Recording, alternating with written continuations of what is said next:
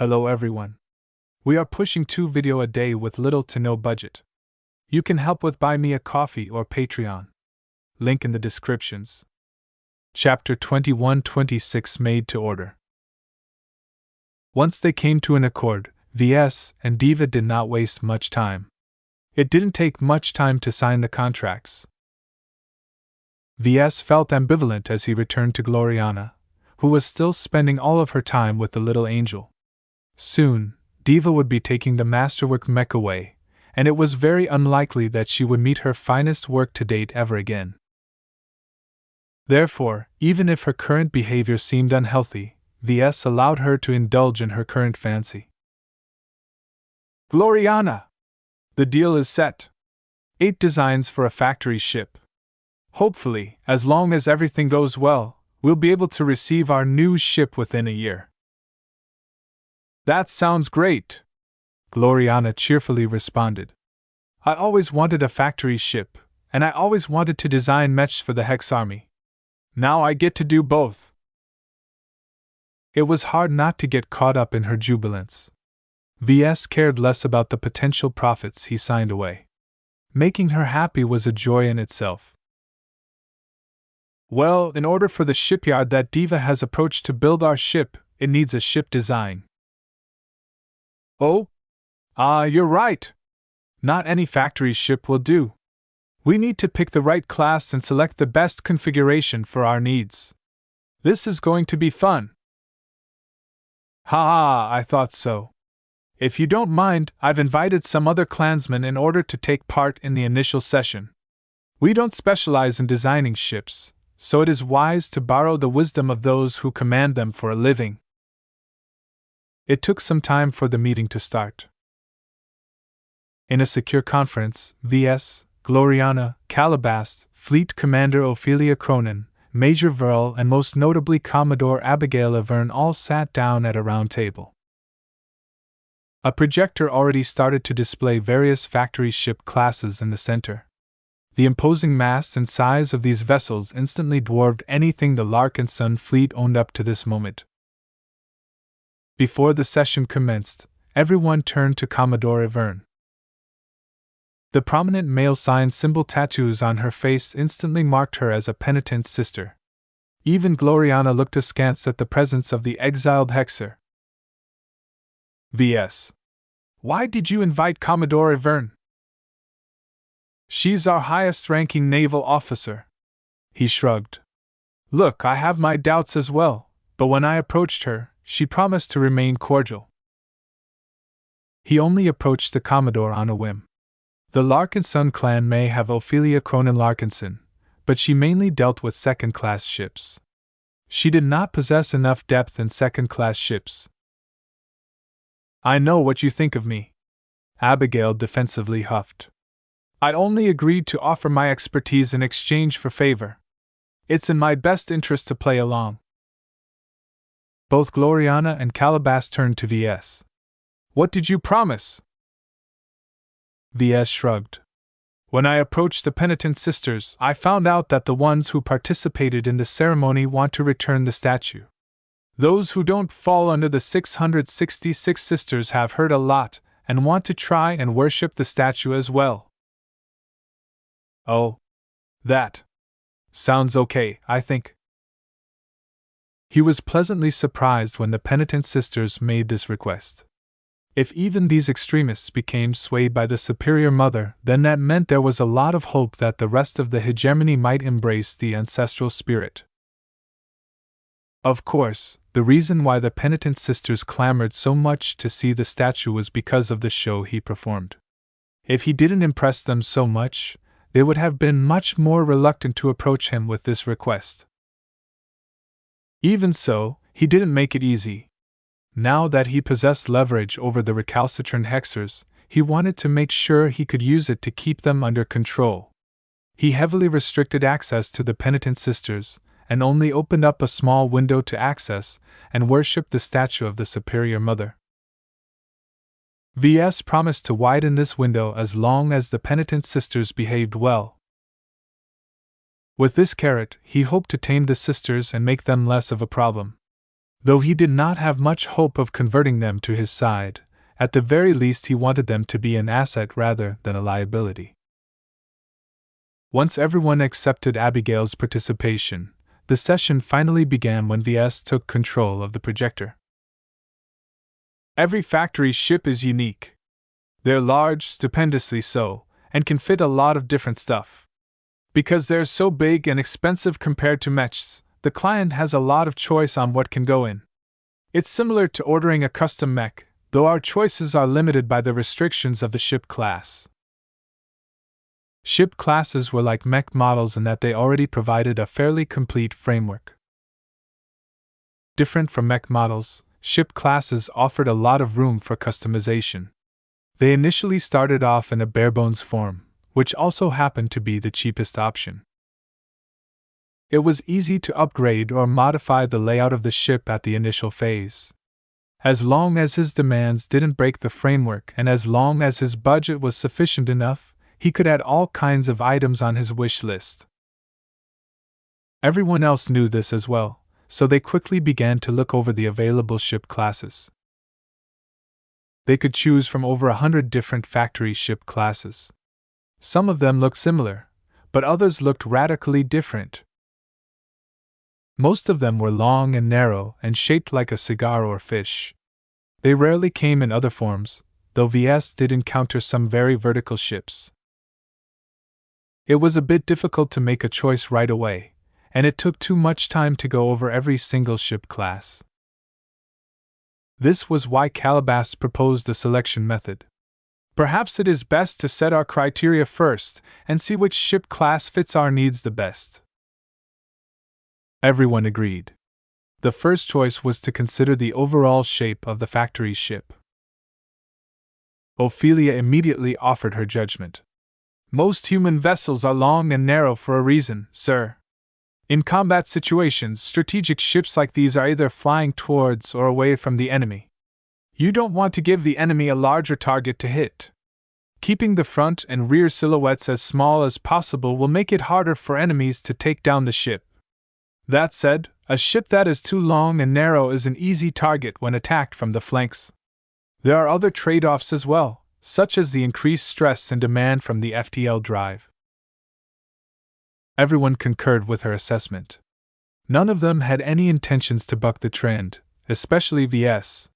He could already predict that his factory ship would definitely experience these situations several times in the future. The next choice is to determine a ranking order of strengths, sir. Ophelia continued. Every ship class scores differently in every area. Some are amazingly resilient against damage. Some are very low maintenance and cheaper to operate. Some are structurally solid and built to last for centuries. You can't have everything without breaking our budget, so we need to set our priorities. As mech designers, Ves and Gloriana already knew that there was only so much they could demand from their factory ship. Ves already had some very strong thoughts about the criteria he valued the most. This factory ship will serve as the core and quite possibly the flagship of our grand expedition. Since I intend to take us to the Red Ocean, the ship has to be able to endure the rigors and challenges of operating in underdeveloped, unstable, and potentially hostile space. This put everyone else in a serious mood. So you want a heavily armored factory ship? Gloriana asked. Not necessarily. He shook his head. In my time traveling through the frontier, I learned that it is more important to retain mobility than to pile up as much armor as possible. I don't want our factory ship to turn into a barely mobile bathtub. It's a lot easier to upgrade the armor plating and structural supports of our ship than to improve her mobility, at least by ourselves. This caught the penitent sister officer's attention. You intend to upgrade the factory ship frequently? Ves nodded. The Larkinson clan will only grow wealthier from now. 10 years or 20 years from now, we might be able to get our hands on exotics and materials that are considerably superior to the ones used in the construction of our ship. We will also be able to obtain or produce much better ship parts that can enhance the performance of our ship. I want to be able to upgrade our ship on the fly so that she can best serve our needs in the Red Ocean. Abigail paused for a moment. Some ship classes are designed with upgradability in mind, while others are more fixed. The former is that it is easier to keep them up to date, but don't discount the latter. They are not only more affordable, but also more solid and integrated. Essentially, VS could obtain a considerably higher performing ship if he selected a class that was all fixed from inside out. While it was still possible to tear out old or damaged parts and fit them with replacements, it was very troublesome and costly to do so. Many jobs even required the services of a dedicated shipyard. This choice was best if VS only intended to make use of the factory ship for a couple of decades before getting rid of her. He could either sell her or scrap her and use the recycled materials to build a better ship. VS preferred the other approach. As long as it was viable to keep using the same ship, then why shouldn't he? This option also fit better with his design philosophy. He treated mechs with respect, so he should at least extend at least some of that courtesy towards ships. As a mech designer, VS also felt eager to tinker with his ship. He wanted to make it his by customizing and altering anything he didn't like. He already did so several times with the Scarlet Rose, and he expected no different with his new factory ship. Let's prioritize modularity and upgradability. He spoke to everyone. Don't forget that large swathes of the Red Ocean are either underdeveloped or not developed at all. It will be much more difficult to procure quality ships there. Demand will definitely exceed supply. Modular ship classes were more expensive and less efficient, but VS believed that this was a worthy price to pay. No one offered any strong objections, so the selection process quickly moved on. Everyone pitched in on what the factory's ship should excel at, though not everyone agreed with each other. VS knew what he wanted. If he had to describe as simple as possible, then he sought to obtain a factory ship that was good at survival. She had to be tough enough to endure moderate attacks. She had to be mobile enough to flee from powerful enough. She had to offer enough room for mechs to defend her from attackers. Above all else, she had to offer plenty of room for customization. Once Abigail knew what he wanted, she scrolled through the list and settled on a suggestion. The Estrella Clavier class of factory ships is fairly new and fits your preference the best, she explained. If you compare her to other factory ships, then you can see that she is fairly lean but still defensible. She isn't built like a tank, but her sublight propulsion is decent, and she can accommodate 2 capital-grade FTL drives, and offers room for a third. Some capital ships came with additional FTL drives. They weren't meant to be activated at the same time. Instead, the spares offered the ship an additional escape option if one of them malfunctioned or got knocked out. The FTL drives could also be activated in succession. This allowed a ship to enter a star system with the help of one FTL drive, then leave shortly afterwards by engaging the other FTL drive. Ships with multiple FTL drives did not need to wait for them to finish cycling. They could be operated one at a time, allowing the inactive drive to cycle while the ship was already on her way to her next destination. Theoretically, ships could continue to chain their FTL drive activations along this pattern, and only spend a couple of minutes in the material dimensions at most. Of course, the stress on the ship and the drives made it very unwise to keep it up.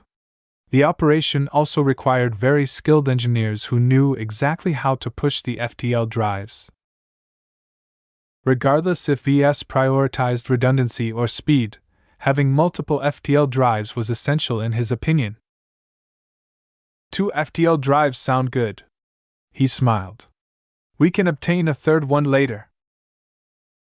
As everyone studied the Estrella Clavier class further, it became clear why it might be a good choice. Compared to many of the other ship classes offered by the Hexers, the Estrella Clavier class contained a lot of holes. The schematics only contained the parts and structure that was necessary to operate a basic factory ship.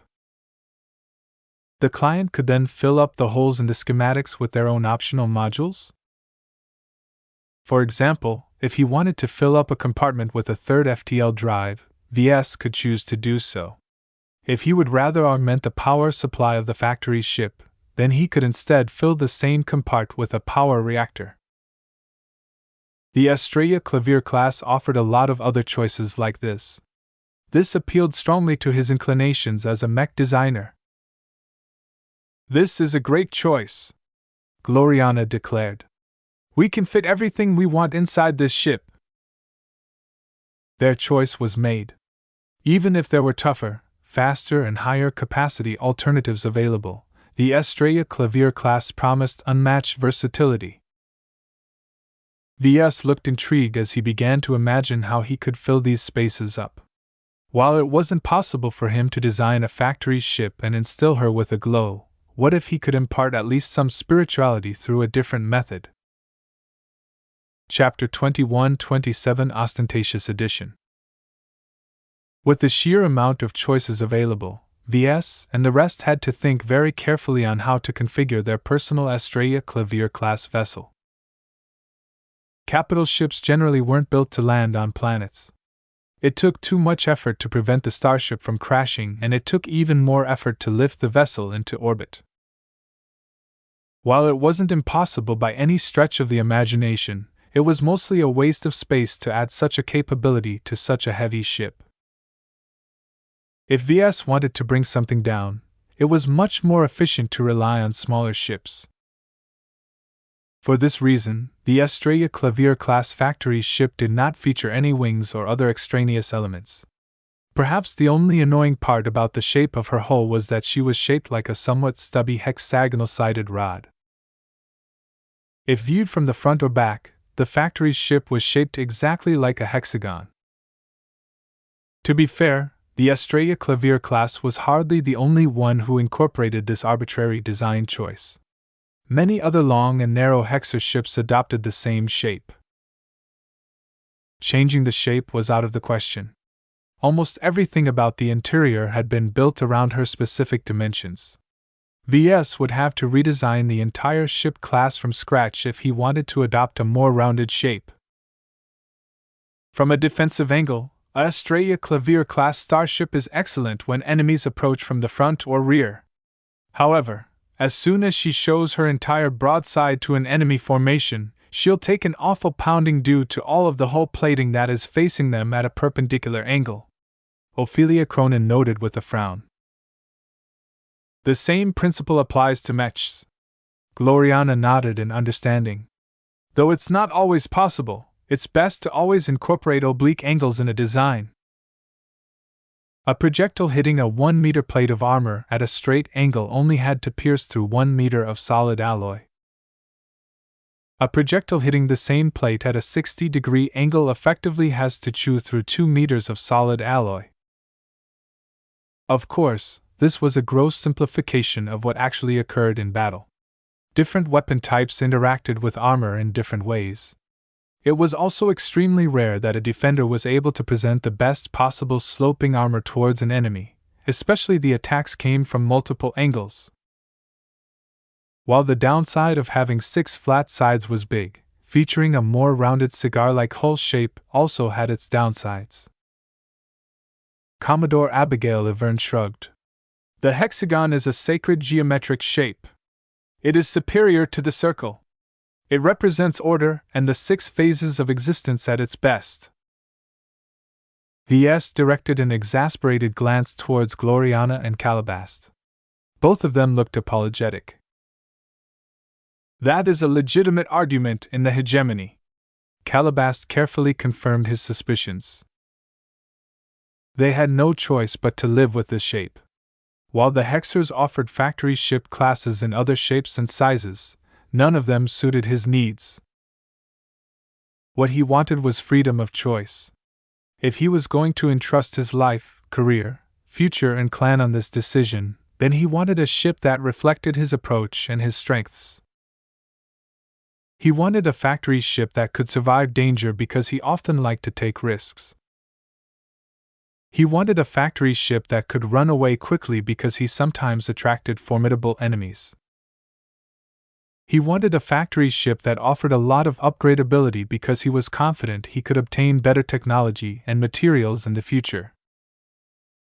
He wanted a factory ship that offered a lot of modular choices and unreserved space so he could stuff them with everything he needed to facilitate his goals. Above all, he wanted a factory ship that gave him enough room to express his greatest strength, his design philosophy. With that last desire in mind, Ves immediately began to add his touch to the ship design. He took control of the projection and called up a design interface. He began to modify the bow of the vessel and almost completely changed its V-shaped face into a much more complex cosmetic appearance. It soon became clear what Ves wanted to add to the bow of the factory. Is that the golden cat's head? Ves finished his sketch in rapid time. Though the shape still needed a lot more refinement, it was enough to give everyone in the conference room an idea on the distinctive shape of the bow. The addition of the golden cat's head completely changed the impression of the factory ship. Whereas before she looked like the quintessential Hexer starship, now she acquired a very strong association to the Larkinson clan. While this ostentatious addition looks impressive, I'm not sure the shipyard will agree to incorporate this addition, Calabast warned. It adds a lot of extra material to the bow. It will eat into our budget. Every Larkinson clan vessel must have style, Ves declared. Cost is no concern. I like it, Gloriana chirped as she ruffled Clixie's fur. This will turn our factory ship into an iconic symbol of the Larkinson clan. As soon as our name spreads, the distinct appearance of the golden cat will definitely make an impression wherever we go. Is this how you're going to add your glow to the factory ship? Ves grinned. Correct. As I've stated earlier, I can't imbue a glow onto a ship that I did not design myself. However, as objects such as the new loyalty medallions and the statue of the Superior Mother have already showed, I can still add my glow to any other material object. Who says I can't instill my glow into the component of a machine rather than the entire whole? For a moment, Gloriana and the rest looked stunned. This was a very simple but very profound statement. Before, his glows had always been associated with entire mechs.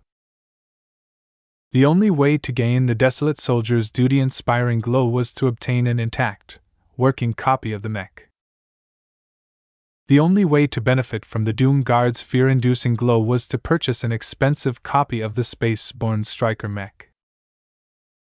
There was no instance where only a portion of the mech could induce the glow. Many customers who thought they were clever attempted to disassemble a desolate soldier and tried to install some of the parts onto another mech. Obviously, that didn't work. The less something resembled the design of an LMC mech, the weaker its glow. At some point, the differences grew so great that the spiritual connection broke entirely.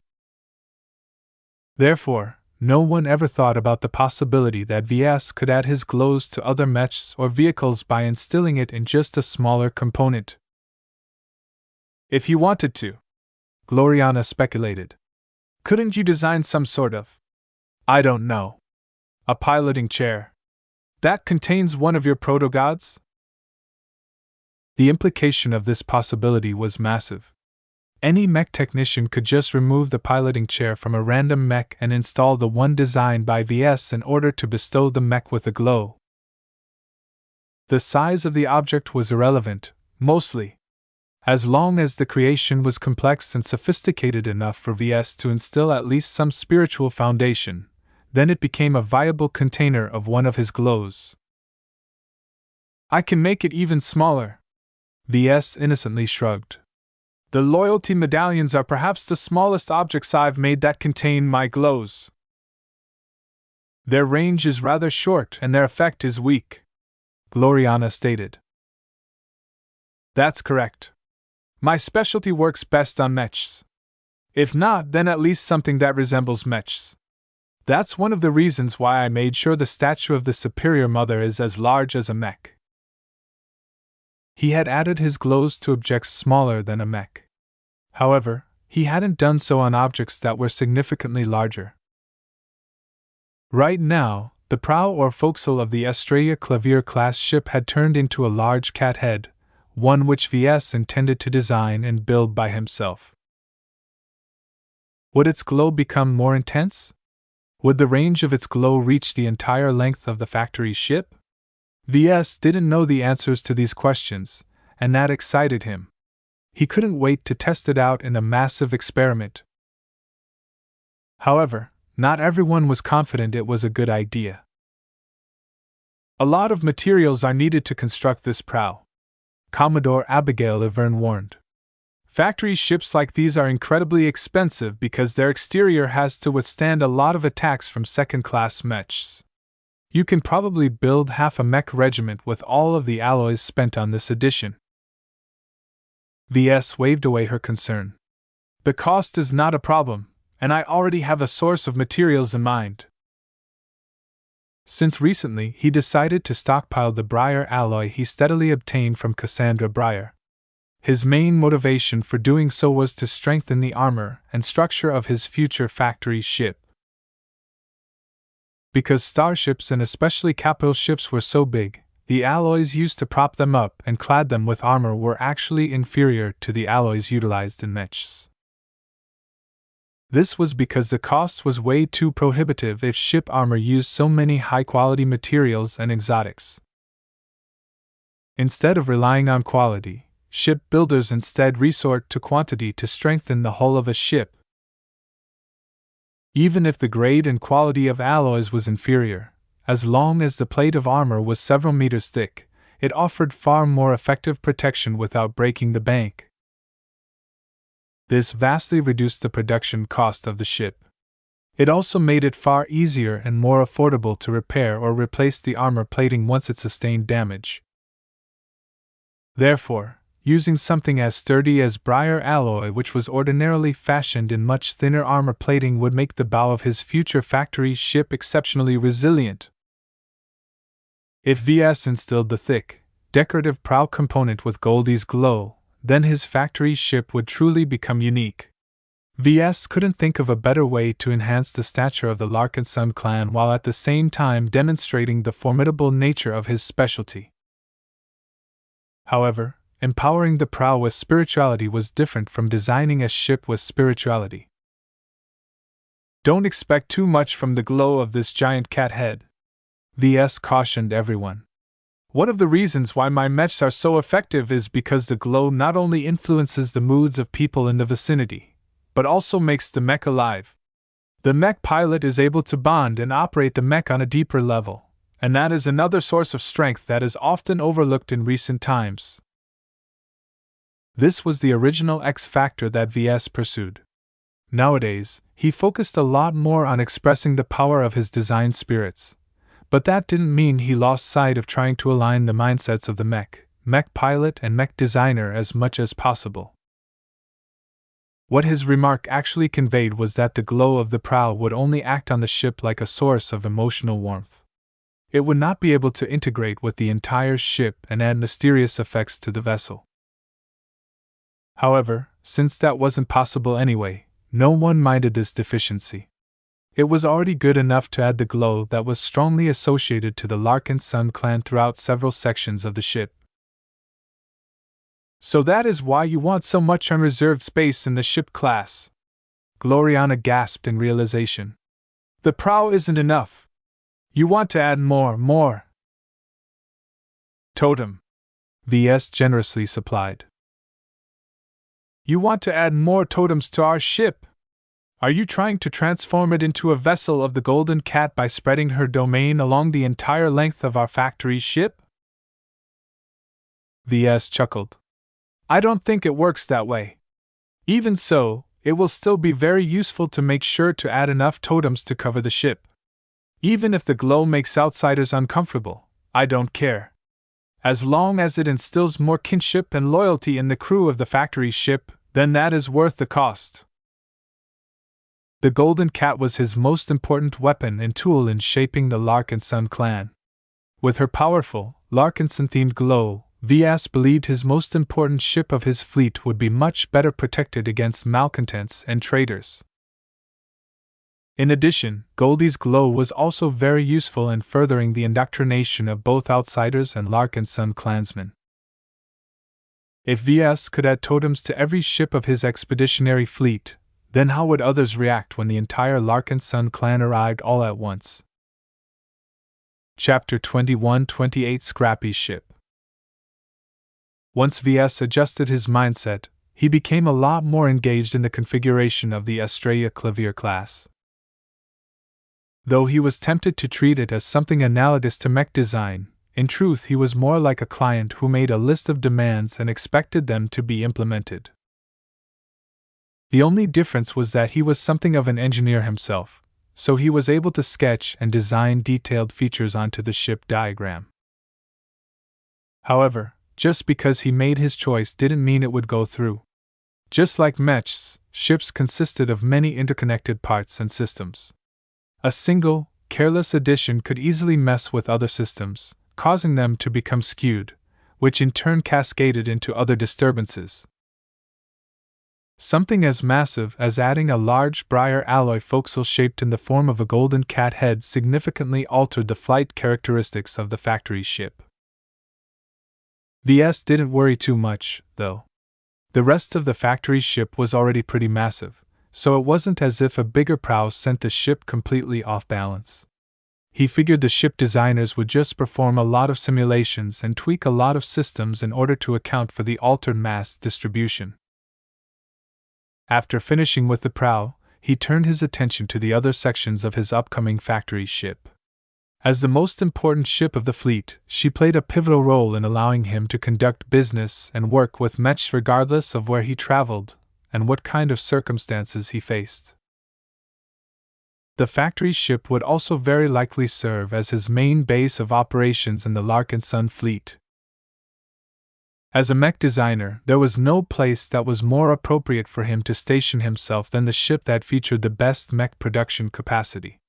Any other choice, such as a fleet carrier, arc ship, or any other kind of vessel, simply didn't sound compelling enough.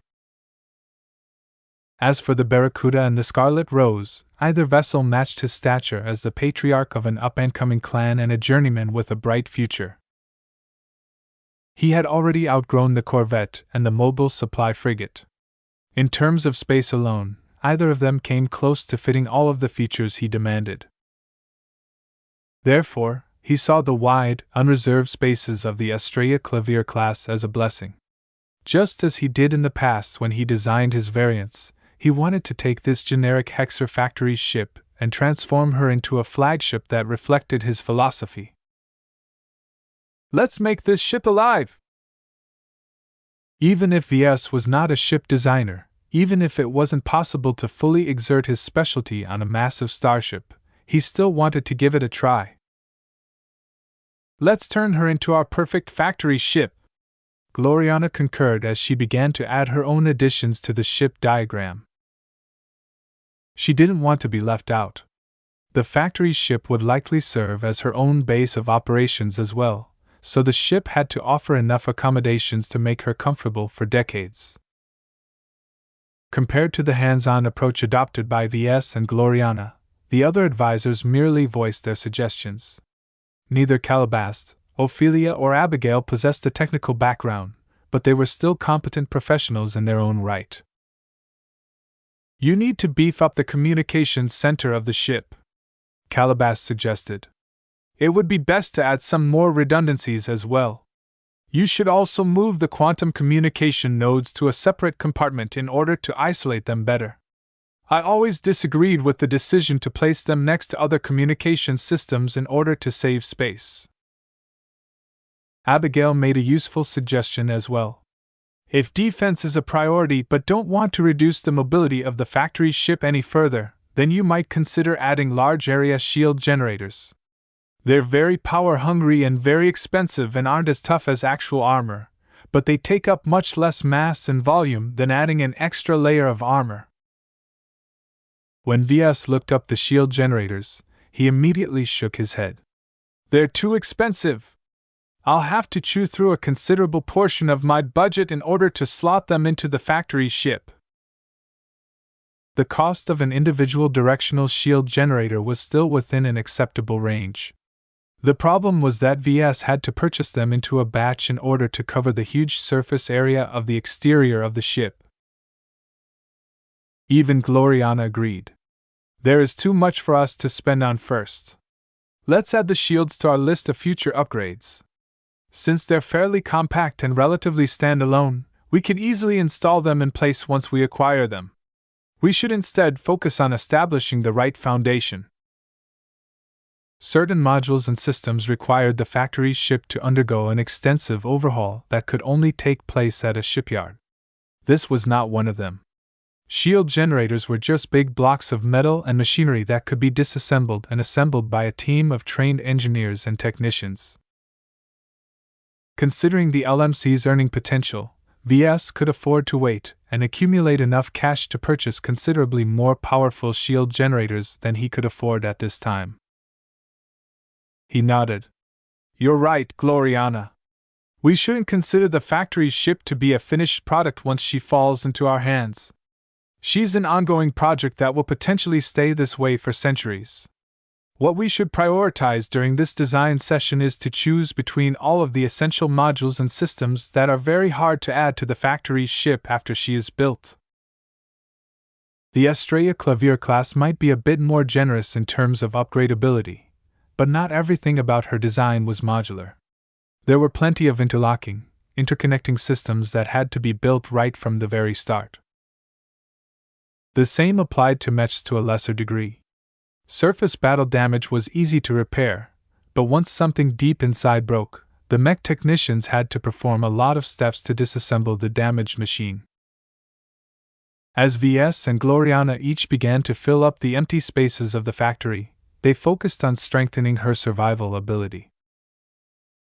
To Ves, the basic configuration of the factory's ship already provided him with plenty of performance. She offered sufficient production capacity and cargo capacity to fulfill her main role. Though Ves could opt to make more room for production lines or turn more empty compartments into cargo bays, he declined to do so. Such a choice would doubtlessly make the factory's ship more productive and more cost-efficient, but that would also come at the expense of other parameters. What Ves instead wanted to build was a moving fortress. Of course, it was unrealistic to turn the factory's ship into a frontline combat vessel. He just wanted the ship to be able to defend herself regardless whether she was stationed in the middle of a fleet or caught by herself. Therefore, Ves reserved enough compartments along the length of the hull to make room for future shield generators. He made sure to place the shield generators in a compartment with access to dense power connections. Though these shield generators were surprisingly compact, they guzzled enough energy to power a sub-capital ship. It would be very strenuous for the factory's ship to power every shield generator at the same time, that was for sure. This ship is very demanding on energy even without the shield generators, Ves remarked. With his new senior-level electrical engineering skill, he clearly foresaw a lot of problems in the future. We should make sure to beef up the power supply and enhance the energy distribution systems.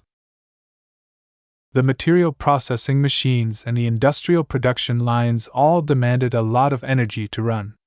The power reactors of the factory's ship were only powerful enough to feed these production facilities and sustain the normal operations of the ship.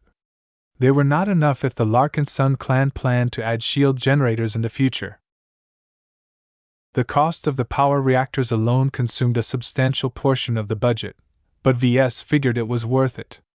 If he only promised to deliver 6 Mech designs to Diva, then he wouldn't have chosen to add these extra power generators. The increased power generation was not all good. Aside from producing a lot more heat, which required him to bolster the heat management system of the ship, it also cost a lot to keep them running. Overall, the factory ship that took shape would not be cheap to run. The maintenance costs continued to rise with each module and system he added to the vessel. Perhaps other clients might start to feel hesitant at this point, but Ves had no concerns. As a mech designer, making money was as easy as pumping out another commercial mech design. He had absolutely no concern that the Larkinson clan of today would be able to cover the costs of running the huge factory ship. You wanted to upgrade the mobility of the factory ship as well, right? Gloriana confirmed. We should replace the standard sublight propulsion system with a more powerful one then. This is hardly the best we Hexers have to offer. The sublight propulsion system consisted of the main thrusters, auxiliary thrusters, engines and every other part responsible for moving the ship forward. The current iteration of the factory ship was quite sluggish and hardly fast in any sense of the word. More expensive propulsion systems offered more power but less efficiency. If the factory ship was supposed to be used for peaceful purposes only, then this was a good choice. However, Ves intended to take this ship straight into frontier space, where his Larkinson fleet could encounter insurmountable danger at any time. In these kinds of crisis situations, saving money by running an efficient propulsion system was the last thing on his mind. Therefore, Ves quickly ripped out the original propulsion system and added a beefier one. According to the estimates given by the ship design program, the acceleration of the factory ship had received a modest bump. The upgrade turned a sluggish tub in space into a slightly faster sluggish tub in space. There was no way to gain any further mobility without switching to another class of factory ships. Capital ships were so massive that it was a pipe dream to think they could ever match the acceleration of a swift corvette. He was already happy with what he managed to gain.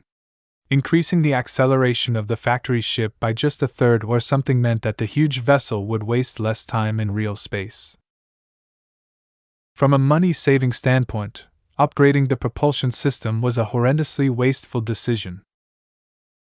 From a time-saving standpoint, beefing up the engines was very much worth the investment. Of course, the more powerful engines not only consumed substantially more fuel, but also used up a higher grade, making it a bit more troublesome to refuel in space.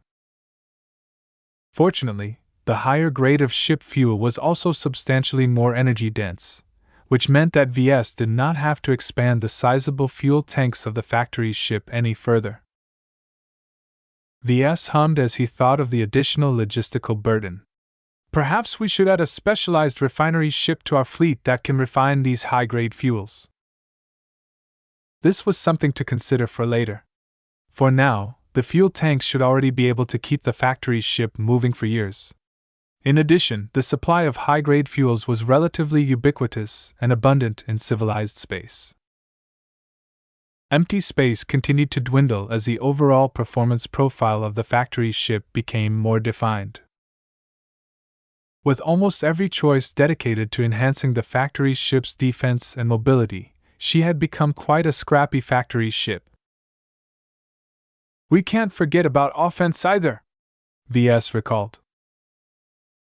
There wasn't much room left in the outer compartments after Ves and Gloriana added a lot of modules and systems to the factory ship. Fortunately, the Estrella Clavier class already came with a bunch of exterior bunkers. Chapter 21-29 A Shot at Redemption.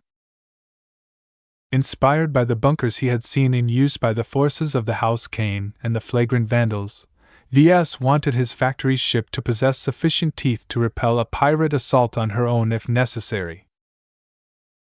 He turned to Abigail Laverne. What is the Hexer doctrine concerning the use of bunkers on starships? The penitent sister gestured at a grouping of bunkers on the hull of the Estrella Clavier class. Hexer ships usually concentrate 6 bunkers in a hexagon pattern on their broadsides.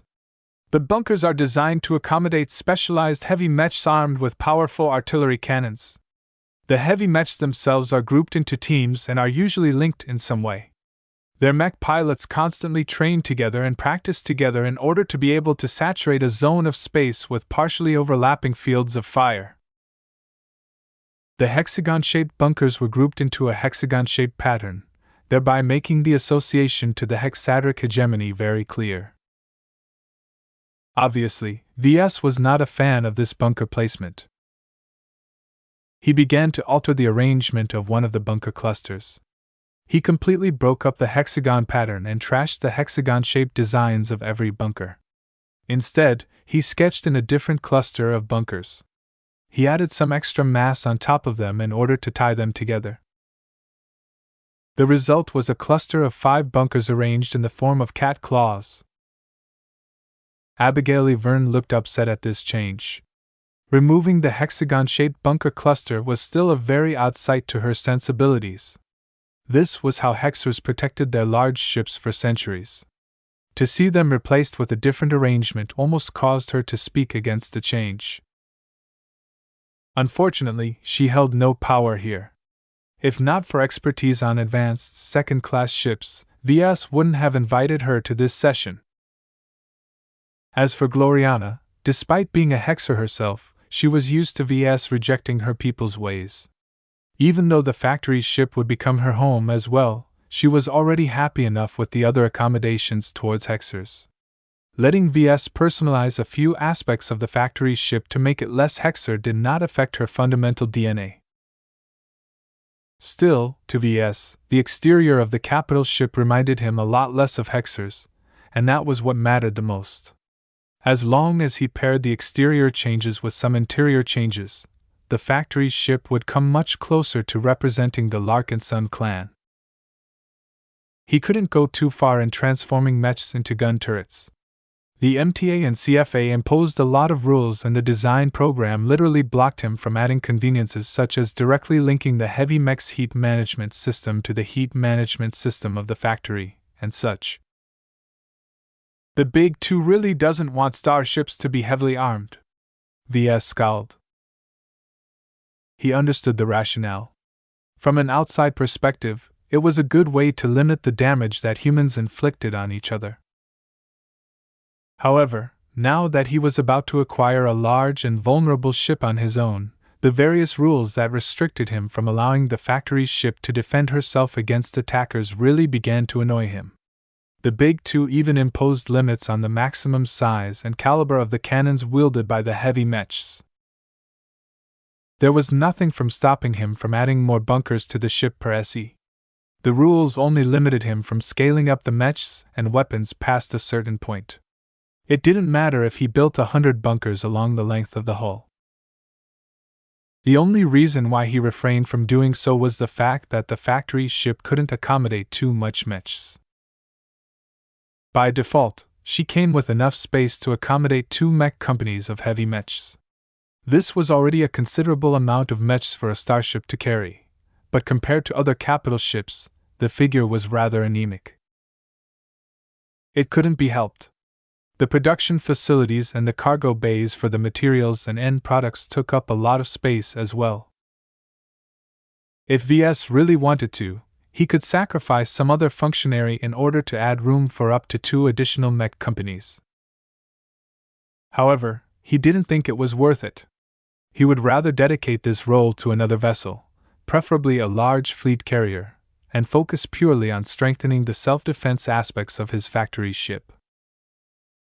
Therefore, VS ended up with 80 bunkers clustered in groupings of 5.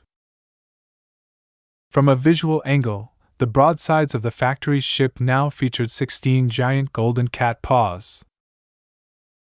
Each of their claws were capable of scratching any approaching enemy formation. As Gloriana busied herself with rearranging the living space for the crew and occupants of the factory's ship, she briefly glanced at his handiwork. That's a very pretty-looking change. We don't have the heavy mechs to fit in the bunkers, though. VS did not look concerned. We'll just design our own, then.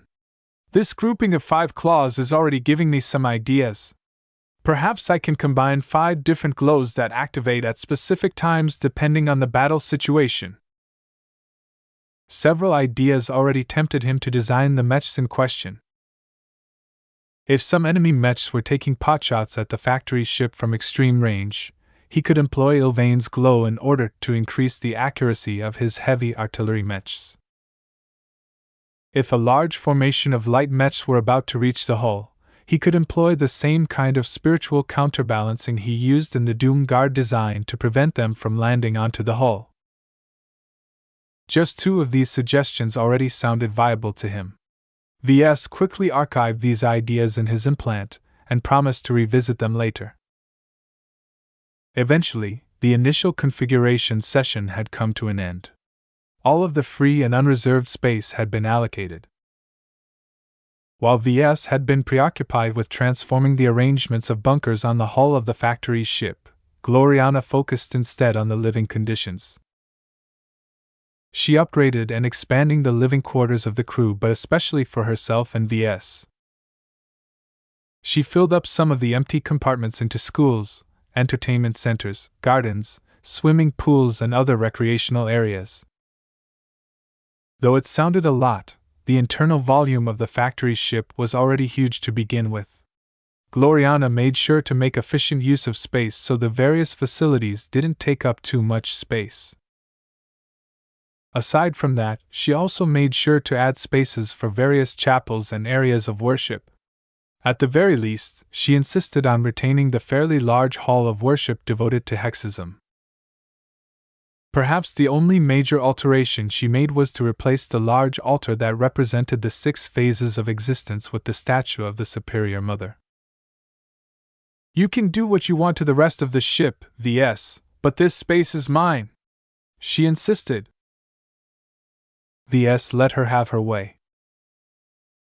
With that, the basic configuration of the Larkinson clan's upcoming factory ship had been set. This was not the end, but just the start. Ves already knew he would have to submit the proposed ship design to the Hexer shipyard and let them refine it while crunching the numbers before sending back an altered proposal for him to review. The factory ship was a huge, 1.2 trillion hex credit endeavor.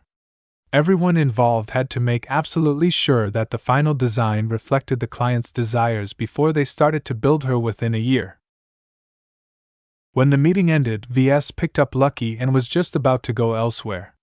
However, Calabast and Abigail Ivern both called him to stay. "What's this all about?" Ves asked in suspicion. He turned to Abigail. "Is it about the penitent sisters?" The former Diva agent nodded. "I've been talking to Abigail before this meeting commenced. She and some of her fellow penitent sisters aren't satisfied with the limited access to the statue of the Superior Mother. Now that you have revealed that you can make smaller totems and attach glows to them, perhaps it would be a good idea to make smaller replicas of the statue and spread them to the penitent sisters." Ves frowned. This was not part of his plan. "The Superior Mother is my creation. Experiencing her glow is a privilege, not a right. As a commanding officer, I'm not unaware of what you have in mind when you set the quota." Commodore Abigail Ivern spoke. "Considering our conduct and our history, it is not a surprise for you to adopt such a measure in order to steer our behavior." He frowned even further. Even though religious hexers were insanely stupid about their beliefs, they weren't incompetent. A penitent sister like Abigail may be a fanatic, but she was also a highly competent naval officer. Otherwise, she wouldn't have been promoted to her rank in the first place. Since the Commodore saw through his scheme, Ves did not deny it any further. "If you understand my perspective, you shouldn't object to it," he told her. "So far, the only reason why you penitent sisters abide by your oaths is because of your self-imposed rules. The fact of the matter is that the power of your fleet is still capable of wiping out my own fleet. That much combat power in the hands of exiled hexers looking for redemption is making me very uncomfortable. Since the Superior Mother appeals so much to you, then why shouldn't I use it as a carrot for your good behavior?" The Commodore squirmed on her feet. Much of her usual self-righteousness and arrogance had disappeared. What was left was a middle-aged hexer who looked conflicted. "Mr. Larkinson," she began. 666 penitent sisters were part of the ritual where you summoned the Superior Mother. Though none of us are sure what took place that day, the effect it had on us is indescribable. Our faith and our convocation have all been shaken by the descent of the Superior Mother. Afterwards, we have started to question and rethink many of our old beliefs. This process is still ongoing, and it would help if we have more access to the Superior Mother. Juliet Stamaro's already attempted to fabricate a copy of the statue, but hers simply doesn't convey the majesty of your lightning-struck creation. Ves couldn't help but smirk when he heard that. Of course not. Only I can channel the Superior Mother. It amused him quite a bit that he supposedly enjoyed the blessing of a hexer goddess while the ultra-religious penitent sisters were damned.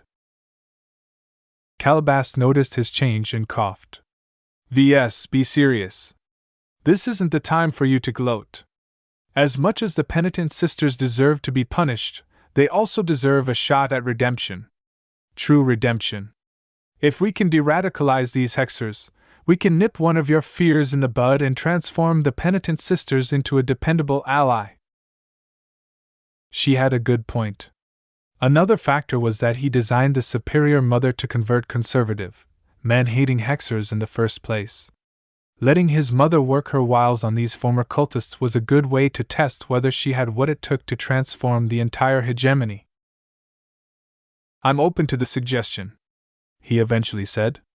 "It won't take much effort for me to fabricate some human-sized totems, but they won't be able to channel the Superior Mother as well as my full-size statue." He didn't want to make the totems too big because he deliberately wanted to weaken their glows. Spreading out too many strong totems would only devalue his main relic. Calabas looked thoughtful. "I'm sure we can come to an arrangement to ensure the good behavior of the penitent sisters.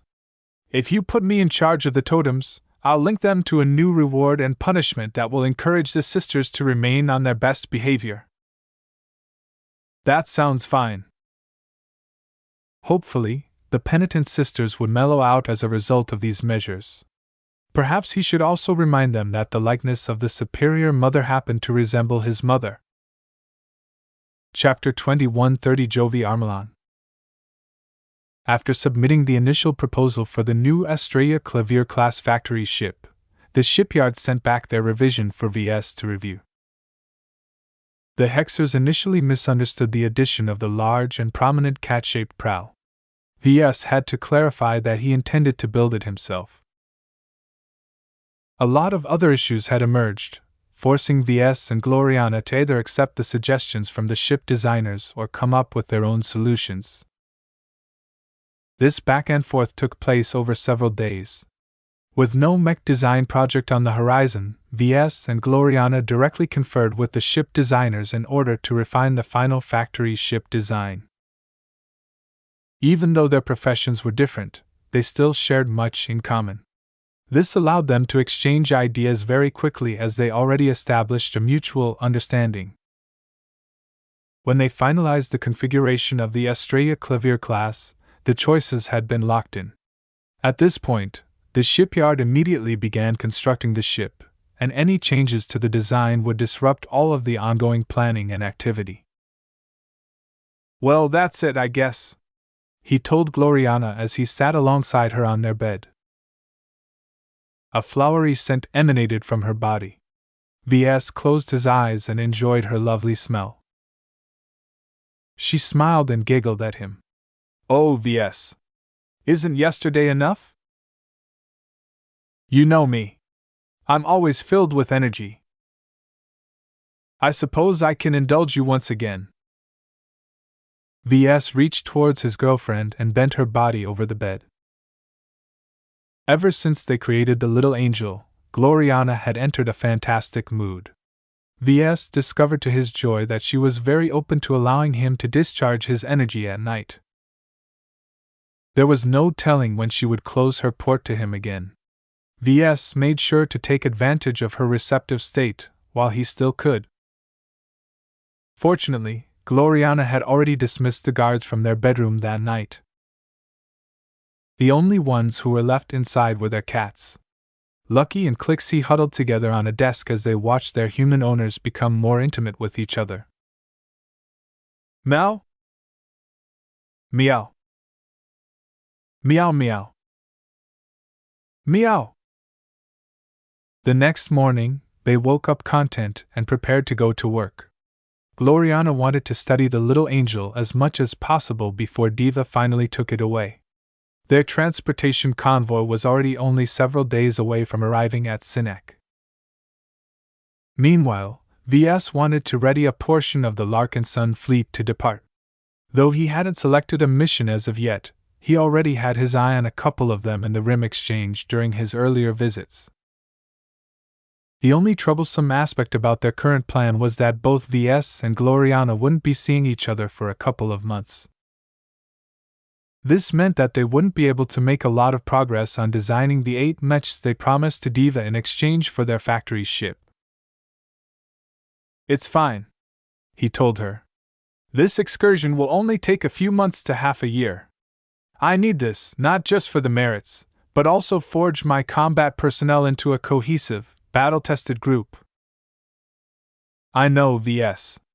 It's just that we only have 3 years to fulfill our promise. I'm thinking of accompanying you. Forget about starting any solo projects. The Komodo War is too important. It's better to hand in our mech designs early rather than later." He reacted with alarm. "Gloriana! Entering the Nixian Gap is not a picnic. We will definitely encounter a lot of threats. Your Glory Battalion will go crazy if you intend to go through this reckless plan." "Then how will we be able to make any progress?" she questioned. "I'll remain in contact for at least a couple of months. The outer regions of the Nixian Gaps aren't as warped as the core regions. It will still be possible to maintain contact with each other through the galactic net. It's only when my ship goes deeper or enters a special zone where the connection becomes garbled." In the end, they had to make do with this outcome. Gloriana did not have many reasons to expose herself to so many risks, unlike Ves. If he didn't satisfy his exploration cravings, he would always feel restless. He was simply wired differently from Gloriana. To him, the Nixian Gap wasn't an endless abyss that hid unimaginable terrors. To him, the Nixian Gap was a region filled with secrets and sources of inspiration. As a creative-minded mech designer, Ves fed off his novel experiences and encounters. The more exciting his adventure, the greater his gains. Almost all of his mech designs to date reflected his actual experiences. He designed mechs like the Doom Guard to address shortcomings that he personally suffered from. If he never encountered so many pirate attacks, he would have never come up with the idea of designing a striker mech that was expressly designed to deter masked attackers. As his girlfriend, Gloriana already knew about this part of him. Though she feared for his life, she was also confident he would prevail. Her unreserved support for him had always been one of her better parts. Trust in each other was the foundation of their relationship, and both of them felt they could let down their guard in each other's presence. "Are you also trying to find your parents?" she carefully asked. He shook his head. "They're in hiding for a reason. If I can track them down, then something has gone very wrong. I'm pretty certain that they are residing a lot deeper in the Nixian Gap than I planned to travel." "Oh. Well, at least your mother is with us in the form of the Superior Mother, hi. His smile was distinctly less enthusiastic than hers. "Yes. You're right." Just as they were about to set off, his comm released a distinct tone. His eyes widened. He had programmed various alarms in his comm. He had tied them to various triggers that watched out for various events.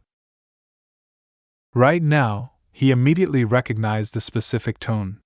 It was one of the ones he wanted to hear the least. "What's wrong, Ves?" his girlfriend asked with concern. My greatest fear.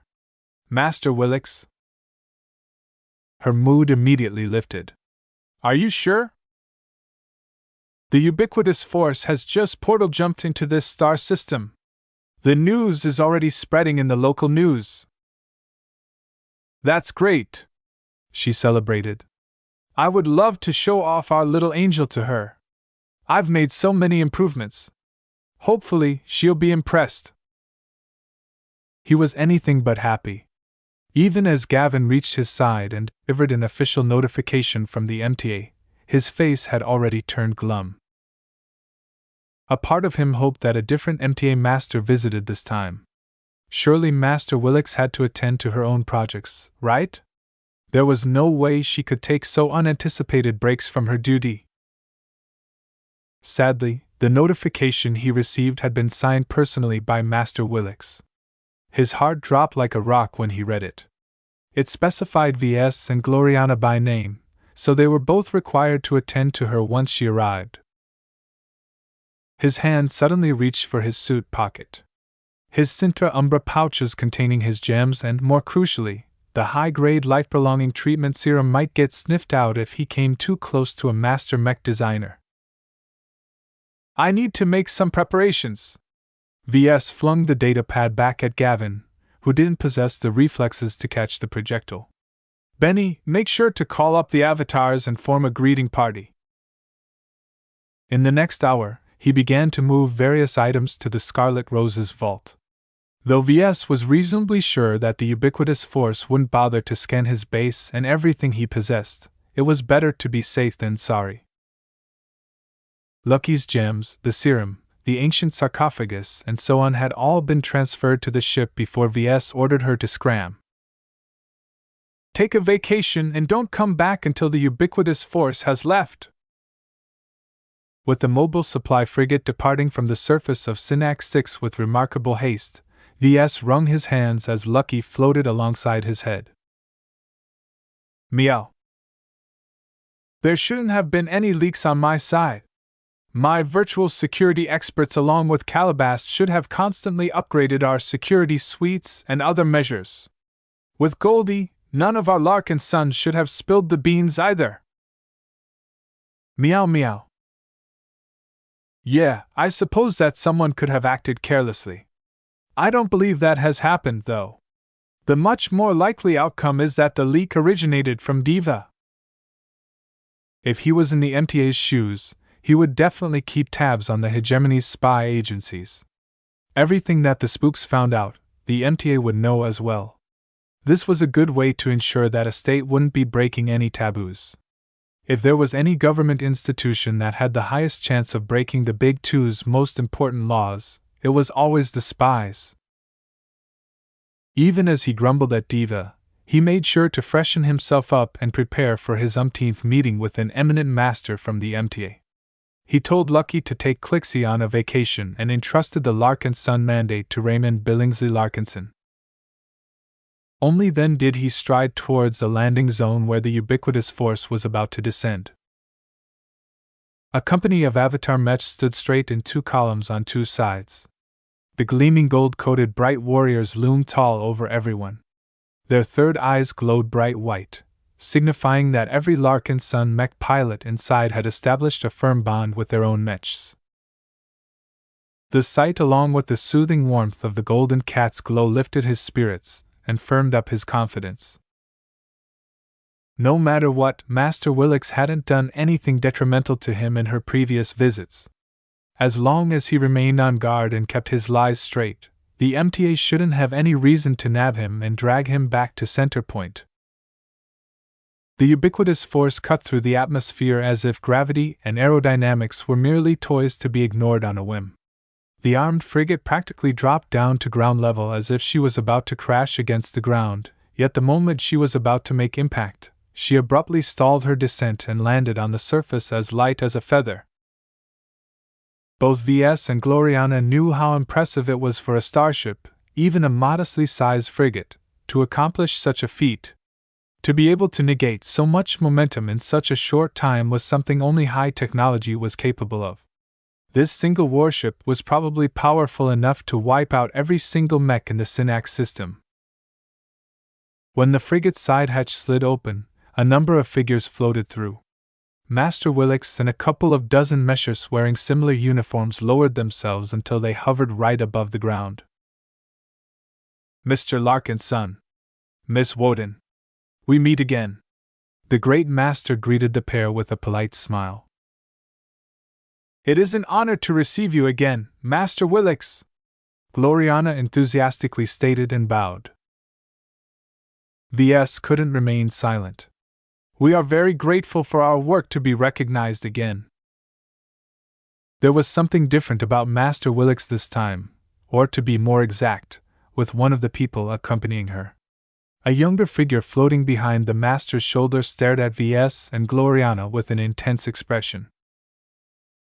Willix noticed the stares. She gestured at the young man. Let me introduce you to one of our young talents. Jovi Armelon is one of our most notable journeymen at Halcyon Citadel. Though you are likely not familiar with his work, he has long been clamoring to meet you two in person.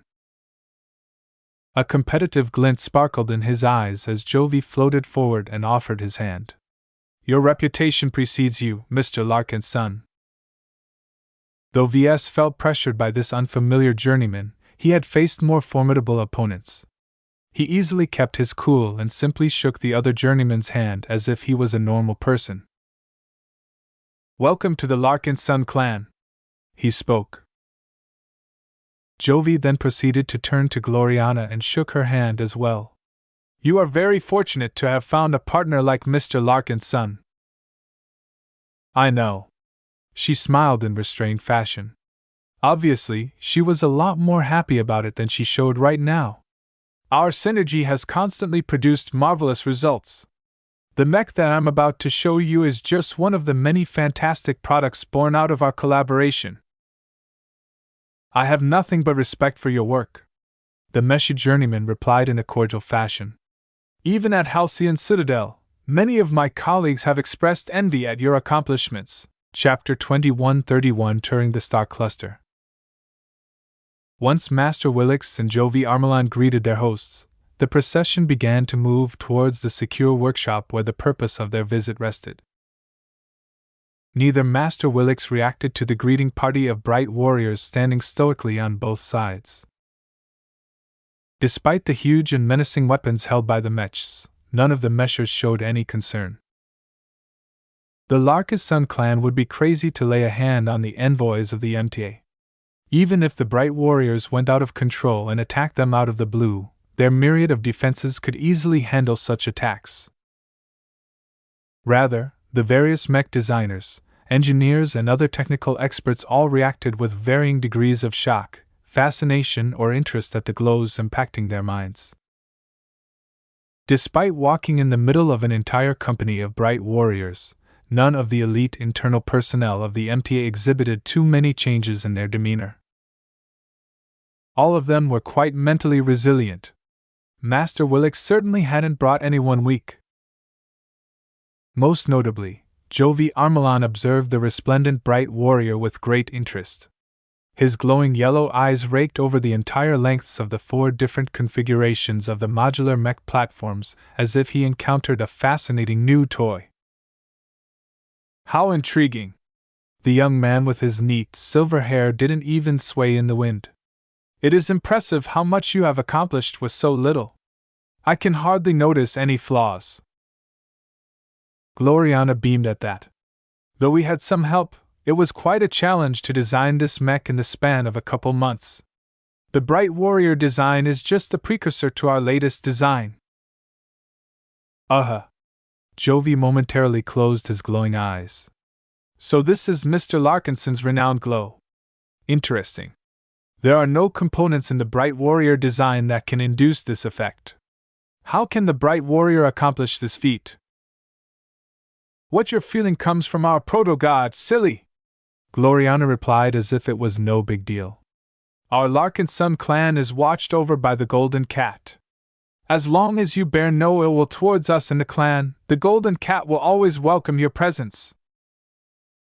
The Mesher raised his eyebrow and turned to Ves, who nodded as naturally as possible. By now, he had already worn his crazy hat. My girlfriend is correct. The Bright Warrior design is blessed by a proto-god that we have created for the purpose of protecting the Larkinson clan. In a short moment, we will introduce you to another proto-god that we have summoned from the beyond. She is quite formidable, so be prepared. I cannot wait. Jovi smiled, though his expression turned a little strained. Ves figured that Jovi had likely studied his record and had already heard from Master Willix about what the MTA knew about his design philosophy. However, receiving second-hand knowledge about V's wacky design philosophy was different from hearing it direct from the source. Jovi peered at Ves intensely as if trying to figure out whether he actually believed in the nonsense he just spouted. Heh. Ves did not take any offense at Jovi's rude stare. With his current spiritual mask, he could match Gloriana in terms of craziness right now. There was no chink in his armor for Jovi and Master Wilkes to exploit. Even so, Ves did not appreciate being scanned by Jovi's ocular implants. Their telltale glows made it very clear that the mesher sported an upgraded pair of eyes. On account of Jovi's affiliation, Ves could only bear with the indignity without any word of complaint.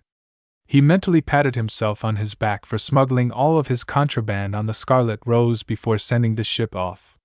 Who knew what Jovi would pick up if he still carried his gems and serum? In fact, Ves wasn't even sure his pair of Sintra Umbra underwear was strong enough to block Jovi's powerful scanning methods. Eventually, the staring had gotten so bad that Master Willix couldn't help but make a remark. Mr. Armelon, what did we tell you about your conduct? The indigenous are humans as well. Willix cut him off. You have spent too much time in the confines of the MTA. If you have traveled farther and wider, you would have comported yourself in a different manner. My apologies, Master. Jovi sincerely bent. I will endeavor to abide by your lesson. As the group continued to walk, the mood between them remained cordial. Jovi stopped staring at Ves and instead began to look around the base. He stared curiously at the LMC mechs piloted by the avatars, sentinels, and other forces and began to ask small questions about their designs. Ves did not mind answering them. When he heard those questions, he quickly learned that Jovi was frighteningly intelligent. There was no doubt that he possessed a formidable implant. The amount of knowledge he carried rivaled that Ves. In fact, in many areas, the young MTA talent brought up knowledge that sounded completely unfamiliar. Even so, both of them discovered that in terms of knowledge base, they both had their own strengths. Jovi possessed a lot of knowledge about high technology and incredibly advanced applications, but he spread his attention too wide. His grasp on all of those fields weren't entirely solid, though he still mastered the basics to an excellent degree. In contrast, Ves may not know or possess a deep understanding of exotic and powerful fields, but his senior-level skills imparted him with a rock-solid foundation. This gave the both of them a good measure of respect towards each other. Ves had been afraid that the journeyman that Master Willix brought along would be some snobbish elitist who wanted to rub his superiority in the faces of the so-called indigenous people. While Gloriana continued to regale Master Willix with her exploits, the two male mech designers continued to probe each other. In truth, Jovi was not that bad. He came across as a sheltered mech designer who spent most of his time in the familiar confines of his lab or the resplendent halls of the MTA. At the very least, once Ves displayed his competence, Jovi no longer looked down on him as much. So where do you come from? Ves casually asked. I'm a native of the Winged Serenade Star Sector. I was born at the sector headquarters and grew up there. After I have advanced to journeyman, my parents encouraged me to go on a journey and experience the design and use of mechs in different star sectors. That was hardly odd, especially for highly promising mech designers like Jovi.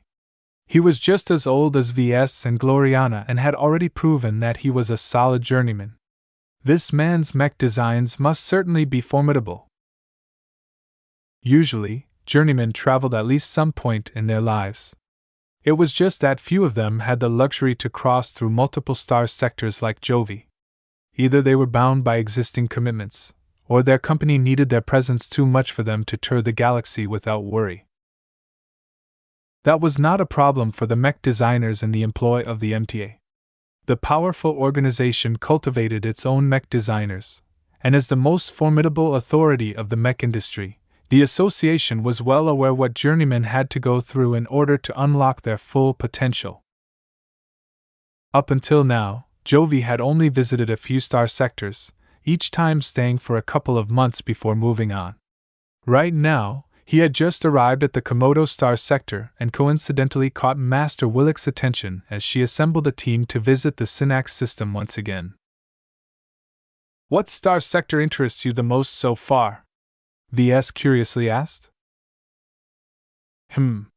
Jovi paused. "I would say the Vicious Mountain star sector has made the strongest impression on me. The way the Garland Empire and the surrounding states have descended to barbarism is intriguing from a sociological standpoint. In practically every other part of human space, good leadership is often equated to intelligence and wisdom. Not so in Vicious Mountain. There, only a strong leader is qualified to lead the people, and I'm not talking about political strength." "Yeah, Vicious Mountain is weird like that. We have heard plenty of stories here. It is rather to think that expert pilots and ace pilots of all people are put into a position of real power and leadership over a state." Jovi truly disliked what he had seen in that star sector. It's a step backwards in our perspective. The progression of human civilization can be characterized as a gradual upwards progression from barbarism to civilization. Brute force can only strengthen you so much. It is not the caveman who wields the club, but the caveman who develops the bow and arrow that will reign supreme.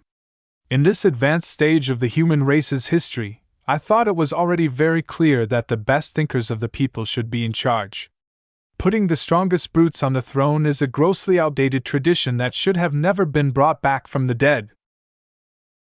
The Mesher couldn't contain himself and continued to express his contempt of Vicious Mountain. Though Ves did not necessarily disagree with the elite journeyman's opinion, he wouldn't have put it in such an undiplomatic fashion. If Jovi spoke like that in Vicious Mountain, then some local wouldn't hesitate to punch him in the face. Ves coughed. "Vicious Mountain star sector indeed follows a different tradition. I think you MTA love seeing that, right? At the very least, Vicious Mountain serves as a direct example where their path leads. The endless wars and competition for glory has left the star sector in a perpetually unstable state." As they talked, they soon reached the secure workshop. Once they passed through the entrance, the glow of the Superior Mother began to impact the MTA delegation. The statue of the Superior Mother entered their sight first. The tall, marble-like statue possessed an indescribable allure to the otherwise stoic MTA specialists. For some reason, ever since it had been struck by lightning, the statue acquired a mysterious charm. Though Ves didn't think much of it, the fact that the elite MTA envoys all halted in their tracks was rather alarming. "So this is the statue that has made such a stir in the local news," Master Willix commented with interest. "It bears your glow, yet it is not a mech." Ves smiled. He was already prepared for this question. "How do you think our protogods are born? They are fueled by worship. The Superior Mother is my greatest divinity to date. With the confluence of 6 protogods, 66 formidable sword maidens, 666 penitent sisters, 6,666 coffins, 66,666 local men, and 666,666 remains of sandmen, I have managed to bring the ultimate hexer deity to life." Jovi directed an incredibly odd look at Ves. Before, they talked normally, not revealing much that was out of the ordinary. For Ves to suddenly turn into a raving fanatic was too much of a shock to the inexperienced journeyman. Master Willix looked unfazed but put a hand on Jovi's shoulder. The younger mech designer's expression quickly schooled back to normal. Obviously, the two had silently communicated with each other through their implants. Whatever the master said, Jovi no longer looked like he wanted to open his mouth and challenge the absurdities he heard. Soon enough, the delegation moved on and finally reached the mech that they had been waiting for.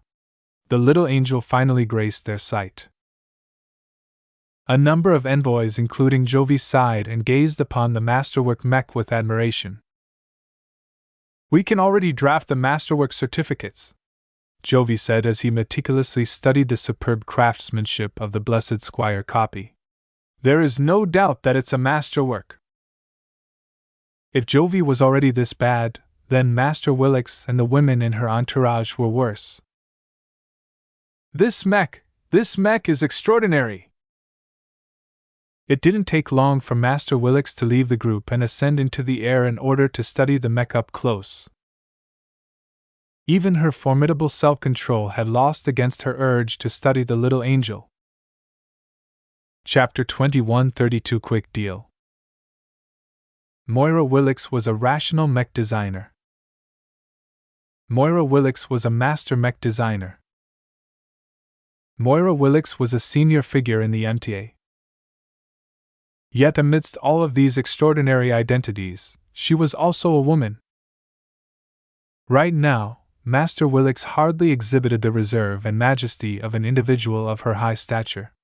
Instead, as soon as she caught a good glimpse of the little angel, she seemingly devolved into a drooling fangirl who just came face to face with her idol. The other women of the delegation weren't much better off. Since their superior already raced towards the compelling masterwork mech, they also decided to zip forward.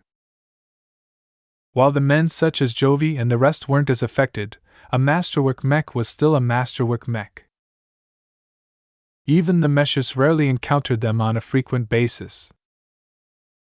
Jovi shook as if he tried to maintain at least some grasp of his decorum. "I thought that the stories regarding your masterwork mechs were overblown, Mr. Larkinson. It seems those stories are mistaken. This mech's astonishing glow is the least remarkable about this mech. What exquisite craftsmanship!" He finally couldn't take it any longer. He shrugged off Ves and joined his compatriots in studying the mech from all sides. It was as if a swarm of flies had suddenly appeared around the little angel. The sight was absurd to Ves because all of those flies actually represented the current and future elite of the MTA. None of their identities were average. As part of the core personnel of the MTA, Master Willix, Jovi, and the rest were exposed to incredibly potent first-class multipurpose mechs on a daily basis. Yet right now, a copy of a rather unexceptional second-class mech had attracted their complete attention. Hi, do you see, Ves? Even the MTA adores my baby! Though Gloriana was just as obsessed about her masterwork mech as Master Willix, if not more, she already had her fill. After a week of studying her best creation from top to bottom, she no longer felt the urge to stay with her mech every second of the day. The same did not apply to those who encountered the little angel for the first time. Mech designers and technical specialists all possessed at least some cognition on the extraordinary nature of masterworks, and no one knew more about them than the MTA.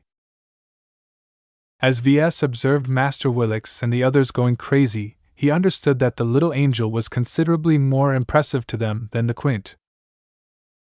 He suspected that it wasn't just the fact that the little angel was a more powerful mech that intrigued these great figures. Instead, from a craftsmanship viewpoint, the little angel was considerably more refined.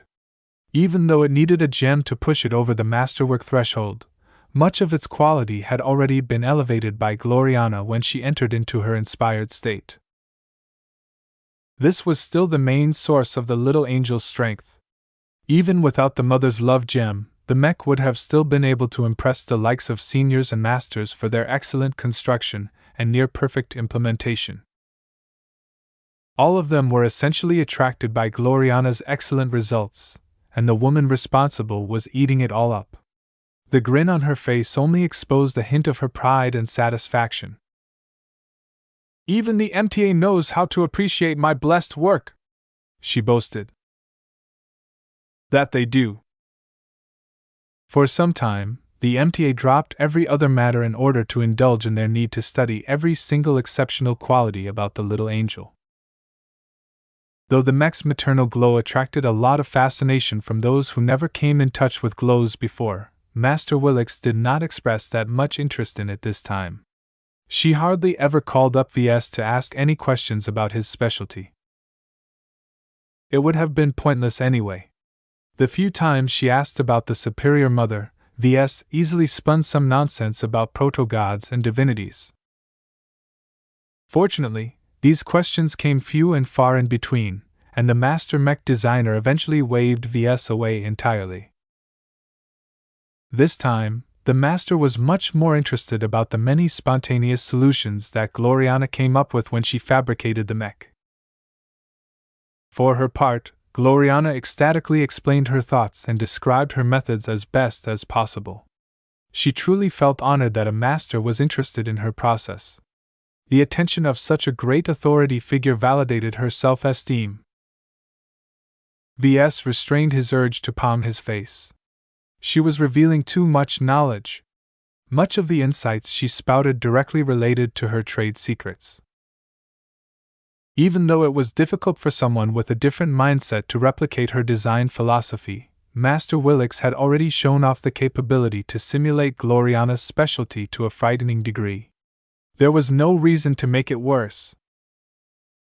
However, Ves knew that he had no way of convincing Gloriana to shut up. She chased after excellence, and wanted to be acknowledged for her efforts. Before, when she lived in the hegemony, she could show off all of her efforts to her fellow classmates, friends, and colleagues. She could invite dozens, if not hundreds of mech designers at her level to exhibit her work. That wasn't possible anymore. Ever since she hooked up with Ves, she no longer interacted with any peer in person except for Ves. Sure, she still maintained contact with her old friends on Combook, but she spent increasingly less time there. The years without personal contact had cooled her relations with her friends and former classmates. Therefore, she keenly pounced on the opportunity to interact with other equal or superior mech designers. Not everyone enjoyed the privilege to showcase their work to one of the best masters around. For her part, Master Willix reciprocated Gloriana's openness by giving out insights in return. At her level, Willix easily pointed out shortcomings and other issues of concern. She even illuminated a path to solving them, thereby saving the younger mech designer considerable effort. Ves wondered if Master Willix would be able to guide his progression as well if he spilled some of his beans. He immediately crossed this possibility off his mind.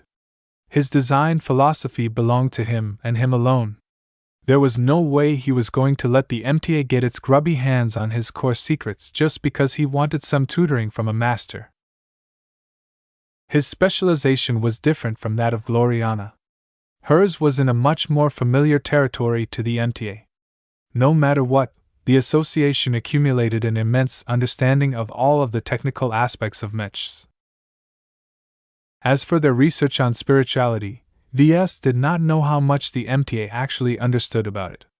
Whatever the case, spirituality or psionic power was not common knowledge.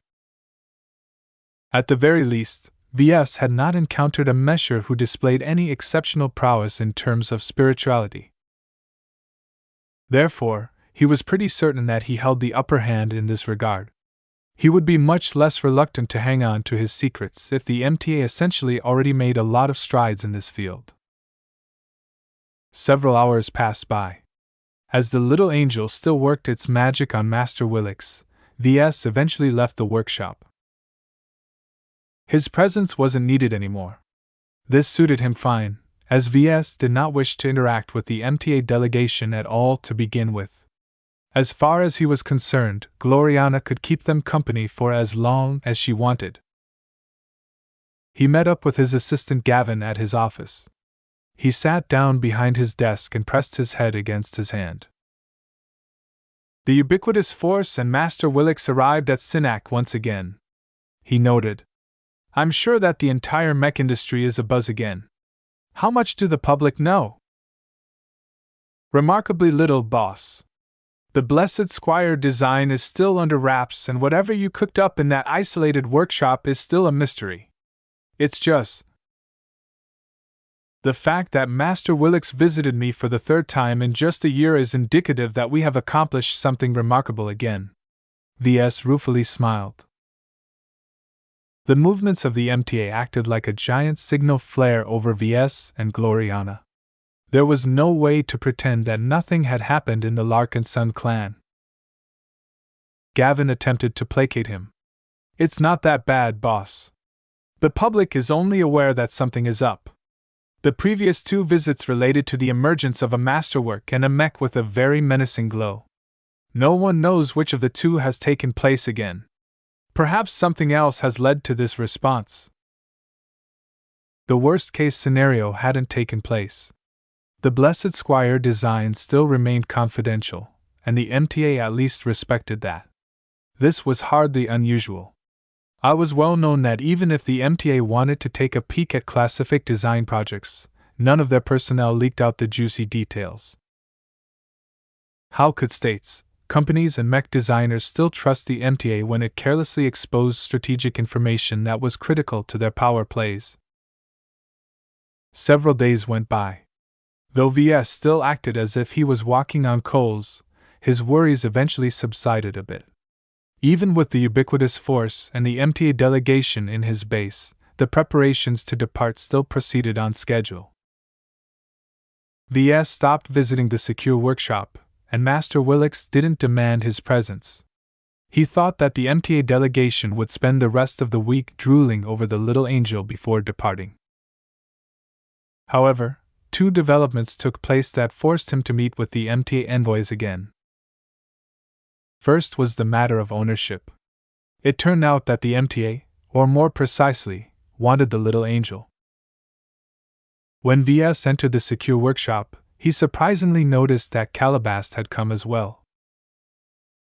I'm negotiating on behalf of Diva, his strategic partner explained to him. Technically, the little angel belongs to the agency. However, any deal will still involve you and Gloriana. As the principal creators of the Masterwork mech, the MTA still intends to reward the 2 of you even if you have already passed over the mech. Ves expected the negotiations to proceed in a contentious fashion. After all, the little angel was not only a Masterwork mech, but also possessed a powerful glow that had a very strong on-hexers. It was an incredibly powerful influencing tool. Diva could sway all manner of powerful hexers by taking advantage of the little angel's exceptional properties. However, the talks weren't as tense as he predicted. The MTA wants this mech, and we do not take no for an answer, Master Willix plainly insisted. Though she didn't raise her voice or revealed any fangs, her words already conveyed the dominance of the MTA. There was no way that Diva or the Hexadric hegemony could refuse her offer. Yet Calabast maintained her composure in front of the master. You desire the little angel. Diva is not unwilling to transfer it to the MTA, but it still has a use for the mech. You do not need the little angel urgently, do you? How about you allowed the hegemony to possess the Masterwork mech for a year before handing it over to your association? That was a very clever suggestion. Master Willix did not delay in her response. Acceptable. In 1 standard year, Diva or anyone who possesses the little angel must surrender the Masterwork mech to us or face the consequences. Both of them shook their hands. Ves widened his eyes throughout the brief exchange. That was fast. Obviously, Calabast recognized that while Master Willix or the MTA badly wanted the little angel for some reason, it didn't matter if they had to wait a bit. As long as Diva was able to utilize the little angel's exceptional allure towards women and hexers for a year, that was already enough. Perhaps the most pleasant surprise was that the MTA promised to award Ves and Gloriana with 500,000 MTA merits each. Since the MTA received the masterwork in the end, Master Willix was not shy about apportioning the original reward for such a submission to the mech designers responsible for creating the little angel. Ves already earned over 1 million MTA merits over the span of a single year. The same applied to Gloriana. Both of them had surpassed countless journeymen in that regard. Just as Ves thought that he could go on his way, Jovi Armelon suddenly appeared in front of his face. Mr. Larkinson. Jovi smiled as his glowing yellow eyes peered into his own. I've missed your company for a few days. After studying your handiwork in extensive detail, I have become more and more fascinated by your results. Thank you, Ves said. I want to compare my design ability against yours. Would you be interested in competing against me in a design duel? What? A design duel? Ves looked at Jovi with an odd expression. Chapter 2133 Darkbreak Module. Jovi Armelon challenged Ves to a design duel out of the blue. The silver-haired journeyman hadn't made any noise since he arrived with Master Willix. Yet all of a sudden, he wanted to compare against Ves in design ability. The request came so sudden that Ves momentarily paused. Why? He asked in confusion. Because I'm impressed with your work, he shouted with energy. Among second-class mechs, I have never witnessed a mech like the little angel. Certainly, I would never be able to design a mech that comes close to what it offers, and that is not something I see every day. That's not a reason to challenge me. You're an MTA mech designer. I'm just a local mech designer. Our titles may be the same, but our realms are worlds apart. This wasn't the first time Jovi challenged an indigenous mech designer. Many of them quaked with fear at the thought of challenging someone who had been nurtured by the MTA. Even seniors with decades of seniority doubted whether they could measure up against a mech designer who had been nurtured by the holy land of mechs. Jovi smiled and tried to adopt a friendlier posture. Our specialties and our mechs are vastly different. While it is true that you won't be able to match me when it comes to designing first-class mechs, the same does not necessarily apply when we fight on your terms. I have toured several star sectors already and met with all manner of mech designers, from eager apprentices to stately masters. When it comes to lesser mechs, I believe there is a lot of credence in the rumor that you are one of the best journeymen in the star cluster. You are worthy to battle me in the design arena. He made it sound as if Ves should feel privileged to lock horns with someone as his august self. Though Ves was very confident in his design ability, to say that he was truly one of the best journeymen was a stretch. In terms of foundational skills, he knew he already exceeded the ordinary levels of his peers. However, when it came to his specialization, he hadn't actually made that much progress. As powerful as it was, Ves had mostly been taking advantage of external design spirits. When it came to empowering his mechs by relying on his own, he still had much to go. Until he made some breakthroughs in this area, he did not dare to claim that he ranked among the top of journeymen.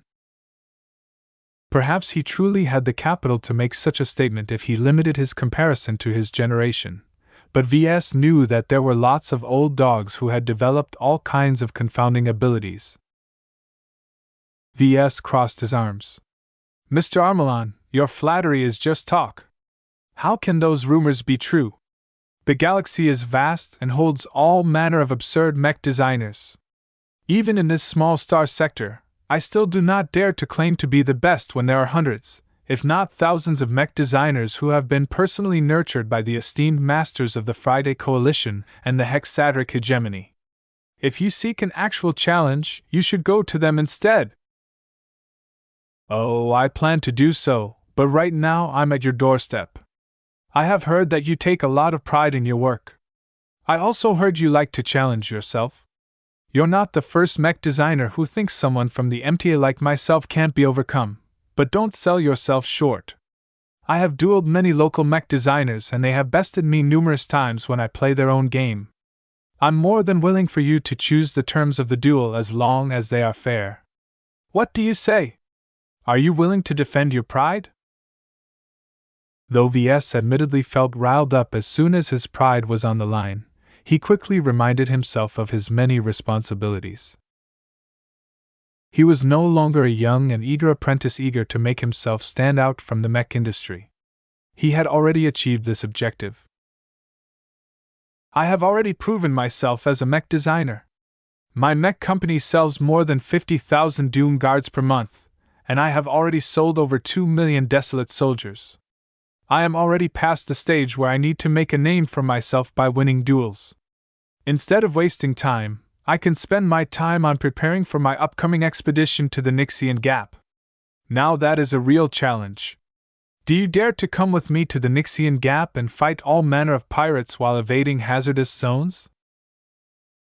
Jovi blinked at that. Even he heard about the Nixian Gap and how it swallowed many of his colleagues. Even if they traveled on the best ships they could access and fielded a large number of formidable first-class multipurpose mechs, as long as they traveled deep enough, they never appeared again.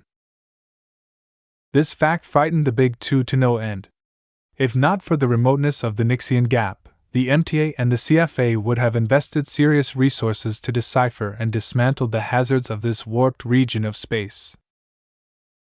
If pride is not enough, what about money? Jovi offered. Let's make a bet. If you win, I'll transfer 1,000 MTA credits. And what if I lose? You don't have to pay me anything. It won't cost you anything if you lose, but if you happen to win.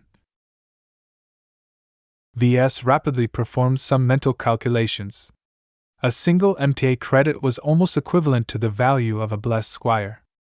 1,000 MTA credits used to be an unimaginably huge amount of money to him, but he was not the little novice and apprentice of before. With his LMC spreading its reach over half the star sector, earning 1,000 MTA credits was simply a matter of selling enough profitable mechs. That said, 1,000 MTA merits roughly amounted to 191 billion hex credits, which was around a sixth of the cost of his factory's ship. Whether he intended to spend the money on acquiring new combat carriers or ordering additional upgrades for his factory's ship, Ves would not say no to earning this hefty sum. However, Jovi was an internal mech designer of the MTA. This duel reeked of a trap. While it was true that Ves did not shy away from a challenge, the rewards had to be proportionate to the risks. It didn't matter if Jovi dangled 1,000 MTA credits or 1 million MTA credits in front of his face. There was no way that this elite mech designer was that easy to beat. Ves shook his head and turned around. I'm a very busy mech designer. Credits don't interest me. If you offer me merits, then I might change my mind. If not, then I bid you a good day. Hey, wait a minute, Larkinson. If 1,000 MTA credits is not enough, what about 2,000? No? 3,000? 4,000? 5,000? No matter how much Jovi raised the stakes, Ves remained unmoved. I'll give you half even if you lose. That way, you won't come away empty-handed regardless of the outcome. Though Ves slowed his steps, he continued to walk away, causing Jovi to become increasingly more distraught. Hardly any mech designer refused when he issued his challenge. Even if the odds of winning were slim, the other mech designers were too awed by his identity to reject his request. Even though everyone that Jovi dueled knew that he was using them as a whetstone to polish his design skills, they were eager to maintain good relations with the MTA. As long as they earned his respect, they always had the opportunity to become acquaintances and remain in contact. Making such a connection was extremely valuable to these local mech designers. The elite talent never met someone like VS, who apparently couldn't care less about his potential friendship. Of course, much of that had to do with his determination to minimize his entanglement with the MTA. Why should he possibly pursue a friendship with someone who might as well be more discerning and obnoxious than Master Willix in the future? Seeing that VS remained unmoved even after Jovi offered a sum of money that would make any indigenous mech designer wild, he began to draw out something else from his formidable arsenal. What about a piece of tech? I can offer you an upgraded shield generator that is better than the ones you have. If you want knowledge, I can offer you a copy of my personal textbooks. Though an additional shield generator or an MTA textbook wasn't as attractive to VS as Jovi thought, the offers nonetheless headed in the right direction. VS halted his departure and turned around. Do you have any tech that can allow me to maintain a stable connection to the galactic net while I'm inside the Nixian gap? I don't think so. Jovi suddenly halted. I'm not authorized to put forth such a device. Master Willix, do we have this tech? The Master nodded. The local branches of the MTA have developed a specialized quantum entanglement node that is able to resist the interference produced by the space warping of the Nixian gap. However, it is not omnipotent. It only ensures that you can maintain a stabler connection while you are in the periphery of the gap. As for venturing deeper, the strengthened connection will rapidly diminish. It is better than a standard quantum entanglement node, but not by much. VS still looked very interested at this piece of tech. If you put this specialized node up as a reward for my participation, I will accept your duel. I cannot. It's not within my rights to release restricted tech to a local such as you. Jovi turned to Master Willix. Unless... The Master furrowed her brow. This was a problematic demand. However, she possessed a considerable amount of authority and leeway within the local branch. I can lend out the dark break module, which is what the specialized quantum entanglement node is called, she eventually decided. Once Mr. Larkinson is done, he must return the dark break module to our hands. This is the extent of what I can offer. That was enough for Jovi. There! Will you accept my duel now? If you win, you will get 5,000 MTA credits and the opportunity to borrow our dark break module. If you lose, I'll give you half the credits no matter your performance. Even Gloriana couldn't contain herself any longer. You should accept VS. I don't know. VS looked warily at Jovi. It's all well and good to dangle the dark break module in front of my face, but I want to borrow it regardless of the outcome of the duel. I'm not confident I can win against you. Those credits you offer as a consolation prize is not relevant to my upcoming expedition. Jovi frowned again. I want to fight you at your best. If you already stand to gain the most valuable reward when you lose, how can this duel be meaningful? They were stuck in a dilemma. It dawned on everyone that VS was driving a hard bargain. He wanted to borrow the dark break module regardless whether he won or lost. Jovi was reluctant to agree with this demand because he suspected that his dueling opponent would lack the motivation to muster up his full strength. To be fair, Jovi was right to be concerned. Already, VS was thinking of scamming this fellow by pretending to do his best. After all, there was hardly any reason for him to go all out when he already secured what he truly wanted. The situation grew increasingly awkward. Even Master Willix began to display some irritation. VS was too obstinate. Hardly anyone dared to stymie someone from the MTA to the extent of extorting an exclusive piece of tech. Was he asking for more? Chapter 2134 Setting Terms. There were multiple reasons why VS brazenly put up so much resistance to participating in a design duel. First, he genuinely lacked the confidence to win against an MTA elite like Jovi. Aside from the MTA mech designer's excellent upbringing and access to some of the best resources in human hands, Ves simply knew too little about his opponent. The same did not apply to Jovi. The man not only accessed V's record, but also spent days on the little angel. Though the fabrication of the masterwork mech was mostly Gloriana's work, Ves had been a lot more involved in its design. A mech designer as competent as Jovi should have been able to figure out most of V's strengths and weaknesses with that much examination. Second, he genuinely thought it was a waste of time. Winning the Komodo War, designing more best-selling mechs and earning millions of MTA merits mattered more to him than defending his pride or comparing himself against a true peer in mech design. The only reason he halted his steps in the first place was because Jovi and Master Willix finally added something attractive in the pot. Obtaining the so-called Dark Break module, even temporarily, would definitely help him out in his upcoming mission. However, this piece of tech came directly from the MTA, and Ves did not trust that any data sent through this module would remain secret. Third, he respected the MTA's power, but not its friendship. Almost every other mech designer in the galaxy viewed the MTA with rose-tinted glasses. It was hard not to. Not only did it single-handedly prop up the mech industry to the point that it had become the most flourishing sector in the galaxy, the MTA also offered many opportunities that weren't ordinarily available. Without the MTA, the Age of Mechs would have never succeeded the Age of Conquest. Without the MTA, trillions of mech designers would have never been able to compete in a much less regulated mech market.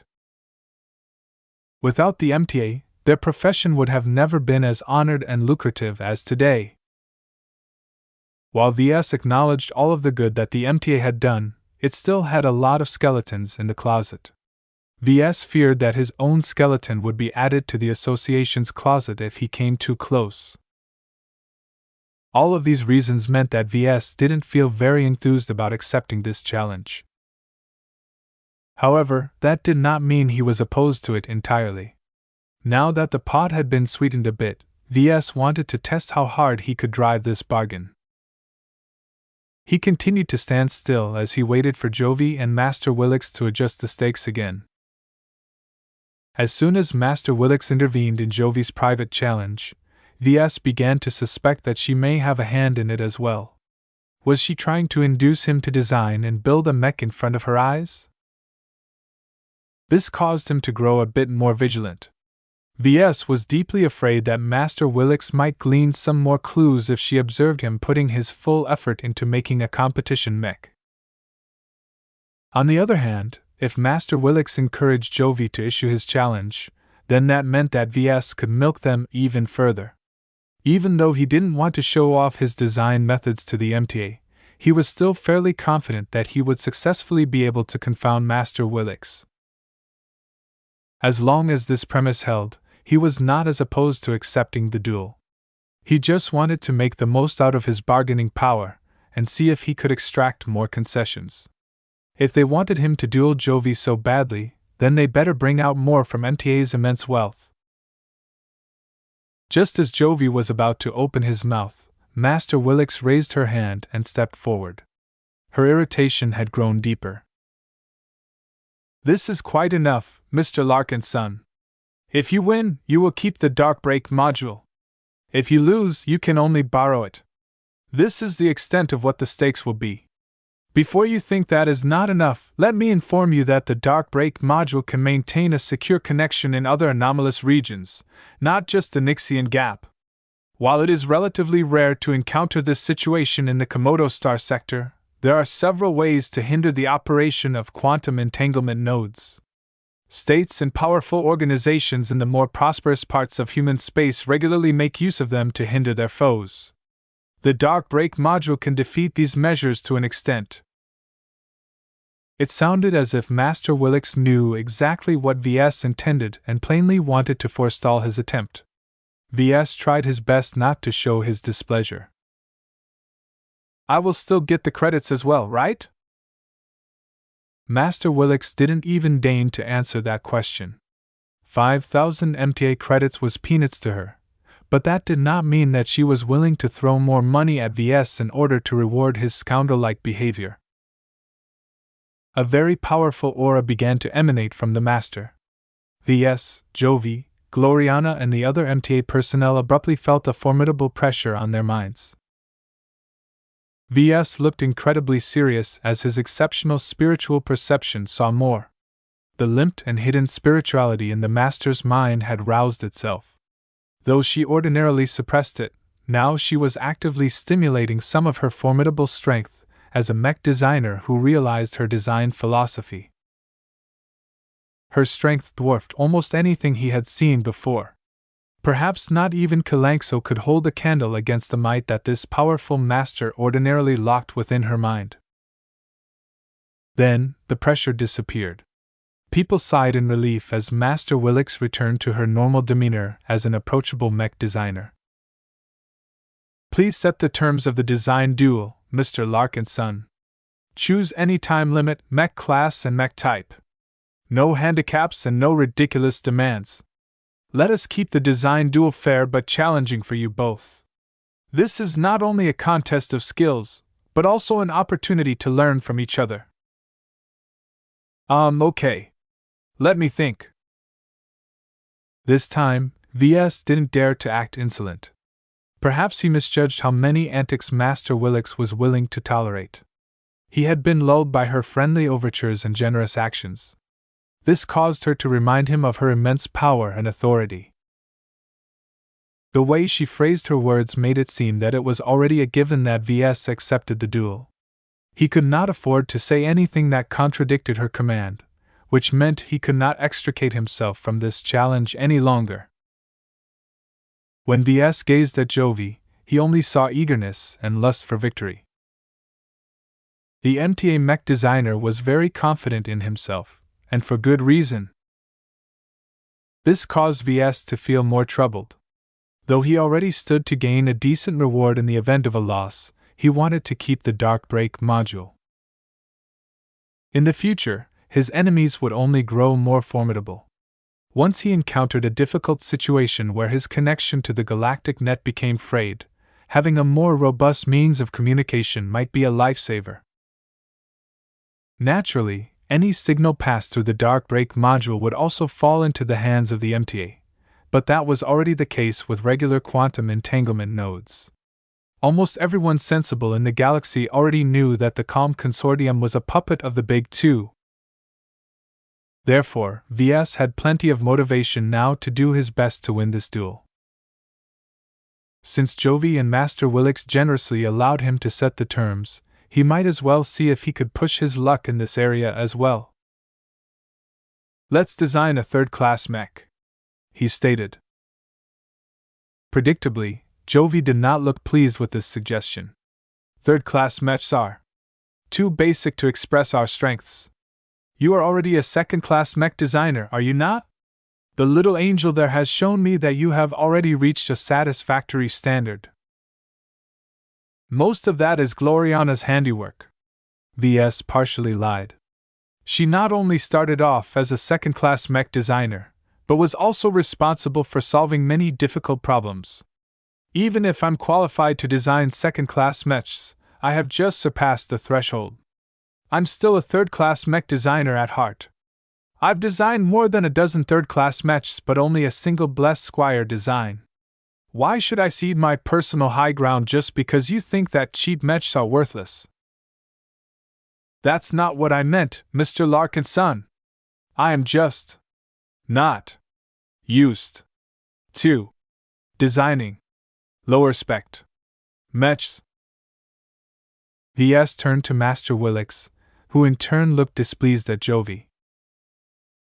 Mechs are mechs regardless of their quality or power. Third-class mechs are the most ubiquitous machines in the galaxy. They play an indispensable role to many states and people. Mr. Armelon, if you wish to master mechs to a higher degree, then you need to set aside some of your preconceived notions and step out of your comfort zone. Do not forget the purpose of your tour. With the admonishment from the master, it was Jovi's turn to acquiesce. Very well, he reluctantly responded. I accept this term. Throughout this brief exchange, VS recognized that his guess was right. This wealthy, privileged mech designer was so used to designing powerful mechs that his experience in designing lesser mechs was limited. Since that was the case, VS should continue to pounce. Even third-class mechs can be expensive to many others. In the mech markets that I am still engaged in, pricing and cost efficiency are some of the most important criteria to many customers. It has always been a challenge to design a mech that is expected to do much while still remaining affordable. For this reason, let us set the budget at 600,000 hex credits. What? That is an unbearably low sum. You can hardly design anything with such a minuscule budget. VS remained stubborn, however. My Desolate Soldier is the most successful product of my mech company to date, and its price is not that far off from this amount. Are you saying you can't design a mech that can sell just as well with the same budget? No. As an MTA mech designer, Jovi did not allow himself to admit his inferiority in this area. At the very least, he should put up a fight. He briefly glanced at Master Willix in order to gauge her stance. Her expression remained impassive, which meant that there was not big issue with this term. Very well, Jovi sighed. I will agree to your budget. That's great. As for the mech type, let's go for a land-bound striker mech. It's a simple design and one that we can finish in a very short amount of time. A striker mech? That's too simple. It's because they are so simple that they make for a good choice in a pure design duel, VS retorted with confidence. Both of us are going to put our competition mechs to the test by allowing our own mech pilots to compete, right? Any MTA mech pilot can easily overpower my own mech pilots in skill, training, and reflexes. Letting actual people pilot our mechs is not the only option. The MTA has developed many AI mech pilots that can be used for these occasions. Both of our mechs will be piloted by the exact same AI mech pilot to ensure total fairness. VS shook his head. No can do. My design philosophy is metaphysical man-machine symbiosis. That means my strengths are centered around influencing and empowering mech pilots when they pilot my mechs. What can I do with a lifeless, unfeeling bot? A duel involving AI mech pilots will essentially negate my greatest selling point, which means you won't be facing me at my full strength. Mr. Larkinson is correct. Master Willix interjected again. His demand to test your competition mechs with human mech pilots is reasonable, and so is his assumption that our mech pilots are superior in every way. Choosing a mech type with relatively little skill expression such as striker mechs is a good way to lessen this unavoidable disparity. Of course, they could have assigned mech pilots from the same group to pilot both mechs. However, it was very hard to ensure whether an MTA mech pilot would do his best in a mech designed by VS. Since he already suggested this term, he had made his own stance clear. Very well, but that is it, Jovi stated with a firm voice. In order to keep this duel equitable, this is the extent you can set the rules. For the subsequent terms, we must both agree to them. Is that acceptable? That's fine. VS grinned. He already secured enough advantages. Chapter 2135 Mind Crash. VS did not object to the fact that Jovi stood a better chance of winning because he would be able to field his competition mech with a superior MTA mech pilot. He had already made Jovi uncomfortable enough with the shamelessness of his previous terms. Perhaps not even Master Willix imagined that VS would take so much advantage of his opportunity to set the terms. If he went any further, he might push Jovi's forbearance to the point of snapping. Fortunately, VS did not make Jovi's life more difficult from this point. Both of them quickly agreed on the remaining terms. First, the tech they were allowed to implement in their mechs would be limited to publicly available third-class components. Anything was allowed as long as they stayed within their budgets. One caveat was that the materials used in the mech design had to be sourced from Synax 6. This meant that Jovi wasn't allowed to incorporate some obscure, unknown exotic that was only known to the MTA and a select few people. Second, they had 3 days to design their respective mechs. Both of them had to design their mechs from standard components, which meant that they were not allowed to save time by making use of prefab parts that were commonly used in other design duels. Both of them weren't apprentices anymore, which meant that neither Ves nor Jovi needed any training wheels to whip up a functional mech design in 72 hours. Previously, Ves designed competition mechs where he had access to a catalog of complete legs, arms, and other large systems. This saved a lot of time, but gave the mech designer much less room to showcase his comprehensive design ability. Third, when it came to fabricating their competition mechs, Jovi opted to materialize his mech with the help of the ubiquitous force in a matter of minutes. He was used to relying on materialization technology to make his mechs and disliked resorting to cruder production methods. This was something that Ves vehemently disagreed upon.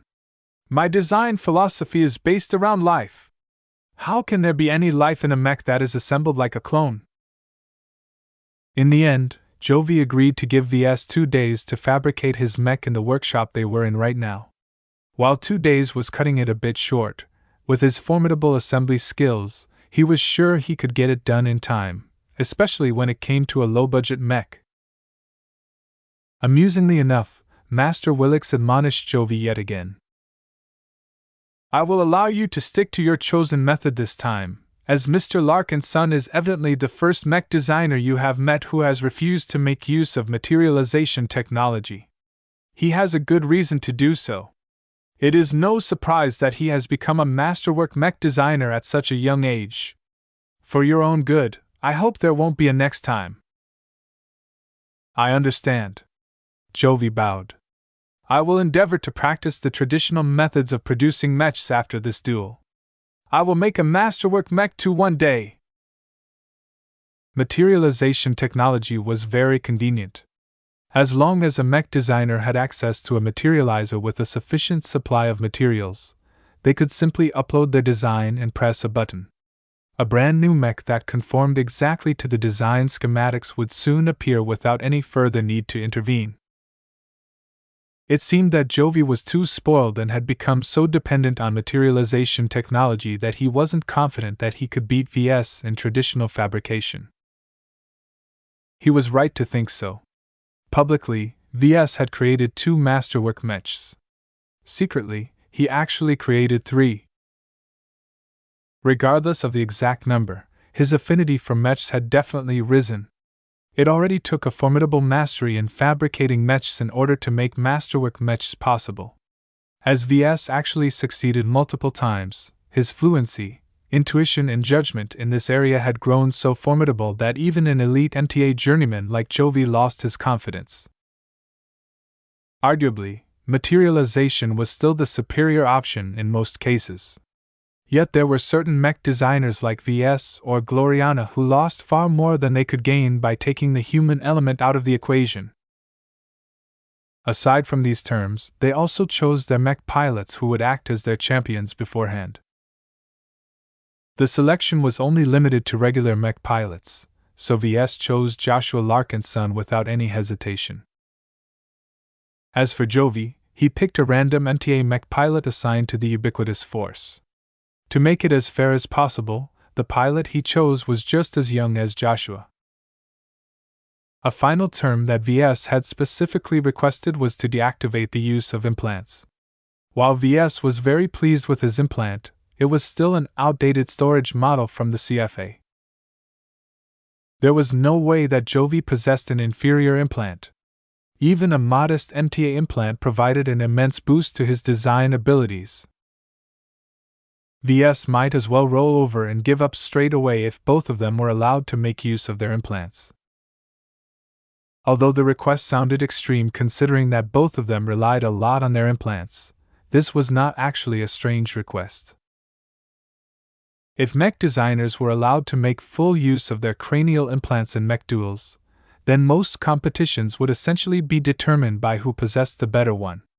The greater the difference, the more the results would be skewed in this fashion. Jovi assumed that Ves possessed a bog-standard second-class cranial implant. If that was the case, then the disparity was simply too big. Okay. Jovi nodded in agreement. The ubiquitous force already has implant limiters on hand. These were all the terms for their design duel. Only at this point were both of them prepared to compete against each other. They shook hands. Good luck, Mr. Larkinson.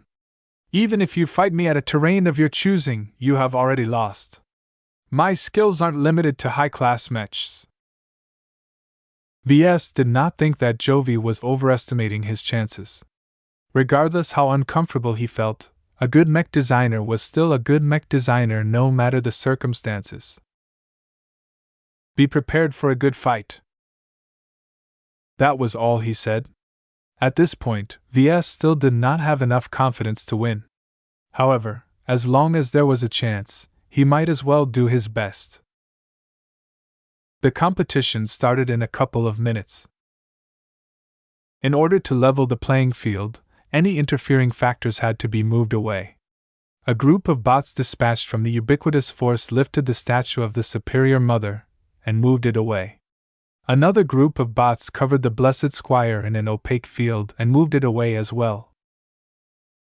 The subordinates under Master Willix would continue to inspect the masterwork mech inside the MTA frigate and complete the certification process by the end of the duel. The bots also delivered the so-called implant limiters. Gloriana approached Ves as he sat on a chair, held the thumb-sized gadget, and placed it on his head. Ack! Soon enough, Ves immediately let out a gasp and felt as if he lost half his mind. The partial digitization that he had grown familiar with abruptly disappeared. The transition was so sudden that Ves momentarily felt his normal thought operations crashing into dead ends. Familiar routines and commands that relied on the functionality of his Archimedes Rubal no longer worked. So this is why they gave me an hour of preparation time, he muttered as he rubbed the side of his head. Gloriana sat next to him and pressed up to the side of his body. Her airy scent immediately filled his nose, which distracted him from his disordered mind. This is your first time wearing an implant limiter, so you must be feeling awful right now. I feel as if someone literally scooped half of my brain. It's okay. Just don't think too much and calm yourself. Let me guide you. It's easy to return to normal once you develop a specific mental routine. She expertly guided him to rebuild his own thought patterns that he used to depend on before he received his implant. It only took half an hour for Ves to gain a measure of confidence in his cognitive functions. This is a lot more severe than I thought, he commented. In upper society, we humans have become so dependent on letting our implants do the heavy lifting that it has become dangerous. Implant limiters were initially developed to combat this dangerous state and to prepare against occasions where the enemy has hijacked the implants in some way. I can see how that is prudent. If my implant suddenly shut down in the middle of a crisis, I would be flailing around while nursing the biggest headache of my life. Ves spent over a year with the Archimedes Rubal and immediately fell in love with all of its formidable functions. The partial digitization of his mind had increased his productivity so much that he couldn't imagine living without it anymore.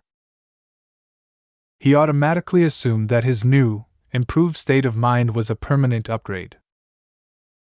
However, this incident reminded him that nothing was foolproof. Even though he voluntarily placed the implant limiter on his head this time, that might not be the case in the future. If someone hostile intended to cripple him by latching such a device on his head, then he would definitely be incapacitated for a long time. I have to get some implant limiters on my own and get used to living without my cranial implant. You don't have to obtain a limiter for that. Your implant already comes with an off switch. Oh. I never realized that. Thanks, Gloriana.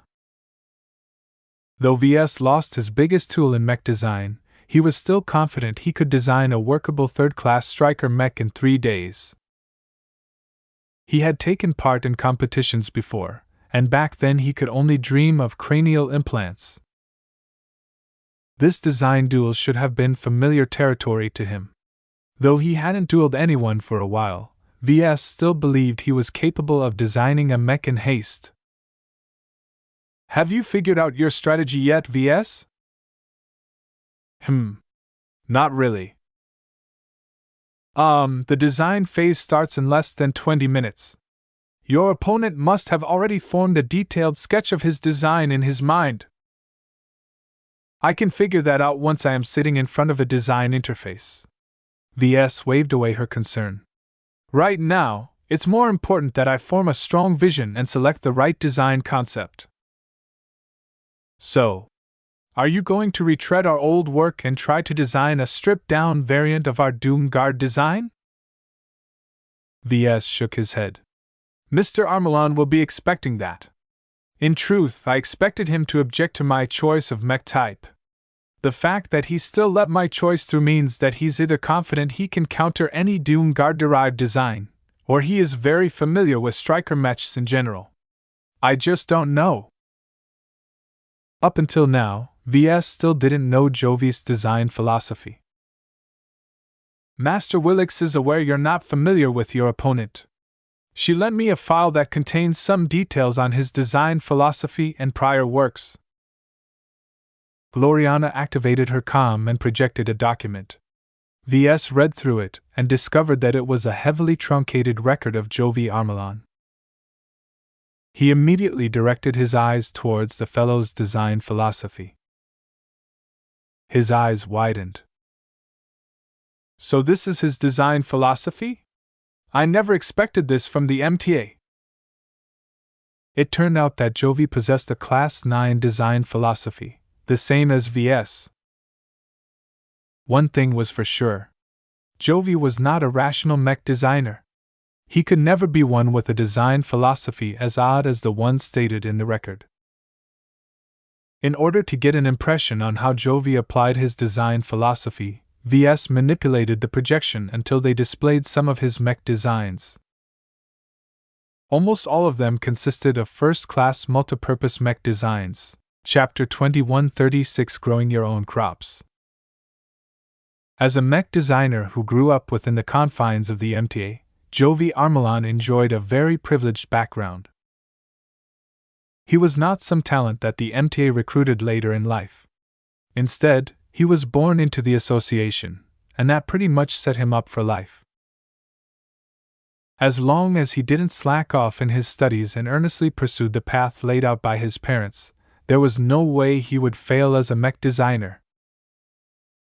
Of course, the biggest hurdle stopping many ambitious MTA mech designers from gaining real prominence was the jump from apprentice to journeyman.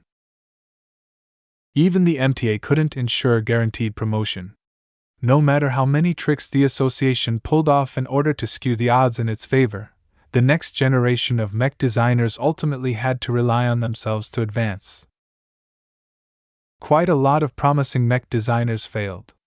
No matter how many mechs they designed or books they studied, those with worse talent and discipline nonetheless managed to exceed them due to pure chance. To many privileged young mech designers, this was unfair. Even space peasants who could only design mechs that were just a fraction as strong were able to advance to journeyman, yet some of the best young talents of the MTA simply couldn't.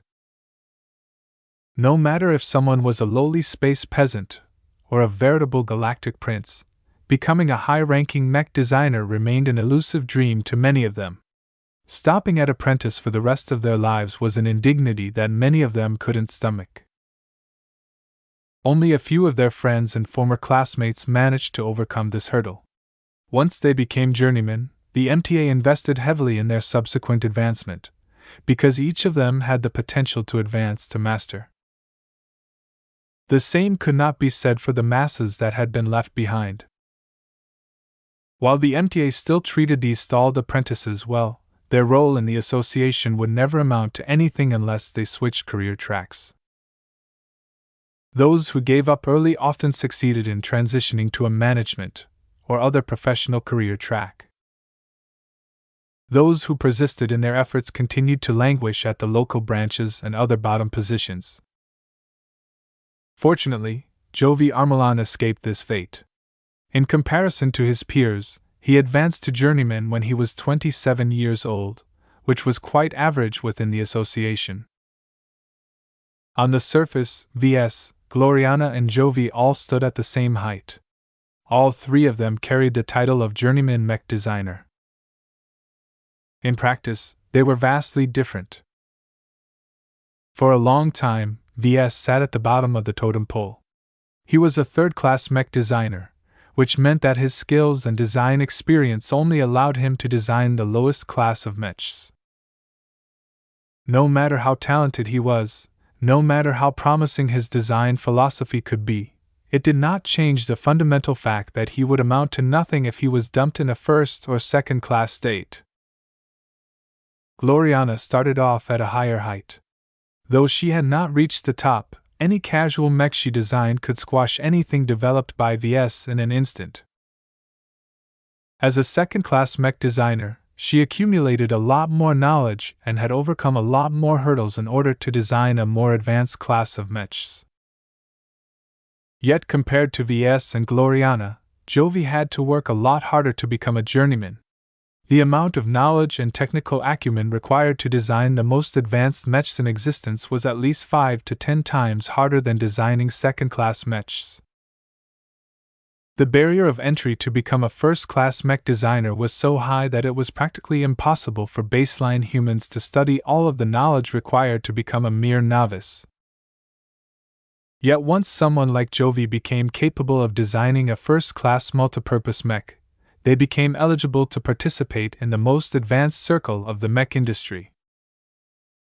First-class mechs were so powerful and incorporated so much advanced technology that they were capable of expressing all kinds of abilities. As a consequence, the design philosophies that first-class mech designers developed also tended to be more conceptually diverse and advanced. From his own experiences back in the Bright Republic and other third-rate states, the local mech designers tended to specialize in basic and fundamental aspects. On one hand, third-class mech designers didn't have as many toys to play with. There was only so much they could specialize in, because the other options were simply too expensive or advanced for them to touch. What was the point of a lesser mech designer specializing in something as ludicrously powerful as positron beam weapons? Hardly any mech they designed with such a gun would sell because their price tags would simply be too high. That said, Ves didn't believe that the specializations of third-class mech designers were inferior. Though the odds were low, each of them still had the potential to advance to master and contribute something meaningful to the mech industry. The issue was that compared to lowly third-class mech designers, people like Jovi had more choice. Worse yet, they often took advantage of it in order to pursue dazzling specializations. According to his record, Jovi Armelan specialized in probability manipulation. Probability manipulation? Ves sounded flustered. This label sounded as useless as metaphysical man-machine symbiosis. To those in the know, more words weren't needed. To those who were in the dark, the description left out 99% of what was really taking place. Fortunately, Gloriana provided him with a little context. I've spent some time at Centerpint. Whenever I hear about MTA mech designers, they're often paired with abstract, high-level specializations. Probability manipulation is absolutely not simple. If I would wager a guess, I think it has to do with affecting luck. Affecting luck? Ves scratched his head, taking care not to bump his implant limiter. How in the hell does that even work? Is he rolling a bunch of dice and picking the most favorable one? Is his mechs capable of stealing the luck of their opponents? I don't know. Gloriana shrugged. All I can say is that MTA mech designers like Jovi are often groomed by the association to adopt a certain design philosophy. Probability manipulation may be a field that his mentors or superiors are highly interested in. This means that it can be really powerful if expressed in full. From his own understanding of the MTA, Ves knew that it liked to act like a manor lord. The association lazily resided in its estate, while the tenant farmers in the form of indigenous mech designers toiled in the farms. Occasionally, some of the tenant farmers made a bountiful harvest. That was the point where the manor lord dispatched his dreaded tax collectors and appropriated the bulk of the harvested crops. However, this model did not preclude the nobles from tending their own fields. Not every mech designer who worked for the MTA had to be rational. Even the association couldn't wait for the peasants to cultivate the crops it desired the most. Sometimes it was best to do the job themselves. Despite its unassuming label, Ves did not underestimate Jovi's specialization in the slightest. He too took advantage of ambiguous words to hide the extent of his design philosophy. As two peas in the same pod, he was certain that his dueling opponent was probably capable of confounding everyone. If probability manipulation was as sophisticated and horrible as Ves feared, then it shouldn't have been a surprise that the MTA didn't pay more attention to his increasingly more drastic design philosophy. The MTA already nurtured countless mech designers with odd but powerful specialties. When Ves and Gloriana studied a sample of Jovi's work, they couldn't decipher anything. The highly advanced first-class multipurpose mechs contained so many different systems, many of which they had never been exposed to, that the mechs themselves were shrouded in mist.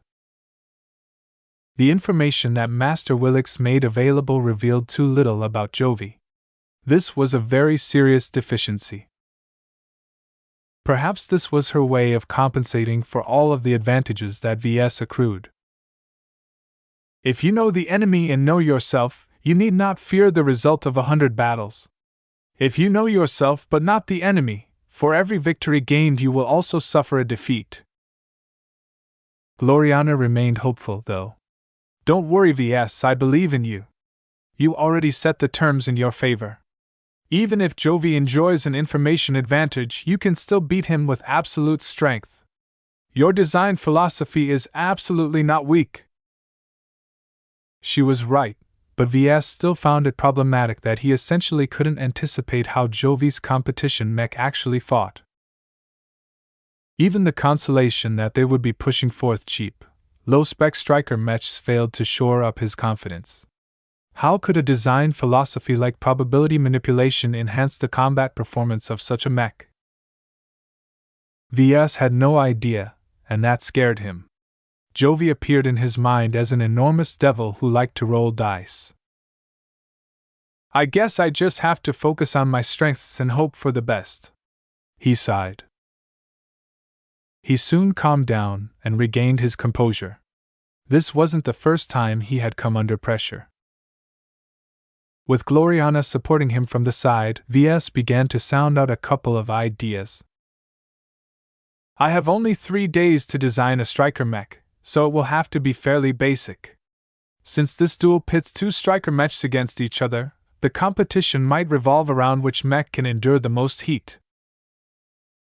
Gloriana shook her head. That is not necessarily the case. Flamethrowers are the most ubiquitous weapons of striker mechs, but hardly the only one. Shotguns are the second most prevalent weapons wielded by striker mechs. If tweaked correctly, their precision and penetrative power can be quite formidable. The MTA developed an elaborate set of rules governing design duels. When 2 mech designers agreed to design a specific mech type, then their competition mechs had to fit the classic definition of their chosen archetype. In the case of third-class striker mechs, Ves could only choose from a limited selection of weapons that were typically associated with this mech type. Just to be sure, Ves activated his comm and called up the rules. They stated quite clearly that striker mechs weren't allowed to wield precision rifles or swords. Such weapons fell outside the scope of striker mechs. Additionally, it turned out that he wasn't even allowed to add secondary weapons such as pistols or knives. A design duel attempted to determine which of the duelists designed the better mech. In this case, neither of them were allowed to warp the definition of striker mechs in an attempt to counter them. That would defeat the point of the duel and negate its comparison function. Ves rubbed his smooth-shaven chin. Before I come up with a vision, I should pin down the primary armament. As far as I'm concerned, I have 3 choices: a flamethrower or a shotgun. Which one suited this design duel the best? There were actually more choices, but they were not very suitable due to several reasons. Either they fell outside the scope of the rules, or required a much larger budget to make them viable. Weapons such as fluid projectors could be very effective in disabling an opposing mech. However, at their paltry budget, there wasn't enough room for an effective fluid projector system. With just 600,000 hex credits at their disposal, both of them had to design a mech in the same price category as the Desolate Soldier. What limited their options even further was that striker mechs were much heavier and incorporated a lot more materials than rifleman mechs. There's not enough money to go around. Both Ves and Jovi had to stretch their budget as much as possible if they wanted to elevate the performance of their designs. Right now, Ves wondered which weapon suited his competition mech the best under the circumstances. Flamethrower or shotgun? Chapter 2137 Vexating Luck. As Ves recently designed the Doom Guard, he knew quite a lot about striker mechs. Even after he temporarily lost access to his cranial implant, the memories were still fresh in his mind. He possessed a good understanding of the design choices he needed to make. Of course, the Doom Guard was a space-borne mech while his competition mech would be a land-bound mech, so there were plenty of differences. Still, the overall framework remained the same. Striker mechs were slow but tough machines that served a defensive function. Their armament always consisted of ranged weapons with a wide area of effect but also limited range and punch. This was because they were mainly designed to take out fast, lightly armored mechs. These light skirmishers and the like often proved to be the bane of traditional ranged mechs such as rifleman mechs or artillery mechs. Striker mechs were the exception to this rule. Their weapons didn't require pinpoint accuracy to hit an elusive light mech. They just had to point their weapon in the general direction of an agile machine and pull the trigger.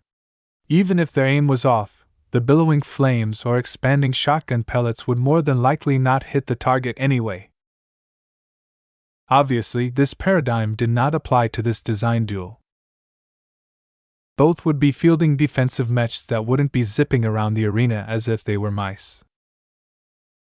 Instead, they would face each other off in the most brutal and direct fashion possible. This will come down to a battle of attrition, Ves murmured. With such a low budget, both Jovi and I can forget about designing a mobile striker mech. We will both have clad our mechs with lots of cheap armor plating and arm them with weapons that are expressly designed to chew through armor. No matter how strange Jovi's design philosophy sounded, Ves doubted that the Mech Designer could overcome the hard limitations of the striker mech type. He began to envision all kinds of mechs and battle scenarios. With 2 viable weapon types, Ves had to take 4 basic scenarios into account. If Ves and Jovi both opted for flamethrowers, then the resulting battle basically amounted to which mech could endure the heat the longest.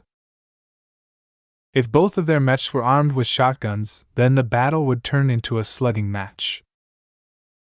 If Ves and Jovi opted for different weapons, then the results would become a lot more interesting. In reality, Ves had to take way more scenarios into account than just these 4. This was because there was a considerable amount of leeway in the design of their mechs. As long as either of them were creative enough, they could definitely come up with something unconventional that stretched the limits of the tools at their disposal. This was what made design duels exciting and unpredictable. Ves did not have much time to make a choice. Time was running out, and the design phase would soon commence. With minutes to go, Ves wanted to come up with a viable vision right away. "I think I'll go with flamethrowers," he said. "I've never worked with shotguns, and while I'm confident that I can handle this simple weapon system, it's best to stick to familiar territory." His knowledge base was also very suited to design mechs that handled heat and energy. He recently acquired relevant subskills such as heat-resistant materials which would come in very handy in managing the heat levels of his design. Ves figured that flamethrowers were also ultimately more suited to take down an armored mech. The issue with shotguns was that they inflicted dispersed damage. With the dueling rules prohibiting the use of slugs or other armor-piercing projectiles, Ves could only make do with a tight spread of small-sized pellets. Certainly, as long as the shotgun weapon system was strong enough, it could still chew through armor plating. The problem was that the shotgun wielder needed to attack the same section continuously. Even if the opponent was a sluggish striker mech, it would never stand around and make it easy to pile up the damage on a specific part. With a flamethrower, a striker mech could beat another striker mech by cooking it. Even if the flames weren't potent enough to melt the armor plating, the heat transferred to the metal had to go somewhere. Usually, the heat applied to the armor plating bled through the internals of the mech. Unlike solid alloy, delicate internal components were much less capable of resisting excessive thermal energy. Therefore, a duel between two flamethrower-wielding mechs usually ended when one of them spontaneously shut down because too many of its internals simply worked no more. The biggest question Ves faced right now was whether Jovi chose to arm his striker mech with a flamethrower as well. This wasn't a transparent design duel. Jovi had already been moved to another part of the workshop that was closed off from his current location. This meant that Ves had to make a very difficult design choice. Should he design his striker mech to withstand thermal attacks, ballistic attacks, or both? The conventional answer should be to design his mech to cope with both possibilities. This was the standard answer, and one that applied to most conventional striker mech designs. His Doom Guard, for example, incorporated a premium armor system that offered a lot of resistance against laser beams, ballistic shells, kinetic rounds, melee impacts, and so on. No matter what kind of weapon it faced, his Doom Guard easily endured the punishment. Sadly, the same did not apply to the current design duel. The budget of the Doom Guard was around 2.5 times greater than the budget of his competition mech. With the Doom Guard, Ves had the luxury of incorporating a decent, all-round armor system that provided adequate protection against any damage type. With the paltry budget he was currently working with, his competition mech could never offer adequate protection against both physical damage and thermal damage. Perhaps the only relief was that Jovi faced the exact same situation. "You should opt for a balanced armor system," Gloriana suggested. "It's the most likely choice and one that minimizes risk. Sure, you won't win out, but you won't lose out either. Your opponent will likely make the same choice as well." Ves shook his head. "I disagree. Since I've decided to arm my mech with a flamethrower, my mech won't gain an inherent advantage against Jovi's mech if both of us pursue this strategy. However, I'm in big trouble if he fields a mech that is specifically designed to resist heat." These are what-ifs, Ves. You'll keep going around in circles if you obsess over these possibilities. She was right, but Ves had a different view on the matter. "Jovi's specialization is probability manipulation," he said. "While I'm not sure what he can do, I can make a few guesses. One of them is that he's probably pretty lucky." His girlfriend frowned. "What do you mean by that?" "Let's say he flips a coin. Mathematically, there is a 50% chance of winning. But what if that isn't the case with Jovi? What if he can manipulate his luck so that he has a 60% chance of winning? What if he can manipulate my luck so that I have a 40% of winning? This was a dreadful power if that was the case. That's ridiculous, Ves. Math is math. Probability is probability. Sure, some improbable flukes might happen if you flip the coins several times. However, the longer it goes on, the more the outcomes will even out and match the theoretical probabilities. That was the law of large numbers in a nutshell. You could get lucky once, twice, or thrice, but it was impossible for someone to get lucky 1,000 times in a row. The issue here is that Jovi doesn't have to flip the coin so many times. 2 is enough, Ves retorted. He needs one flip to determine the correct weapon type and another flip to choose the right armor system. If he gets lucky twice, he will win the duel before our mechs have even entered the arena. Jovi truly vexed his opponents with his vague and mysterious design philosophy. Ves began to feel what it was like to stand in the shoes of his competitors when they became confused what metaphysical man-machine symbiosis actually meant. It's finally time for you to get a taste of your own medicine, she quipped. When it came to luck, Ves wasn't sure how he fared. In fact, he didn't really believe this concept even existed. It might be that he had completely mischaracterized Jovi's design philosophy. However, he didn't dare to rule out this option. Even if Jovi's specialty applied to mechs in a much more mundane fashion, manipulating luck might be one of his superpowers. Every mech designer seemed to develop some sort of ability related to their specialization. Ves was able to communicate with all forms of life. Gloriana possessed a very keen eye for flaws. Kedis could make her blades sharper. As for Jovi, who knew? With so many difficult choices to take into account, Ves felt as if he was stuck at a crossroads. Which of the roads led to glory and which of them led to his doom? Maybe I should take advantage of my own design philosophy, he muttered. If Jovi can abuse his superpower to his advantage, then so should I. Knowing that Master Willix likely kept a very close eye on him, Ves had never shed his crazy hat. He still wore it, and right now it induced him to kneel onto the floor and clasp his hands. He concentrated his mind. Prophet Ylvain, please enlighten me. What design choices should I make? Though he made contact with Ylvain's spiritual fragment, it didn't really answer his prayer. The fragment merely replied with a muddled impression before cutting off the contact. Though vague, Ves understood the answer. Ylvain basically told him that predictions couldn't be made on demand. It was pointless to come to Ylvain in order to ask the winning numbers of a lottery. Ves felt the urge to vomit. Was this the best that the great prophet could do? Where was its vaunted prediction ability? For all of the hype surrounding Prophet Ylvain, it turned out that his spiritual fragment could only catch uncontrolled glimpses. Why the hell couldn't this design spirit tell him what Jovi had in mind? He sighed. It was just a fragment after all. His expression hardened. I can go round and round in circles, or I can just make a choice. Ves decided to turn to his heart. What kind of striker mech did he wish to design? He already knew the answer.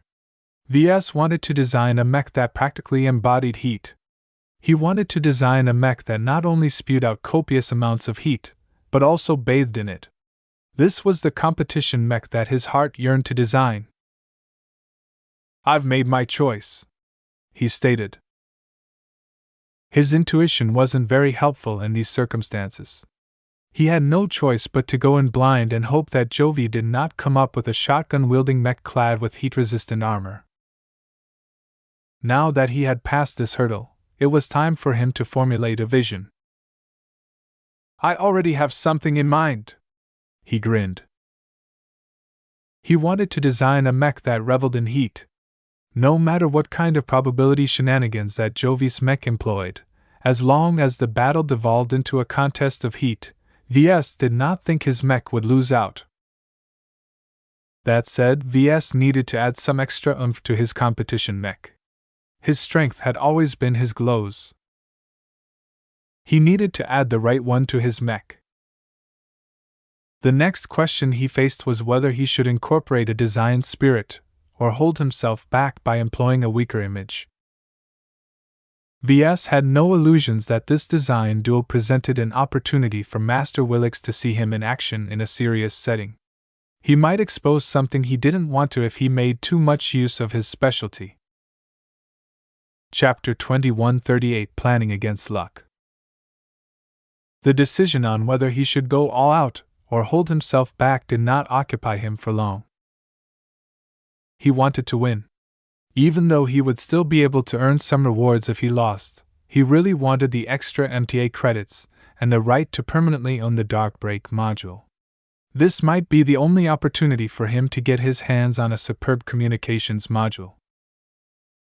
In addition, with his crazy hat, he didn't fear exposing his ability to empower any of his mech designs with an immediate boost by instilling them with one of his existing design spirits. In fact, such an act played right in his hand. Ves would reveal to Master Willix and the MTA that he truly did have access to the so-called proto-gods. No matter how hastily he designed his mechs, as long as their spiritual foundation was strong enough, he could immediately impart with a powerful glow. Though this would reveal a lot about his current capabilities, Ves did not mind it very much. Not only did such an act reinforce his current facade, it also obscured his more sensitive secrets. Now that he made this choice, Ves had to decide what kind design spirit and what kind of glow he wanted to instill in his mech. It would be nice to have something that embodies fire or heat. Sadly, his current arsenal of design spirits lacked such an option. Ves had to adopt a more indirect approach, just like he did with the Doom Guard. Even though the Doom Guard was a striker mech that depended heavily on its flamethrower, Ves nonetheless managed to add a different dimension to it by bestowing it with a terror glow. He would have to do something similar this time. Alright. Time is up! The design phase starts now. You have 72 hours to design and complete your competition mech, Master Willix announced. Gloriana kissed him on the cheek and wished him good luck before she scurried away. He already missed her warmth as he called up a design interface. Ves began to sketch some outer contours of the mech in his imagination. Due to losing access to his implant, his precision and mental calculations grew worse, causing his sketch to look very crooked. Nonetheless, the lines already provided him with an impression of the mech that he wanted to turn into reality. Ves wanted to design a hefty mech. Though its mobility would probably be awful, that wasn't a big deal if the duel ended up as a battle of attrition. Only the mech that lasted the longest would win the duel. The heat resistance of a mech depended on many factors, but two of them stood out. First, the more armor, the better the mech could cope with heat. Thinner armor plating not only held less heat, but also transferred it faster to the vulnerable internal components of a mech. However, the type of materials also played a role. Some materials warmed up faster than other materials when injected with heat. Therefore, the thickest mech did not always outperform the thinner mechs when it came to absorbing heat. The quality of their armor system played a major role. However, due to the current budget constraints, Ves did not have much choice. He could only choose between a large selection of cheap armor systems that didn't boast a stellar heat capacity. To put it simply, his striker mech was already destined to be fat and sluggish. He just had to choose how much he was willing to weigh down his design. Should I lean towards offense, defense, or strive towards balance? He wondered. Most of the time, Ves disliked balance. He would rather add some pronounced strengths and weaknesses to his mechs in order to distinguish them. Therefore, he only considered the first two options. If I pick offense, my mech will have to end the battle quickly. My machine won't be able to hold long against enemy attacks. If I pick defense, then the duel will veer even further towards a battle of attrition. Which one fit his strengths better? Which one fit Jovi's strengths better? The main advantage that Ves enjoyed was that he was able to affect the moods of mech pilots. However, Ves did not forget that MT8 personnel exhibited a remarkable degree of resistance against the Doom Guard's glow. Some of them even acted as if they were completely immune. Therefore, Ves did not think it was a good idea to focus on demoralizing the opponent. He would have focused on empowering Joshua. "It's a good thing I specifically picked him out as my champion," he muttered. Of all of his mech pilots, only Joshua understood his glows the best. He could adapt to any design spirit no matter how incompatible they sounded. As the only non-Ovanan to be able to pilot a deliverer mech, Joshua fully deserved to be one of the few adopted Larkinsons without a compound name. With such a fantastic mech pilot at his disposal, Ves did not have to worry about potential incompatibilities or lack of immersion. He made his choice after exploring both options. "I need to end the battle quickly," he concluded. "I'll take an offensive approach." The main reason why he wanted to focus on offense rather than defense was that the latter would result in a longer match. Against a mech that had been designed with probability manipulation in mind, that effectively gave Jovi's specialty more opportunities to flip a coin. Therefore, Ves vaguely guessed that time would be against his side. The longer the match dragged on, the greater the chance an unfortunate development would cripple his competition mech. Now that he had settled on his approach, he went over his stable of design spirits to see which one fit this emphasis the best.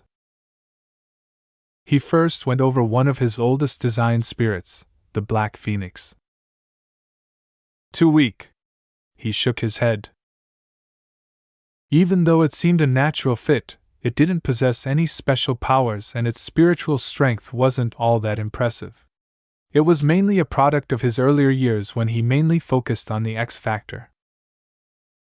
At best, Joshua would only receive a modest enhancement to his aggressive instincts.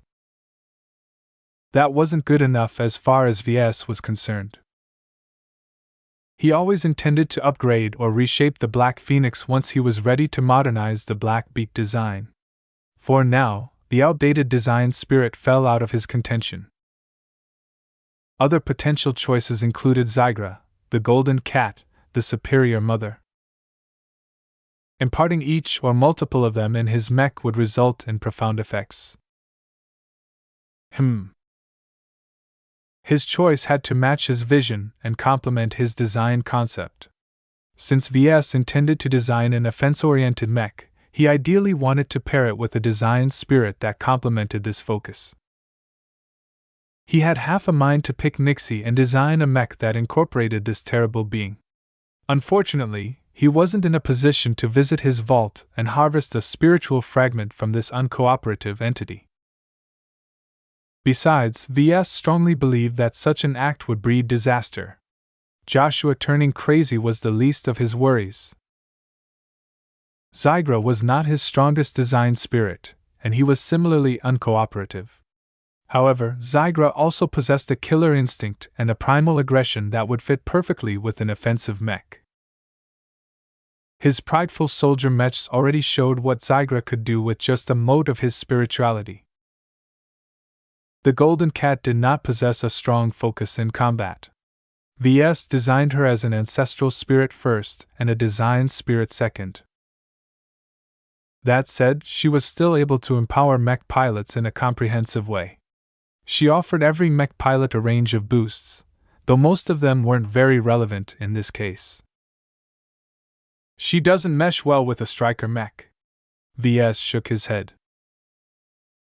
One of the hidden features of the Golden Cat was her potential to bestow mech pilots with the wisdom and fighting instincts of better mech pilots. The more she became exposed to Larkinson mech pilots, the more potent this ability grew. Though Goldie never exhibited this particular ability before, Ves was pretty sure she was capable of doing so, especially now that she had matured into her powers. Sadly, it doesn't matter too much in this case. Striker mechs have a low skill ceiling and Joshua is already very skilled. That left the Superior Mother, his latest and most powerful spiritual product at birth. Though she was still dormant, her passive glow already impressed Ves a lot. As the ultimate ancestral spirit of the Hexer people, the Superior Mother was multifaceted and adaptable. She could take on the role of a protective mother or a vengeful woman. The more he thought about it, the more he felt he wanted to give it a try. This design duel was not only an opportunity to win some juicy prizes, but also allowed him to perform a quick experiment. Even though Joshua was not a Hexer, Ves did not worry about whether his chosen champion was unable to synergize with the Superior Mother. Joshua would not be Joshua if he was not capable of melding with his mother.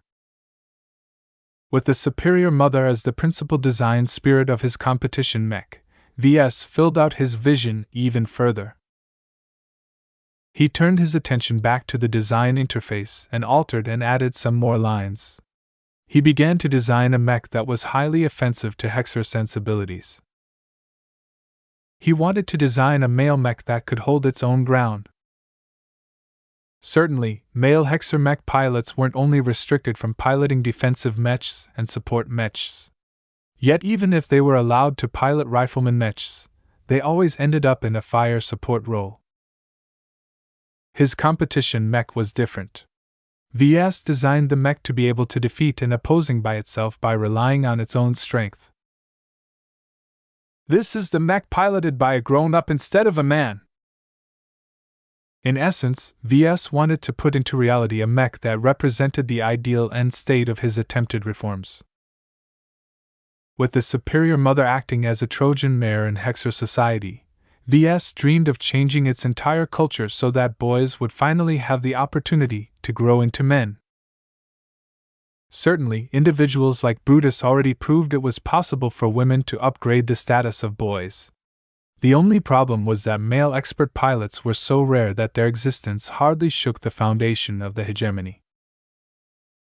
If mechs like the one he intended to design became popular, then the stubborn female supremacists had to face reality. The success of this competition mech might even serve as a precursor to some of the Hexer mech designs to come.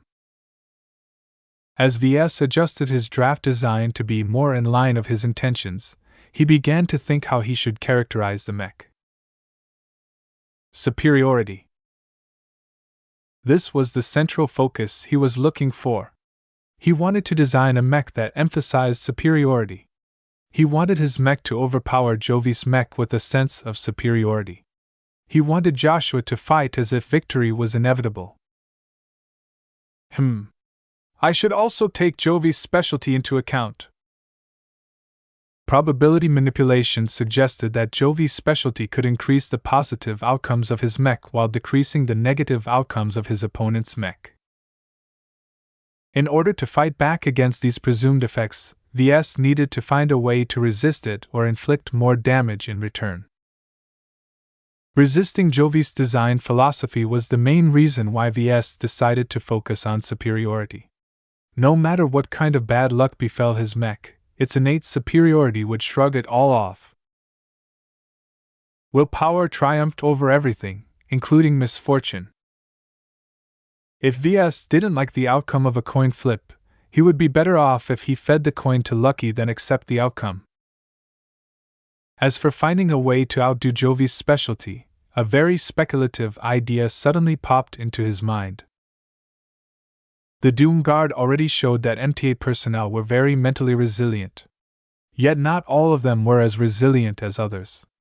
Hardly anyone could match the sheer mental and spiritual prowess of Master Willix, after all. With a fairly young MTA mech pilot as Jovi's champion, the fellow should be at least a little susceptible to influencing. If it's a universally hostile glow like that of the Doom Guard, then it's easy to arouse his vigilance.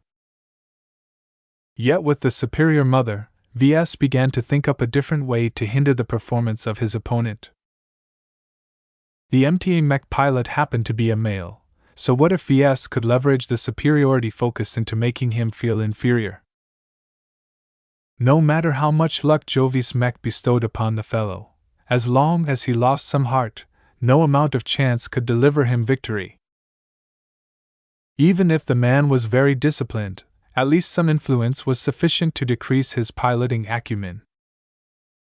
Now that Ves fully fleshed out his concept, he felt ready to turn his hasty draft into a complete design. This is going to be interesting. Chapter 2139 Regressed Approach. It had been a while since he designed a mech all by himself. When Ves looked back into the past, the last time he developed a mech by himself was when he designed the Devil Tiger. The Devil Tiger project had been the first time he completely consumed himself in his passion. He went so far out of his way to realize his ambitious vision that he did not even realize that he was working his way towards a masterwork mech. Even without Lucky's gem, finishing the Devil Tiger would have still led to a lot of gains for him. That was one of the few times he truly felt as if he had vindicated his existence as a mech designer. Afterwards, he rendezvoused with Gloriana at the Ves Larkinson system, and that spelled the end of his habit of isolating himself in his design lab. Now, he had someone else at his side when he developed this tendency. Working with Gloriana was a joy. Both of them were very competent and possessed different but compatible views on mech design. Designs such as the Soldier variants, the Bright Warrior, and the Doom Guard exemplified the synergy they achieved. As Ves and Gloriana both familiarized themselves with each other's strengths, they adjusted their work accordingly. Gloriana invested herself in the details, having liberated herself from the need to take the big picture into account. As a mech designer who was highly sensitive towards tiny flaws and imperfections, she would much rather spend her time on resolving these issues than worry about the intangibles. In contrast, Ves was a big-picture guy. He didn't really care too much about the nitpicking that Gloriana often liked to engage in. In his perspective, what did it matter if some tiny flaw caused the acceleration of a mech to drop by 0.01%? Of course, if there were too many flaws, those performance drops all added up to a meaningful difference. But Ves did not want to waste too much time in squashing them all out. What he wanted to do instead was to come up with a fantastic vision and concept that was so powerful that it didn't matter if his mech came riddled with flaws. Life isn't perfect. The difference between Ves and Gloriana was that the former liked to have a little chaos while the latter pursued order. Ordinarily, both of them would never been able to reconcile their respective design outlooks with each other. In practice, they learned to compromise with each other. They stepped on each other's toes plenty of times at the start, but over time they learned to walk around each other more carefully. All of this caused the pair to focus on different aspects of mech design. They neglected their weaknesses and shored up their strengths, knowing that they could lean on their partner to take care of the issues they weren't good at solving. Both of them thought that everything would be fine and all was right with the galaxy. That was until Master Willix popped their bubble. In her last visit, she easily ascertained the state of their collaboration. As a seasoned mech designer who had traveled the breadth of human space, she encountered numerous wonder couples. She had also seen how developing a deep interdependence with a partner could lead to disaster. The moment one half of a couple became indisposed, the other half became functionally useless as well. Thanks to the early warning, both Ves and Gloriana had become aware of this potential outcome. This simple observation was enough to put both of them on guard. Though either of them had any intention of breaking their collaborative partnership, they still intended to spend some time on solo projects. The design duel that Jovi pressed upon Ves turned into an unexpected opportunity for him to refresh his solo approach towards mech design. Not only that, but with the implant limiter, Ves felt as if he regressed to his older self. Over the years since he integrated with the Archimedes Rabal implant, he made increasingly more use of its versatile functions. From storing lots of data to performing rapid calculations, the implant had become inseparable to his life and his work.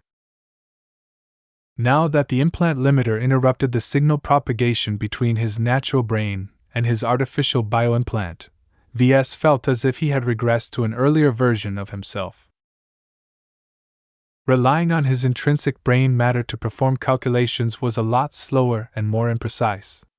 It was so bad that Ves had to make use of the calculating software provided by the design suite. How backwards! The lack of direct interfacing between his thoughts and the software slowed him down tremendously. He had to input numbers and formulas manually with his fingers. What used to take milliseconds now expended entire seconds or even minutes. Too slow. At the start, Ves felt very discomfited by all of the inconveniences of designing mechs the traditional way. It took hours for him to gradually get accustomed to the old-school style of mech design. He already knew what to expect since this was how he originally practiced his craft. Though Ves initially expected to default to his original approach, he unexpectedly made some alterations. Ves was not the apprentice or journeyman from 2 or 3 years ago. He had matured immensely, designed more mechs, increased his mech affinity, and delved his design skills to a greater extent. All of this and more had pushed him from a starting journeyman to a rising journeyman. Many of the methods he used to employ in the past were crude, outdated, or unnecessary. In a design duel, speed was paramount. Duels between mechs or infantry combatants only lasted for a few minutes to half an hour at most. Rarely did they stretch on all the way to an hour. Design duels were different. There was no practical way for mech designers up to senior to express even a fraction of their design ability in just 30 minutes. As for cobbling something up in a couple of hours, the resulting mechs hardly presented the mech designers in a good light. A proper design duel had to take at least a day, and each additional day significantly increased the quality of the competition mechs. Ves supposed that Master Willix wanted him to design a decent mech, otherwise the design duel didn't have to stretch on for so long. A span of 72 hours was never enough to design a proper mech. Ves could never adopt the same approach he reserved for his serious design projects. Simply put, designing a competition mech was basically a game of cutting corners. He had to rush through many steps and budget his time in a way that allowed him output to remain as high as possible. Good judgment was indispensable. He needed to make a very careful choice on which areas to neglect and which areas to invest his time in. He had to maximize his return on time investment. There were many specific sections of the mech that took days or weeks to get it right, yet only yielded a modest performance boost. It was a waste of time for Ves to go over them with a meticulous mindset. Knowing that he would only end up in a quagmire, he sloppily fleshed out his sketch in a matter of hours before moving on, knowing full well that he had left behind a host of flaws. Gloriana would probably go mad with rage if she can see my work now. Even though he only worked out a third of his mech design at this point, the mech already looked like a hot mess.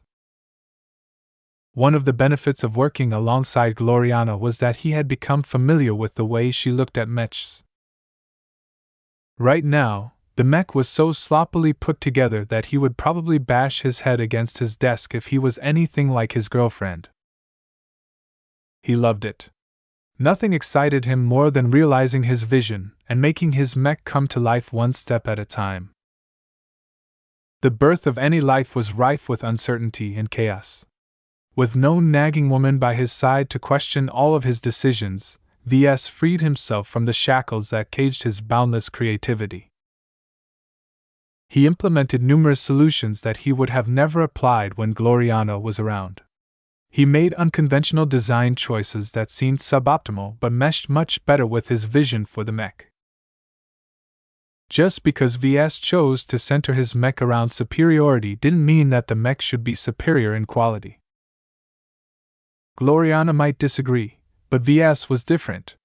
A mech like the Devil Tiger proved that his own approach worked. Some flaws weren't a big deal. Others were merely subjectively flawed to only some people. Even if Ves left behind some gaping vulnerabilities, it didn't matter as long as the overall performance of the mech was up to standard. This was the essence of his design style. Ves always prioritized big ideas over small details. With his current mech design, that meant designing a flamethrower-wielding striker mech that could scorch the competition before it got scorched in return. Ves gambled everything on the application and management of heat. If Jovi happened to design a mech that expressly countered his design concept, then so be it. As long as this was not the case, his mech should have all the opportunities available to turn the tables on its opponent. Knowing that his competition mech would face another heavily armored mech, Ves opted to choose a special flamethrower system. "I can't design a traditional striker mech," he murmured. A humanoid striker mech often possessed articulating arms and made use of an external flamethrower. However, this flamethrower was actually a huge vulnerability in a dueling environment. At the very least, riflemen mechs had ways of keeping their distance against their opponents. The chance of their rifles getting shot was not that big at range, especially if the weapon had been reinforced. However, no matter how much Ves beefed up the flamethrower, it would always be susceptible to attacks. If Jovi's mech happened to bring a shotgun, then it could easily blast the flamethrower apart, thereby winning the duel right then and there. For these reasons and more, Ves decided to apply some frontline mech design principles to his competition mech. Instead of adding hands to his mech, he instead cut them off and mounted internal flamethrowers into them. Due to the space they took up, Ves had to enlarge the rest of the arms themselves, causing his competition mech to resemble an upright gorilla. These considerable changes altered the entire balance of the mech, but with his keen understanding of battle mechatronics, he easily adjusted the overall frame. Regardless whether his competition mech would duel against a mech armed with a flamethrower or a shotgun, it was a good idea to keep all of the important parts behind a good layer of armor. Every system had to be internal. From the flamethrower modules to the propellant, Ves could not afford to expose any of it to enemies. His design choices automatically made his mech look fat and bloated.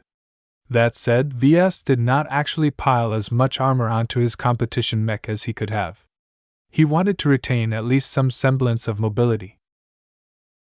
He didn't feel confident in his mech if it was too immobile. While his weighed-down striker mech design still boasted weak mobility, at the very least it should be enough to provide more tactical options to Joshua. After 2 days, the overall direction of the mech design had already been set. Despite all of the limitations, Ves managed to design a mech that was only moderately worse off than if he could still make use of his implant. "This mech design is missing something," he hummed. While everything went fairly smoothly, he vaguely suspected that sticking to convention wasn't enough to overcome a talent like Jovi. Yet the problem he faced was identical to the one that plagued him while he designed the Doom Guard. His striker mech did not possess enough capacity. Chapter 2140 Design Philosophy Grades. Having spent 2 furious days on realizing his vision, Ves felt as if his competition design lacked something. He felt the same itch whenever he felt as if his mech ideas lacked some sort of gimmick. For example, the deliverer wouldn't be so remarkable without Ylvain lending his prediction ability to the mech pilot. The Doom Guard would never have shot up from the ranks of striker mechs and form its own category if not for its terror glow. Right now, Ves felt that while his competition mech managed to meet most of his expectations, he felt he set his sights too low. "I can add more to mech design," he whispered. The problem was the lack of capacity. Choosing to center the duel around striker mechs was one of his ways of constraining Jovi. Letting this MTA mech designer design a swordsman mech or any other mech that offered a lot of skill expression was just a disaster in the making. With all of the tricks that Jovi had at his disposal, there were way too many opportunities for him to empower his mech beyond the level of an indigenous mech designer. While Ves did not regret this choice, it harmed Ves just as much. Even if competition mechs weren't required to last as long, even if Ves could tune up the performance of the individual parts to their breaking point, he still ran out of space. This was the point where he resorted to his specialty and imbued his mech design or its intended design spirit with some special feature.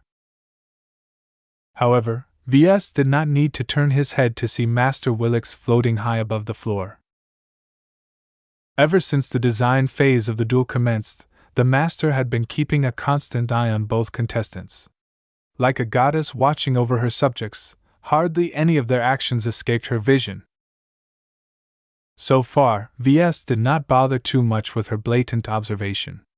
He couldn't do anything about it, and he hadn't done anything remarkable aside from concentrating his mind and imbuing a gradual amount of spirituality into his mech design. So far, the mech already acquired a rudimentary spiritual foundation. Though it wasn't nearly as deep and strong as the spiritual foundations of his serious mech designs, it was already sufficient to host a design spirit like the Superior Mother. Yet was this everything he was capable of doing? For a time, Ves slowed down his work as he began to ask himself whether he should feel resigned to this bland outcome. His sense of deprivation grew stronger. As time went by, he increasingly felt as if he was missing something essential. Without adding this extra factor into his mech design, he could forget about winning the upcoming design duel. He paused and halted his design work entirely. He stared dully at his current design, trying to do his best to pin down what it lacked. Meanwhile, above the air, Gloriana had floated next to Master Willix and joined her in observing both contestants. While Ves inexplicably paused and let precious minutes pass by, on the other side of the workshop, Jovi continued to build his design at a steady and confident pace. No matter what kind of odd conditions he faced, this was hardly the MTA mech designer's first challenge. It wasn't easy for him to become a mech designer and advance to journeyman in the halls of the MTA. The workload was incredible, the amount of knowledge he needed to master was tremendous, and he constantly had to compete over resources. Winning design duels was one of Jovi's favorite methods to get ahead of his peers.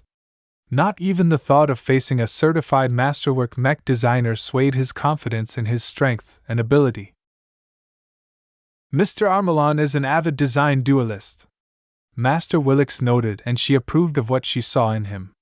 "He has dueled over 60 times, and won at least 40 of them, and hardly any one of them is weak." Gloriana widened her eyes. "How can Jovi be so strong?" "Aside from working hard, his design philosophy is very formidable. What he can do for now is just the tip of the iceberg, but even so, he can already confound many rivals. Even in the Galactic Center, his specialty has to be taken seriously." "It's that formidable? How come I haven't heard about it more?" The master mech designer sighed. "Probability manipulation touches upon some very high-level abstract concepts. There are many ways to classify design philosophies, and sorting them by subject is merely one of them. In the MTA, it is not just the subject that matters, but also the grade." This was something that Gloriana never heard of. Even when she lived at Centerpoint, she never sorted design philosophies by grades. How do you determine the grades? By difficulty, scope, ambition, and other factors. Master Willix patiently explained. Ordinarily, I wouldn't bring up this topic to a mech designer as young as you. Knowing the grade of your design philosophy is often detrimental to your development. However, since you have become a masterwork mech designer, you have already proven that you are firm in your research direction. It won't hurt to know where you stand and where other mech designers stand. The master waved her hand. In a state such as the Sentinel Kingdom, most local mech designers have developed simple and basic design philosophies. I'm sure you are already familiar with them. They don't have much ambition and they are constrained by their environment. Therefore, they merely seek to make their mech cheaper, more efficient, more resilient, and so on. While their dreams are still admirable, their limited ambition means that it is actually relatively easy to realize their design philosophies. Of course, owing to the same poor environment, it was very difficult for the local seniors to advance to master. Where do I stand? Gloriana asked. There is no objective and authoritative way to determine that. If I use my own judgment, I would rate the grade of your design philosophy as middle-high. That caused Gloriana to pause. A sense of dissatisfaction appeared on her face. Why just this? You will have to discover that on your own, Miss Woden, Master Willix replied. Don't take my word for it. My judgment is different from that of other people. In fact, in order to counteract bias as much as possible, the MTA employs a very comprehensive set of algorithms and comparisons in order to apply the exact same standard to everyone. Is the grade set in stone? Never. Mech designers, even high-ranking ones, can constantly evolve and develop their design philosophies. Sometimes their ambition swells and their grades automatically rise. Other times, they are getting on in their years and see no hope of realizing their impossible dream. By setting their sights lower, they don't have to overcome as many hurdles and have a much better chance of advancing to master. Her explanation contained a lot of implications. Gloriana had already caught many of them. I see. Higher grades are associated with difficult but ambitious design philosophies. Though the odds of breaking through are low, once you do, you can become a very powerful master. In contrast, lower grades don't require as much effort to realize, but such masters simply can't strengthen their mechs as much. That's not necessarily the case, Willix said. Low-grade design philosophies aren't necessarily weak, and high-grade design philosophies aren't omnipotent. It is all about how you use them and how you develop them. Even at master, when you develop a low-grade design philosophy to an extreme, it is enough to break any high-grade design philosophy. This confused Gloriana a bit. So when it comes to strength, the grade doesn't matter? No, though many mech designers disagree. It's a perspective problem. There are different thoughts on this matter. Because it is less arduous to realize a low-grade design philosophy, there are many masters who barely make the cut. This has caused the average strength of their group to be quite low. Yet I personally know of many so-called low-grade master mech designers who have come close to reaching the threshold of star designer. Once you reach this height, the grade of your design philosophy is no longer an accurate measure of your strength. This revelation shocked Gloriana. What Master Willix touched upon was far too high level for a young journeyman like her to know. She automatically inferred the situation of mech designers with high-grade design philosophies. If I am guessing this right, then high-grade design philosophies are so ambitious and difficult that not a lot of masters with them have broken through. However, once they do, the performance of their mechs are substantially more powerful because they are able to perform much greater miracles. Is that right? Willix nodded. This act of performing miracles, as you say, is much more drastic at the master level. You can view it as an amplification of sorts. How strong your design philosophy is when you are a senior will directly affect how strong it is when you become a master. That said, many mech designers dream of realizing a powerful design philosophy, but few are able to do so within their lifetimes. The few that do are all monsters, Gloriana summed up. I see. Even though the group of high-grade masters are small, because their average strengths are so high, it is not difficult to develop the idea that high-grade design philosophies are better. Obviously, Master Willix disapproved, otherwise she wouldn't have led Gloriana to this conclusion. If it is not presumptuous of me to ask, where does your design philosophy stand? My specialization is gravity systems, and it sounds exactly as boring as you think. The MTA officially categorizes it as a medium-grade design philosophy. Willix smirked. Yet I have not taken any notice of the insults and disparagements I've received. I have worked diligently while exploring additional applications of my design philosophy in order to raise the performance of my mech designs. Nowadays, I can call myself an equal to many high-grade masters. Her status at Halcyon Citadel was high because of that. Not a single resident master at Centerpoint looked down on her and her modest-sounding specialty. Gloriana looked even more impressed at Master Willix. In her eyes, this MTA master was practically a role model to her. Even if Willix wasn't as exceptional as her rivals, she had long overtaken many of them and continued to make progress even to this day. What about Ves and Mr. Armelon? Willix turned to Jovi, who was still making a brisk amount of progress. One of the factors that I have left out is the difficulty of developing a design philosophy. The higher grades are much harder to formulate and internalize. An exceptional design philosophy such as probability manipulation is ranked as a superior grade design philosophy. This means the requirements to adopt it are extremely demanding. I dare say that in the entire Yena star cluster there is no one else who can specialize in this strange field. Doesn't that mean that it becomes harder for a master to develop personal disciples? Partially, Willix admitted. It takes a very specific person to develop a high-grade design philosophy. The odds of a mech designer meeting all of the requirements naturally is small, but that is when nobody interferes. If a master wants to nurture a personal disciple, he can always mold a student.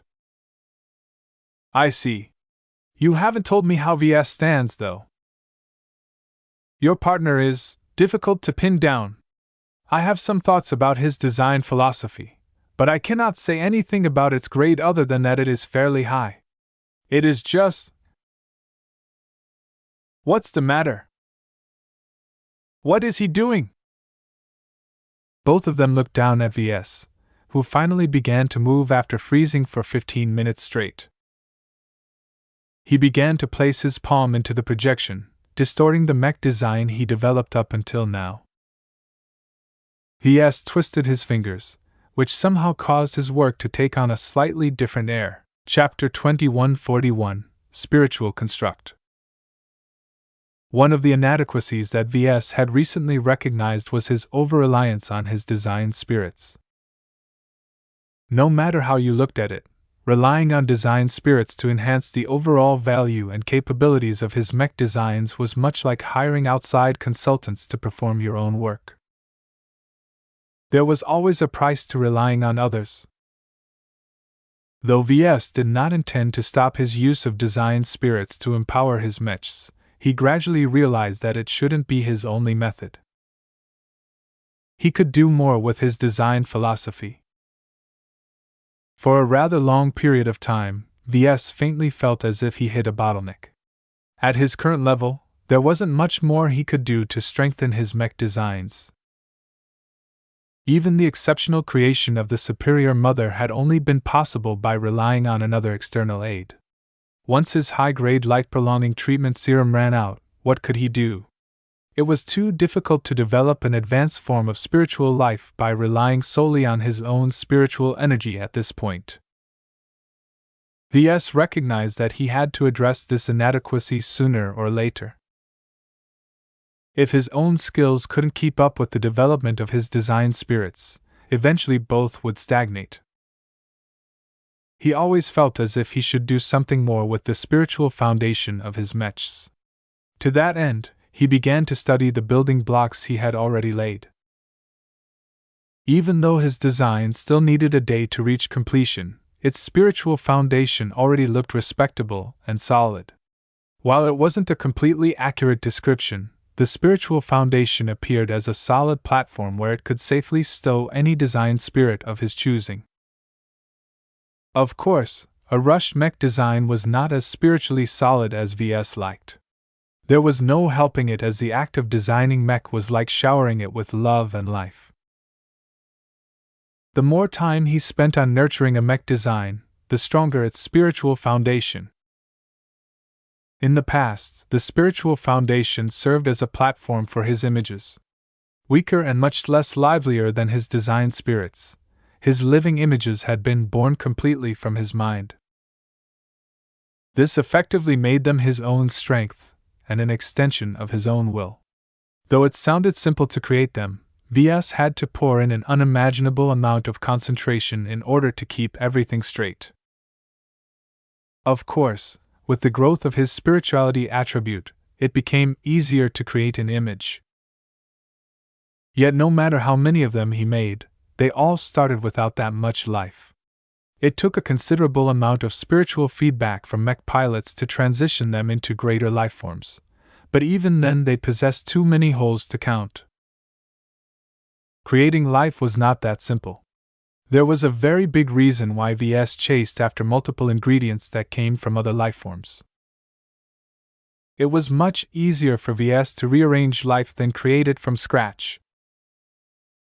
However, now that he thought about it, creating a fully fledged spiritual life form without relying on spiritual fragments sounded like a very useful ability to have. This might even be the key to advancing to senior or master. "I'm too far away from that, though," he muttered dejectedly. Yet as he studied the spiritual foundation of his competition mech, Ves began to develop the notion that even if he couldn't create new life, what about stuff that wasn't alive? It wasn't as if he attempted it before. Inspired by spiritual engineering, he had already attempted to form constructs with his spiritual energy. From spiritual hammers to spiritual knives, these lifeless constructs acted as his tools whenever he wanted to accomplish something. "It's just that they disappear when I lose my concentration." His spiritual projections had to be actively maintained. Once he relaxed, his spiritual projections broke down into a disorganized collection of spiritual energy. Would the same happen with the spiritual foundation of a mech? Not necessarily, but he hadn't paid enough attention to the spiritual foundation of his mechs. He treated it as a bed for his design spirits, nothing more. Yet now that he looked at it, they seemed remarkably bland and boring to his eyes. Compared to real spiritual engineering, the spiritual foundations of his mechs were no better than empty ground. Certainly, by themselves, the spiritual foundation laid the groundwork for the X factor of a mech. However, they were so simple and uniform that Ves began to think he had been wasting its potential for a very long time. It was like he was staring at an empty plot of land. There was nothing on the plot except for grass and soil. This was hardly a nice place for his design spirit to live in. Being forced to sleep out in the cold and lacking too many amenities meant that his design philosophies needed to do all of the heavy lifting. What if Ves tilted the balance back to the spiritual foundation of his mechs? Making it stronger by injecting more thoughts and energy into it only resulted in a more solid plot of land. No matter how high the quality reached, it was still a barren sight. What Ves truly needed to do in his opinion was to develop the land. He had to bring in some materials or take it from the existing plot of land in order to build something. At the very least, a simple bench or a tent could do wonders in diversifying the spiritual foundation. Of course, All of the talk about plots of lands and building tents was nothing more than an analogy that helped him put the problem in perspective. The main point was to see if he could transform the spiritual foundation into something more interesting. He began to reach out his arm in order to visualize what he was about to do. He wanted to manipulate the spiritual foundation. He started off with something simple. He took a piece of the foundation and molded it into a suppressor. He wanted to suppress the superior mother's tendency to look down on boys. While Ves had no doubt that Joshua was flexible enough to adjust to any design spirit, it would still make life easier for him if the superior mother didn't treat him like a baby. Though he wasn't exactly sure how to make a suppressor, he let instinct and prior experience guide his efforts. Eventually, he felt as if he accomplished something. The moment he completed his endeavor, the spiritual foundation of his mech suddenly became remarkably less hostile towards boys. Ves widened his eyes. This was an exceptional result, yet it took relatively little effort to achieve. Usually, he had to create entire new mech designs or blend several fragments and motes together in order to achieve a change. Yet now, he just managed to accomplish something profound by actively developing the foundation. However, the biggest test was yet to come. When Ves drew back, he didn't even had to lift his concentration to see that the construct fell apart. It was as if he dug up some soil and created a sandcastle, only for the wind to scatter it into pieces. Damn it! The spiritual foundation turned back to normal once this occurred. The changes he made were temporary. For some reason, his efforts didn't stick. Though this problem plagued him longer, this time he felt he should be able to do something. He had tried this before with his own spiritual energy, but that was different from the spiritual foundation. He began to experiment further, forgetting that he was wasting precious minutes that he could have used to flesh out the technical mech design further. He became so enthralled by the idea that he was convinced he could accomplish something. Maybe I need to change my approach. What was a spiritual foundation? It was the imaginary bedrock of a design. It spiritually embodied his vision for his mech design. The more he designed his mechs with focus, the more he shaped and grew its spiritual foundation. This was why even if he didn't instill his mech designs with any design spirits, they still exhibited some X factor. Ves recalled the time where he had reached a bottleneck in the X factor. Instead of developing the spiritual foundation further, he entered a crooked path and resorted to borrowing power from design spirits instead. While he didn't regret his choice, he knew that he could have eventually achieved some results if he kept on developing his original path. Well, I think I'm getting closer. He had to go over all of his theories and assumptions on the spiritual foundation. Eventually, he came up with a hypothesis. If he wanted a construct to stick, then it had to match the character and attributes of the spiritual foundation. Once Ves developed this theory, he twisted his fingers and began to shape a different construct. He knew what he did wrong previously. By suppressing an existing attribute or introducing a new aspect, he deviated from the original framework of his vision. If he wanted to make something stick, he had to create something that the spiritual foundation actually supported. Right now, the strongest trait of this mech design is superiority. Superiority was the central theme of his striker mech design and his best hope of defeating Jovi's inscrutable specialty. So how could he make it stronger? Ves stumbled upon an idea. He molded a portion of the spiritual foundation and turned it into a facsimile of the statue of the superior mother. Even though it wasn't a complete match of the real statue, the likeness was close enough for his purposes. He didn't settle for this. He applied another idea as well, one that sounded very counterintuitive. Ves began to concentrate even more and began to apply his special trick to separate certain spiritual attributes. Right now, he wanted to draw out every attribute related to superiority and stuff it into the statue. Under normal conditions, it was very hard to keep spiritual attributes isolated. They had a tendency to diffuse like gas in the air. When Ves attempted to corral all of the superiority attributes in a random location, they faintly repelled each other, as if they all shared the same charge. Yet once he put them into the spiritual statue, it was as if they encountered the opposite charge. They're sticking in place! The moment the superiority attributed spiritual energy entered the statue, it began to stick to its shape, causing the entire construct to become more spiritually active and powerful. When Ves tentatively drew back, the construct remained erect. It was as if the plot of land suddenly hosted the statue of the superior mother.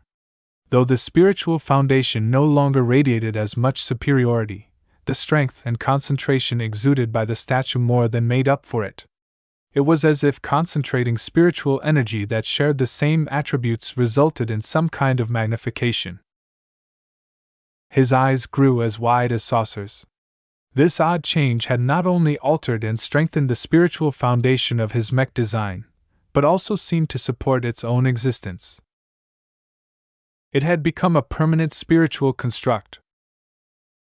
Even after Ves completely withdrew for a time before coming back, the construct showed no sign of dissipating or breaking apart.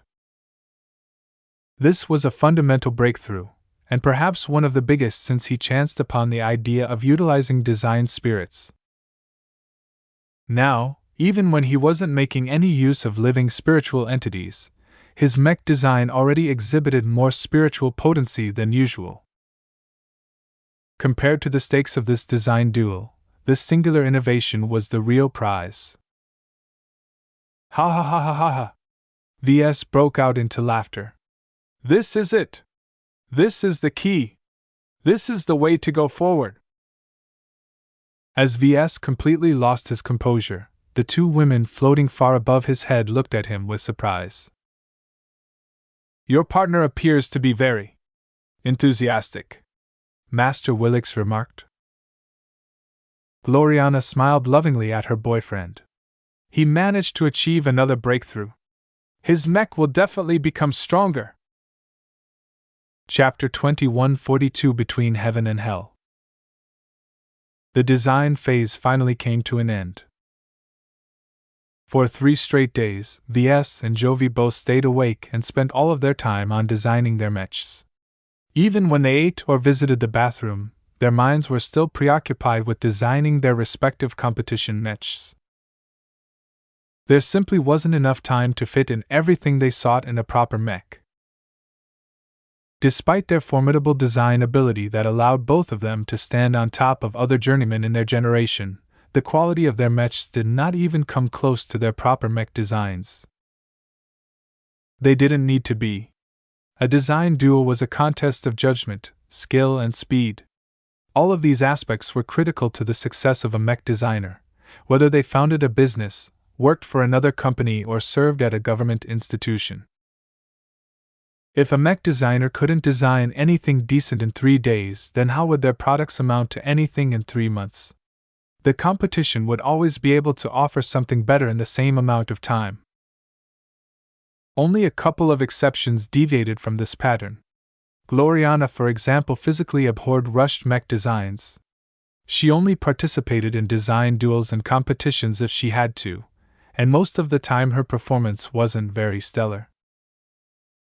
Ves took a very brief nap before he spent 2 days on fabricating his striker mech at a very rapid pace. In contrast, Jovi simply uploaded his design schematics to the materializer aboard the ubiquitous Force before pressing a single button. Though the frigate's materializer couldn't compare to Industrial Fabricator, a third-class mech made predominantly with simple materials only took less than half an hour to finish. Even Ves felt envious when he heard how quickly Jovi created his mech. Of course, to him, nothing beat the act of building up a mech step by step. When Ves met with his girlfriend at a closed arena set aside for the duel, she offered him a strained smile. "Your design choices are very interesting," she began. "You sure like to play with fire, do you?" He shrugged. "Striker mechs don't offer much room for versatility, and with such a low budget I had to make some very hard choices. Piling up on armor is prohibitively expensive, so I focused on offense and a little mobility instead." As a result, he came up with a fairly mobile striker mech, though calling it mobile was stretching it. While it was capable of outmaneuvering other defensive mechs, his machine could forget about outracing a light mech. The two chit-chatted a bit before Jovi arrived at the balcony overlooking the dueling arena.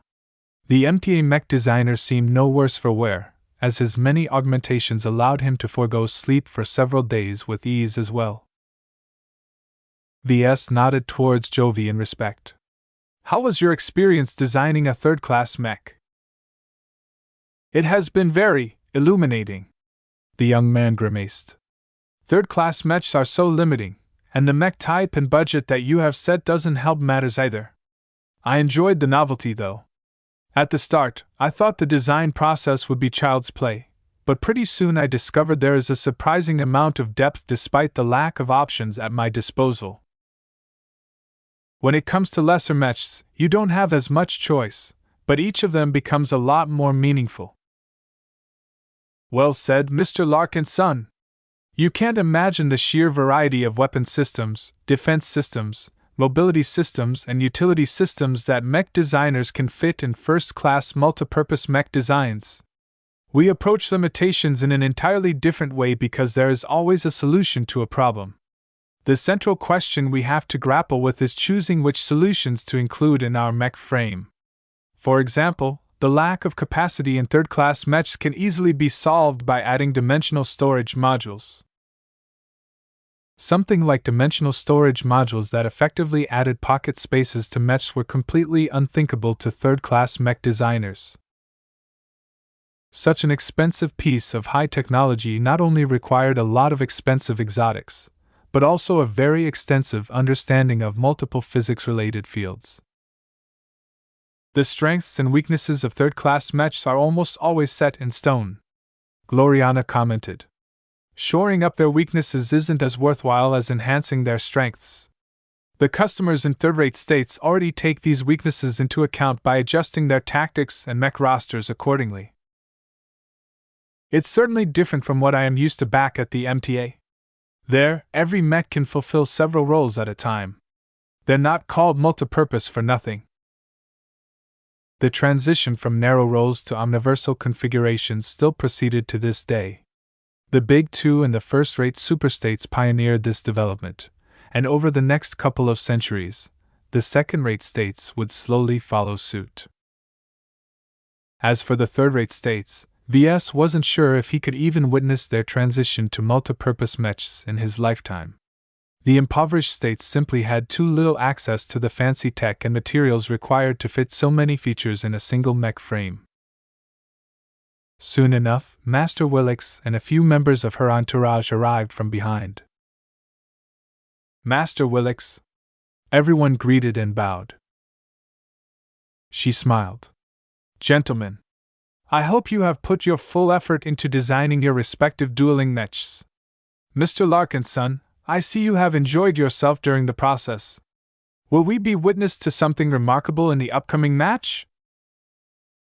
"I hope so. I came up with some new tricks and decided to try them out on the spot." There is not much assurance in that answer. "Even I don't know how my latest tricks will perform." He shrugged. The master turned to Jovi. "As for you, Mr. Armelon, it is clear that your familiarity with third-class mechs is quite shallow. Do you have any intentions of designing more third-class after this experience?" This was a difficult question to answer for Jovi. He didn't dare to lie to an eminent master. "While I wish to broaden my horizons, I can't lose sight of who I am and what I would like to pursue. Just like third-class mechs, It is better to deepen my strengths than to compensate for my weaknesses. Perhaps later, when I have made more accomplishments in my primary fields, will I have the time to address the limitations I've experienced in the last few days. Your development is completely in your hands. We at the MTA do not force journeymen like you down a proscribed path. We merely point out the different ways you can arrive at your destination and let you decide from there. Let me just tell you that being in a hurry is not always beneficial to your chances of advancing to master. I understand what you are conveying, but I respectfully disagree, Master. It took a lot of courage to stand up to a master, but when it came to their own progression, mech designers such as Jovi had already made up their minds. Master Willix merely nodded in acknowledgement before turning to one of her subordinates. Please inform the champions to enter the arena. Everyone at the balcony watched as the striker mechs designed by Ves and Jovi finally entered the arena grounds. Both mechs gleamed in the light as their bare metal surfaces lacked any adornments. Even coating the mech was a waste of time, especially when the enemy mech would certainly be able to ruin it all within minutes with their wide-area weapons. Due to its advantage in mobility, the mech designed by Ves reached its assigned spot first. The mech had become a bit leaner than Ves initially sketched. While it still looked fat and heavy compared to an average mech, it was clear to everyone that his striker mech unavoidably sacrificed protection. What's its name? The Purgatory Anva, Ves answered. Master Willix raised an eyebrow at that. In some legacy religions, purgatory is a state of afterlife that sits between heaven and hell. Isn't that where people go who aren't evil enough to go to hell, but don't quite qualify to go to heaven? Correct, Miss Woden. It is in purgatory where this group of deceased are gradually purged of their sins. Once their souls are purified, they are ready to pass through the gates of heaven. On the surface, the mech appeared as if it was the one doing the purging rather than being subjected by it. With its thick arms that was largely made up of embedded flamethrowers, the Purgatory Anva looked more than ready to purify anything in its way with cleansing flames. Jovi's mech took its place as well. When Ves studied what his opponent had designed, he reacted with surprise. Of all of the possible configurations he could have chosen, Jovi opted for a mech that was similar to the Purgatory Anva. The large, flamethrower-wielding mech was capable of dishing out plenty of heat, while resisting it in turn. Different from the Purgatory Anvu, Jovi's mech obviously sacrificed firepower and mobility for defense. The mech itself was substantially more massive. Due to budget constraints, Jovi opted to clad his mech with very thick armor plating. All of this mass not only granted his machine a high heat capacity, but also offered decent protection against physical damage. The mech's mobility did not appear to be very great, but Ves noticed that Jovi had implemented a very unusual-looking pair of legs. Alongside this change, the mech's lower torso was almost completely circular, and Ves noticed something peculiar about the skirt of armor placed around the lower belly. Underneath this loose skirt was a partition that allowed the mech to rotate its upper body. The torso can spin 360 degrees, Ves gasped. This meant that even if the mech wasn't able to traverse distance quickly, it could nonetheless keep rotating its upper body so that its front always faced a mech that tried to circle around its flanks. This change partially countered the increased mobility that Ves imparted to the Purgatory Anva. He had actually hoped that Jovi would design a relatively immobile mech. If that was the case, then Joshua could circle his Purgatory Envoy around the enemy mech and savage the more vulnerable rear with flames. Now, it became clear that this wasn't possible when both mechs were in peak condition. Jovi looked proud at what he managed to accomplish. I had a hunch you would come up with a mech like the Purgatory Envoy. While I could have designed a mech that expressly countered yours, I wanted a challenge, not a beatdown. I designed the Fortunate Devil in order to beat you fair and square. What Jovi claimed was that he did not wish to exploit the advantage of natural counters. If he truly knew that Ves would design a flamethrower-wielding heat-resistant mech, then the Mech Designer could have paired his mech with a shotgun instead. Are your hunches that strong? Ves narrowed his eyes at Jovi. If my hunch is wrong, then so be it. I can't be right all the time. After a final check, both mechs were cleared for battle. Everyone fell silent as the Purgatory Envoy and the Fortunate Devil faced each other. Within the cockpit, Joshua Larkinson had initially been a little nervous, but became increasingly more excited. What an amazing glow! He gasped. So this is what the Patriarch has achieved with his ritual. The Superior Mother's glow immediately meshed with the young mech pilot. Though it took some time for Joshua to tune his mindset, his research on hexers along with the advice provided by Ves allowed him to find the best way to immerse himself in his mech. I am the sun, and the mech is my mother. Together, we will cleanse this devil of its sins. To Ves, the glow of the Purgatory Envoy had gradually grown stronger. Though Ves did not add a third eye to the mech, he would have imagined it glowing like a beacon as Joshua became increasingly more intertwined with the Superior Mother. Commence the duel! Master Willix finally announced. The fighting phase began explosively. Both mechs approached each other while already firing their flames at full blast. The Purgatory Envoy's flamethrowers spewed torrents of blue, while the Fortunate Devil responded with flames of red. Chapter 2143 Cheating Reality. A fiery clash commenced. Despite their similarities, the Purgatory Envoy and the Fortunate Devil both adopted different concepts. The striker mech designed by Ves already turned into an aggressive machine in the hands of Joshua. Due to its lack of armor, the Purgatory Envoy needed to take the initiative in order to create its own advantages. Standing in place and forcing the duel to devolve into a battle of attrition would definitely play in the hands of Joshua's opponent. In contrast, the Fortunate Devil could afford to be patient. While its mobility was garbage and its flamethrower was a little weak, the mech was clad with armor from top to bottom. As Ves studied Jovi's handiwork, he recognized that his competitor was a very tough nut to crack. Though the rear armor of the Fortunate Devil was not very impressive, as long as its rotating torso could keep up with the circling attempted by Joshua, it was impossible to exploit its main weakness. What a very tough mech! Ves commented. Outlasting an opponent is also a way to win, Jovi confidently responded. To be honest, I had a lot of difficulty adjusting to the limited capacity of my mech. I figured the only way to get some space was to make everything bigger. The Fortunate Devil was taller and thicker than the Purgatory Envoy. Already, its substantial mass showcased its advantages by resisting and spreading all of the heat inflicted by its opponents throughout the rest of its frame. What a powerful heat-conducting armor system! Ves gasped.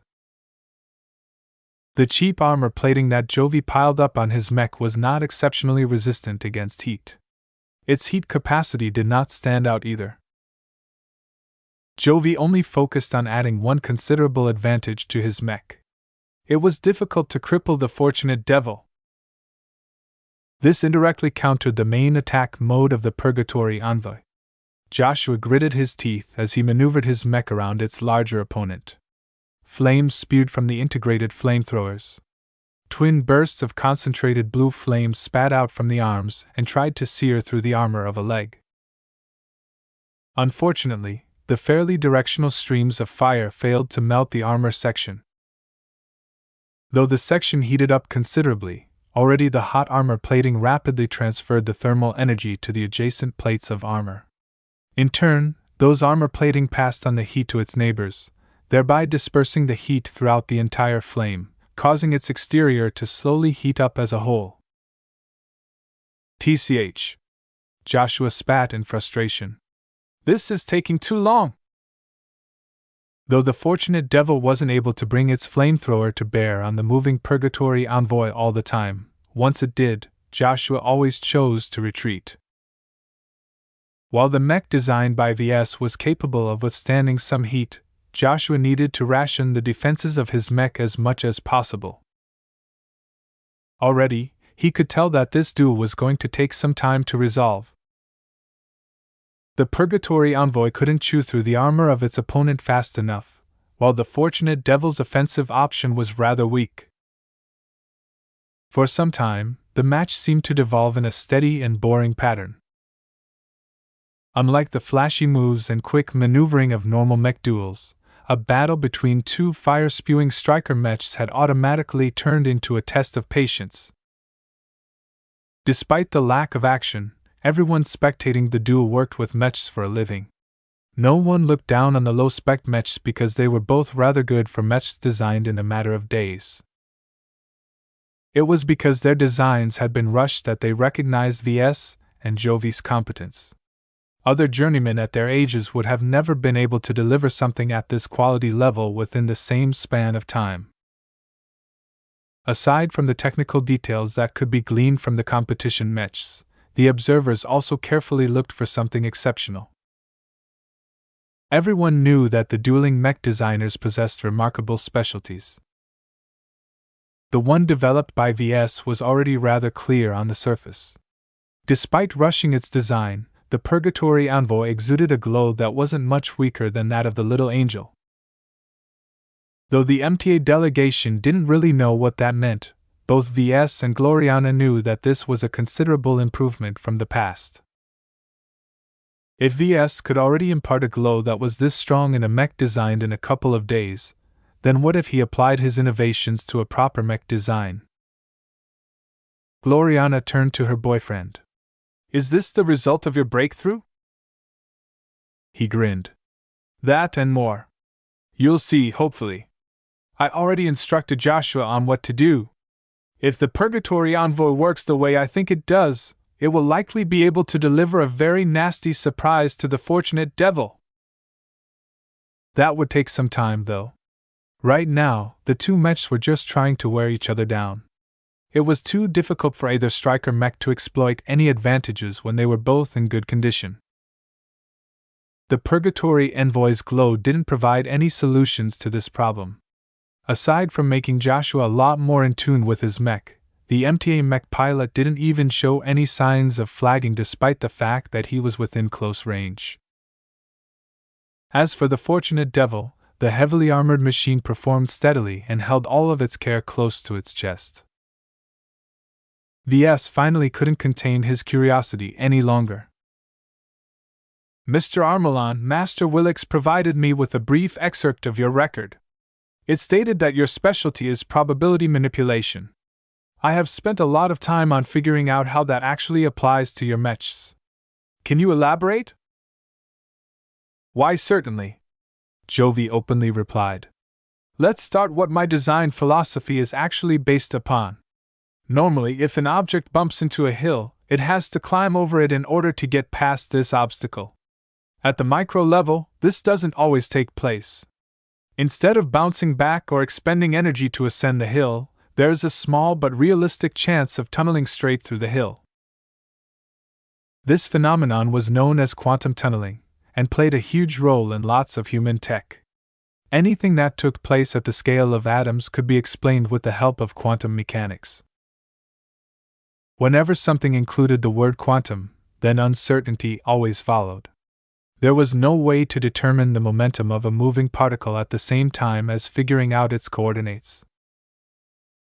This involved some very complicated concepts, but to put the long story short, reality constantly rolled an endless amount of very tiny dice in order to run itself. "What does quantum tunneling have to do with your specialty exactly?" Ves asked. He had some suspicions, but he wasn't certain about any of his guesses. Jovi seemed to know that. This wasn't the first time he dealt with confusion. He waved his hand towards the arena. By now, the two mechs had made some progress.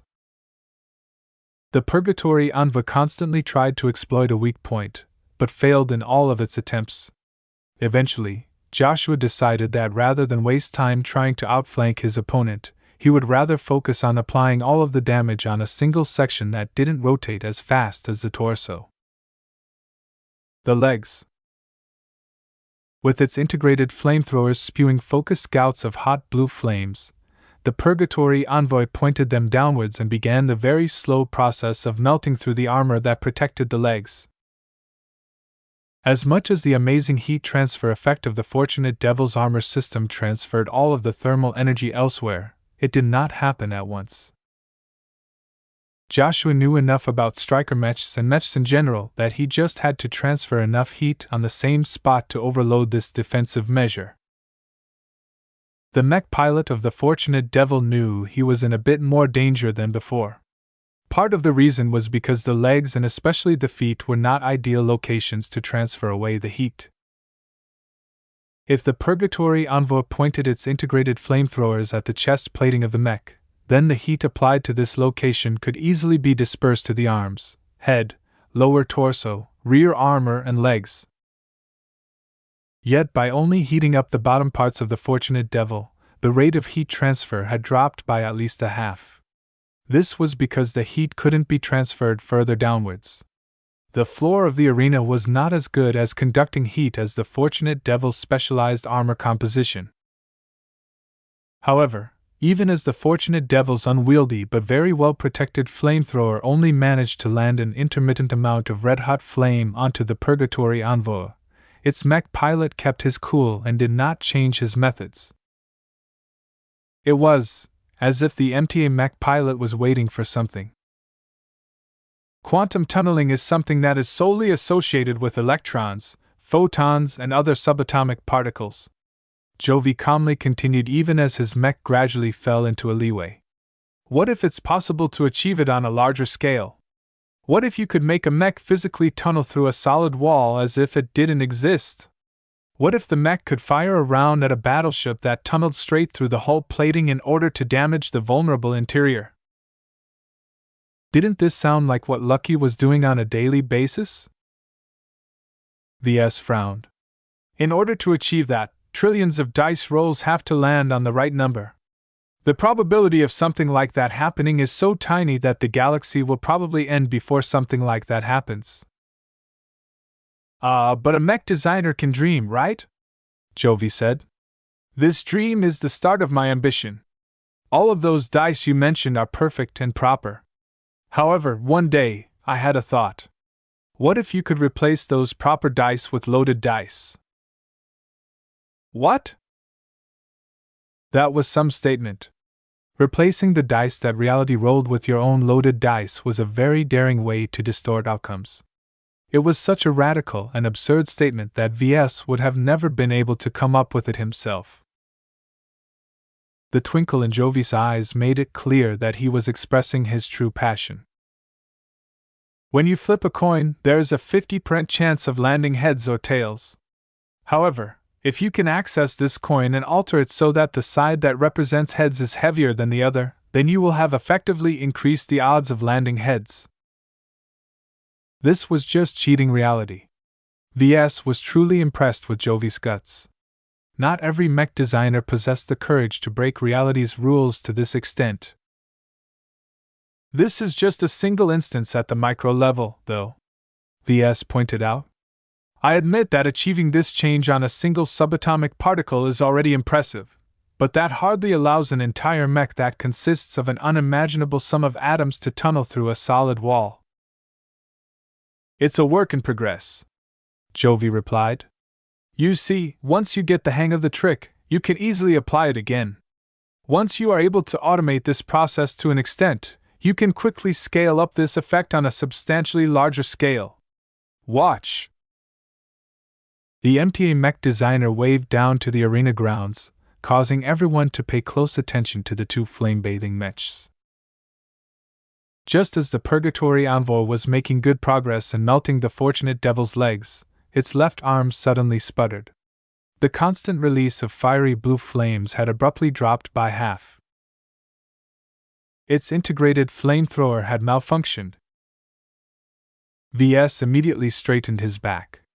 That's impossible! He knew his mech design the best. Though the fortunate devil's flamethrower had inflicted plenty of damage on the left arm, Ves deliberately made it resilient to heat. Considering its surface damage, the left arm still had a long way to go before its internals started to reach a critical heat state. This is the result of my design philosophy, Jovi proudly declared. As long as there is an infinitesimally small chance of malfunction, it can be amplified. What a horrible effect! Probability manipulation turned out to have a lot more punch than Ves expected. Chapter 2144A Cleansing. As Joshua hastily adjusted the purgatory envoy's movements in response to its malfunctioning left flamethrower, he momentarily lost his composure. While he wasn't a mech designer, he still knew a thing or two about the physical properties of mechs. According to the internal diagnostics of his mech, its flamethrower had been quite far from reaching a critical damage state.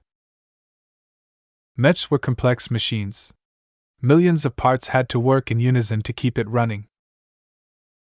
Even for a brand new mech that had recently rolled off the production line and passed NTA certification, there was still a chance for one of its parts to malfunction. The best a mech company could do was to make as little mistakes as possible during the fabrication process.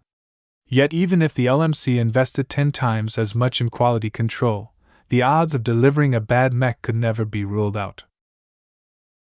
This was simply how machines worked.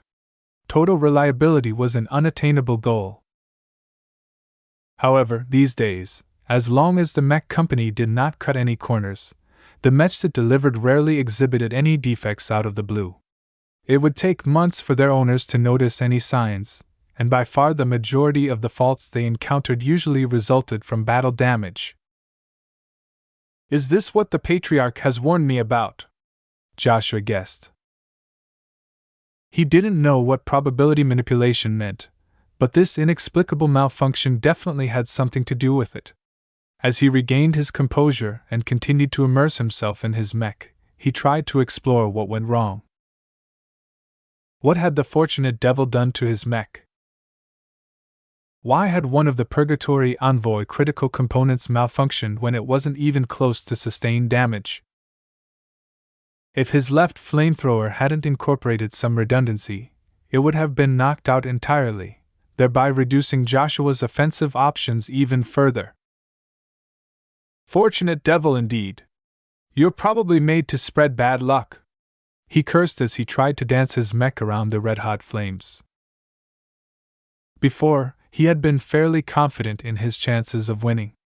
As long as his mech retained enough functionality, he could steadily melt down the fortunate devil's legs.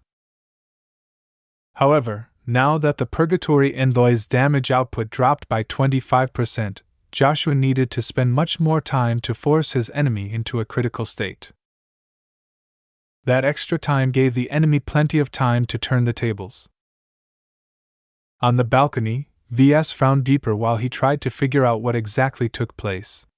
How was it possible for the fortunate devil to induce an inexplicable malfunction on his mech? I'm a bit surprised, though, Jovi remarked. Why? Your mech is actually holding out longer than I thought. According to my estimates, your Purgatory Envoy should have suffered numerous faults by now. How is your mech able to hold out so well? Is your glow that powerful? Before this match, Ves didn't know how Jovi's design philosophy actually worked, so he applied a bunch of possible countermeasures to his mech design. One of them was adding a superiority-oriented glow to the mech.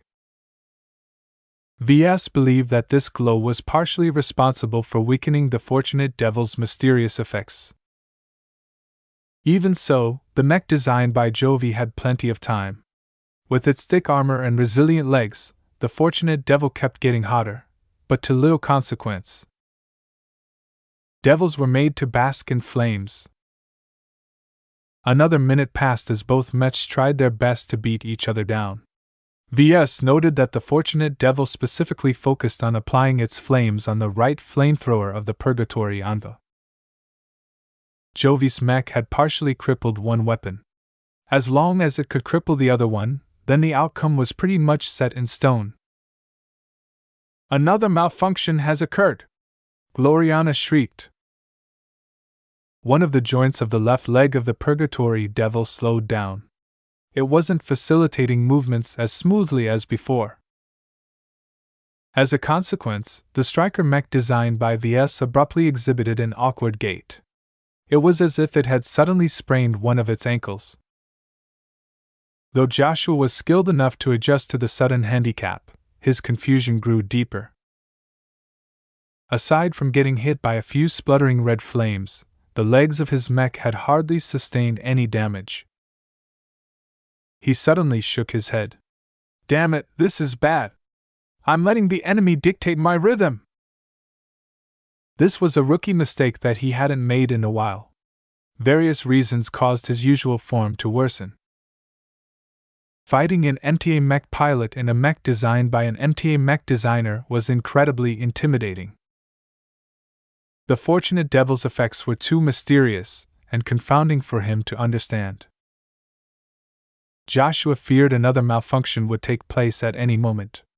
If the part that malfunctioned was critical enough and if the timing was very bad, the match could be decided right then and there. The Patriarch is counting on me. I can't lose, he reminded himself.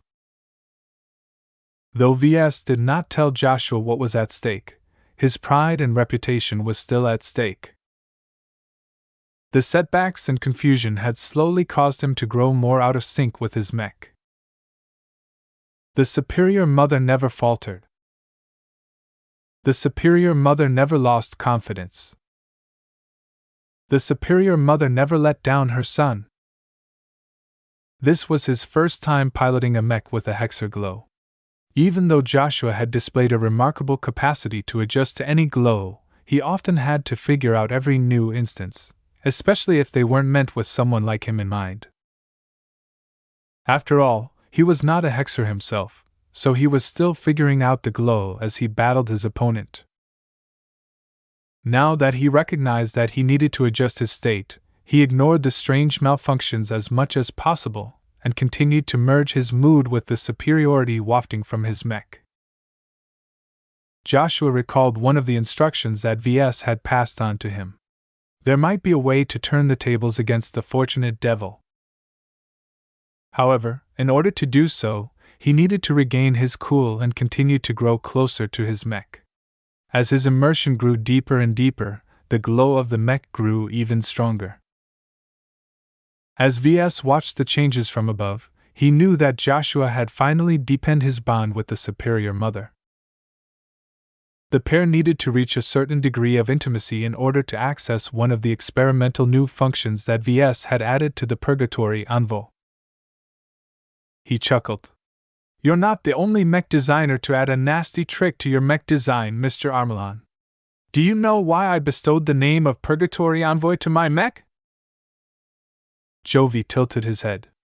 Is it because your mech comes armed with powerful flamethrowers? Heh. It's more than that. See for yourself. As the battle continued to tilt against the Purgatory Envoy, Joshua had finally immersed himself deep enough to find the functions that VS had hidden into the mech. There's two of them. Which one is the right one? I'm pretty sure that this one is what I need. The two mechs continued to rain flames onto each other. The MTA mech pilot exhibited a great amount of patience. With its awful mobility, there was no point in moving around or performing any superfluous actions. As long as he fought steadily, the mech itself would inflict all of the critical damage. He had been waiting for the Purgatory Envoy to exhibit a third malfunction. It was only a matter of time before it happened, and the fortunate devil had plenty of time at its disposal. The Purgatory Envoy shrieked. It had finally happened again. This time, the malfunction was a bit more serious than the previous ones. The Striker Mech's engines exhibited a tiny problem that nonetheless resulted in a rather noticeable drop in motion. It was as if the mech designed by VS had suddenly grown tired and old all of a sudden. The speed of the mech dropped again, causing the fortunate son to land a lot more flames onto its target.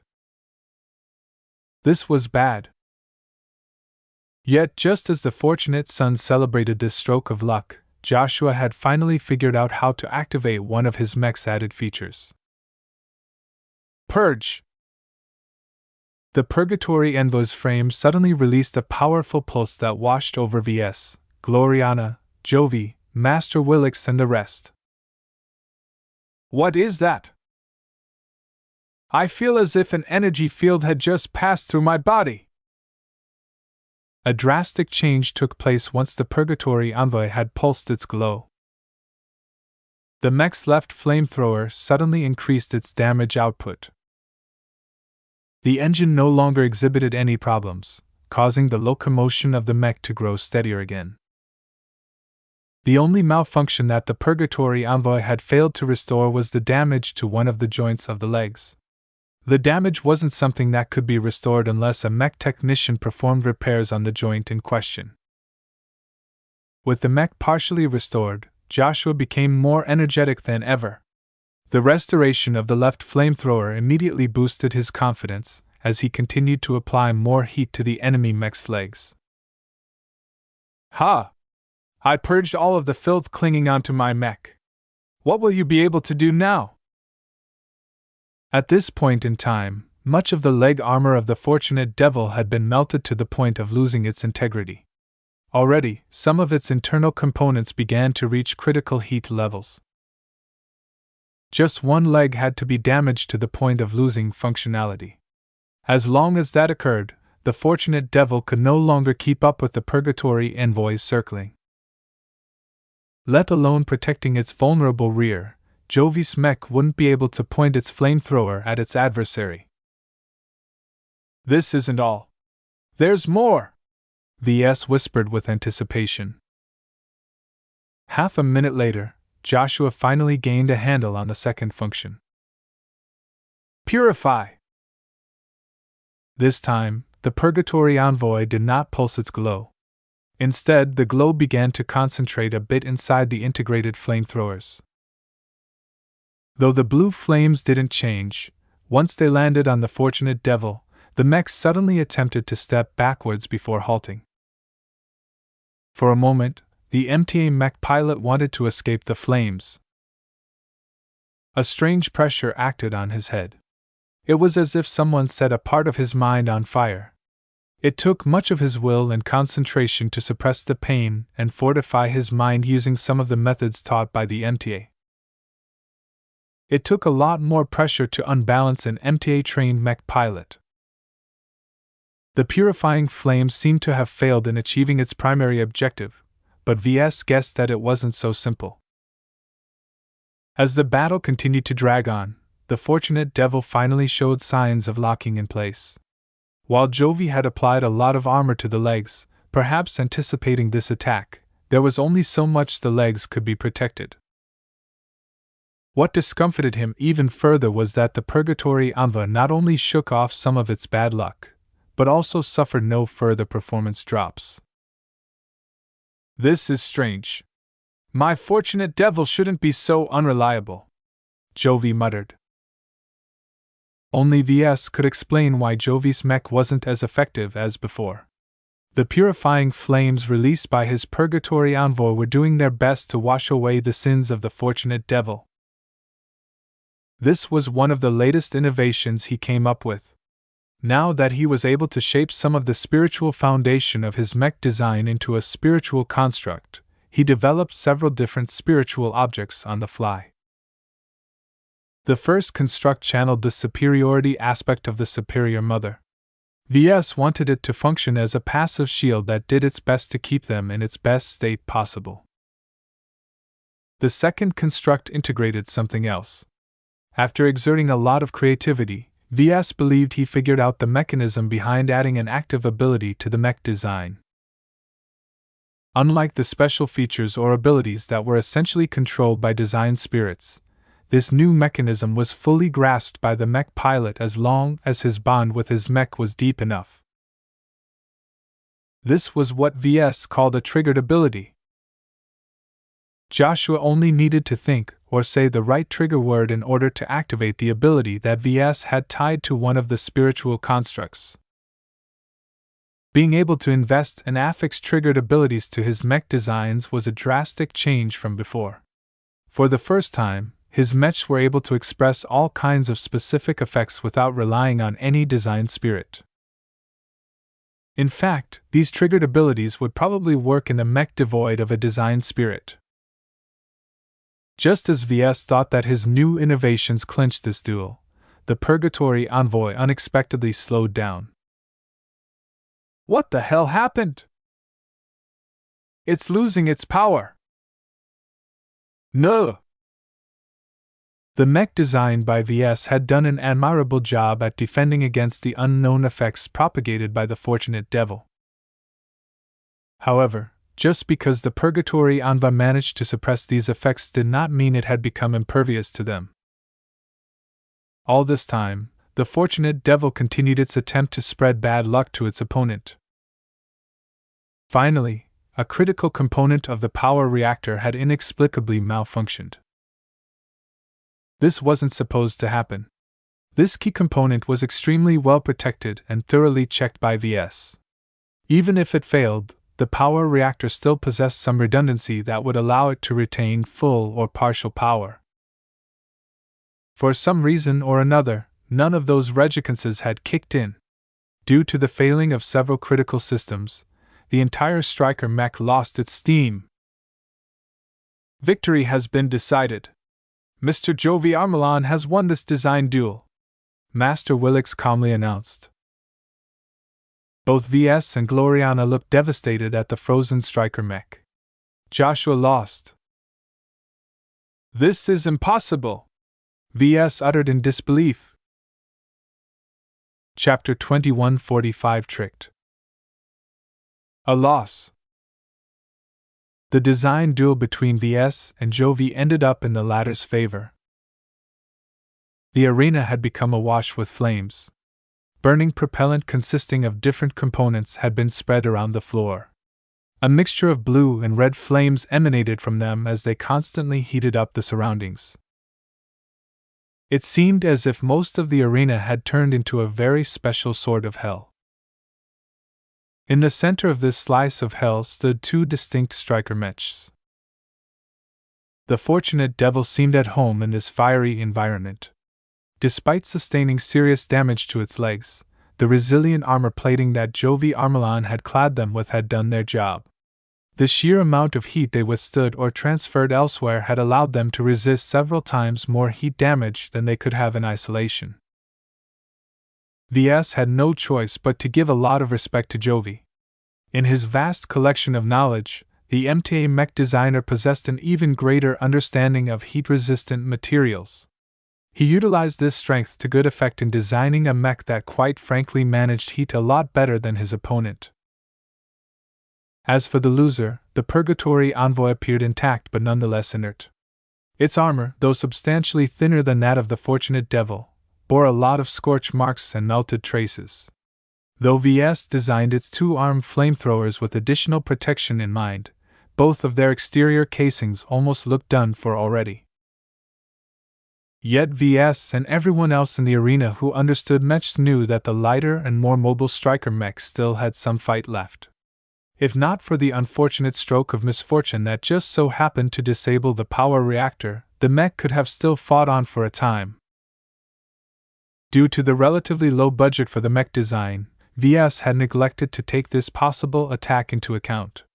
When he initially allocated the budget, he spent most of it on the flamethrowers, the mech engine, and the armor system.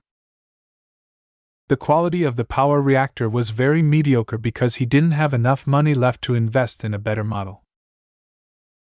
A Striker mech did not demand that much power anyway. Unless it had a flight system, all the power reactor did was run various electrical systems such as sensors and more importantly power the mech engine and every other locomotion system. While that already demanded a lot of power, the power reactor could still keep up with existing demand. It would have been another story if Ves mounted energy weapons such as laser rifles onto his mech. Ves never expected the relatively well-protected power reactor to become the main reason for his loss today.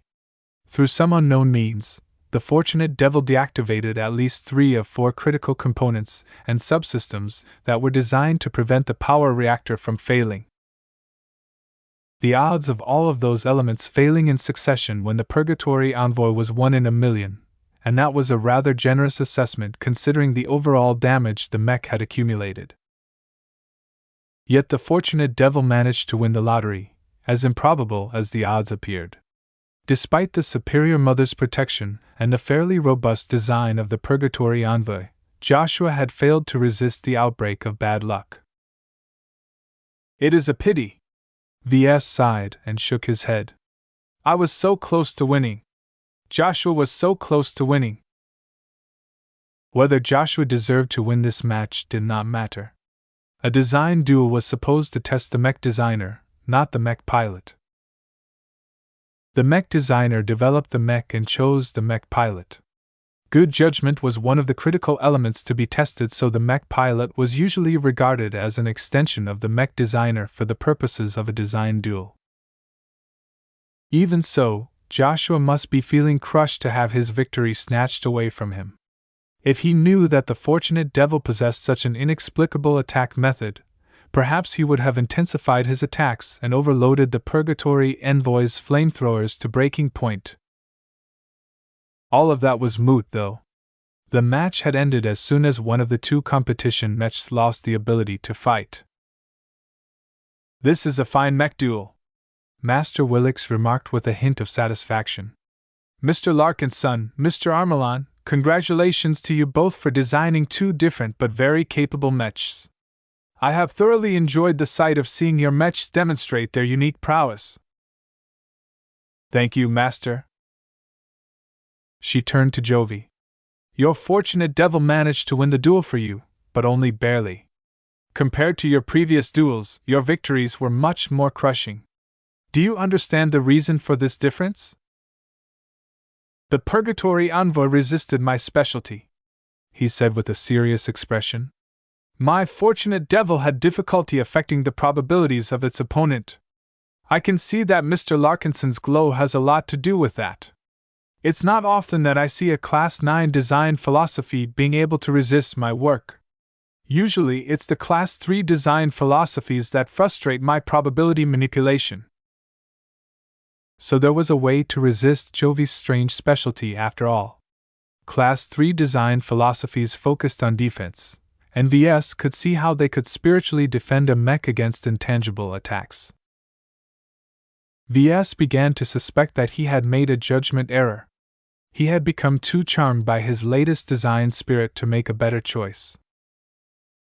He should have chosen Kalankso instead of the Superior Mother. While Ves wasn't sure whether the sacred god was capable of resisting Jovi's specialty, she probably had a much better chance of doing so than a more all-round spiritual entity. Master Willix turned to Ves. "Do not take your loss to heart. Your mech has fought hard and showcased much of your potential.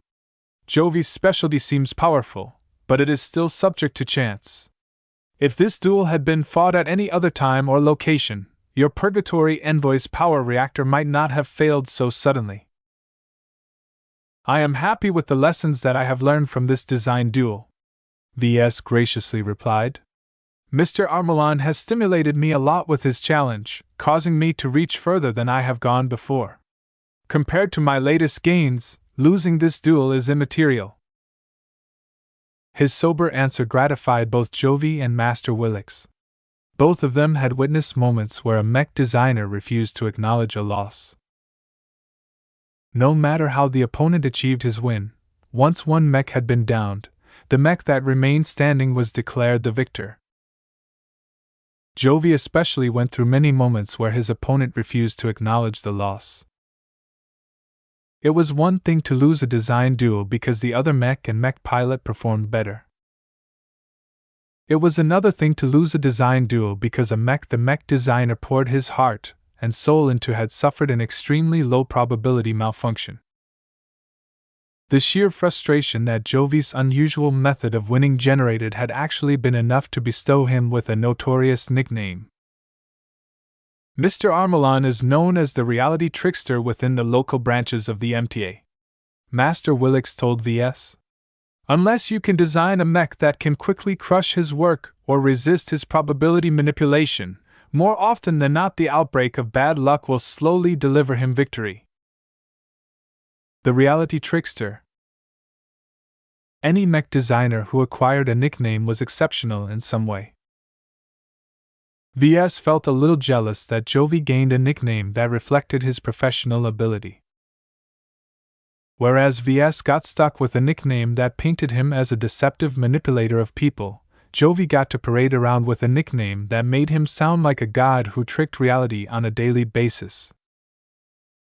Society was so unfair. He coughed and briefly shook his head. He calmly approached Jovi and stretched his arm. Both journeymen cordially shook each other's hands. Congratulations on your victory. It was a hard battle. You didn't make it easy for me, Mr. Larkinson. Smiles began to appear on their faces. Neither of them were dissatisfied with the outcome. Jovi managed to score a victory against the youngest masterwork mech designer of the star cluster.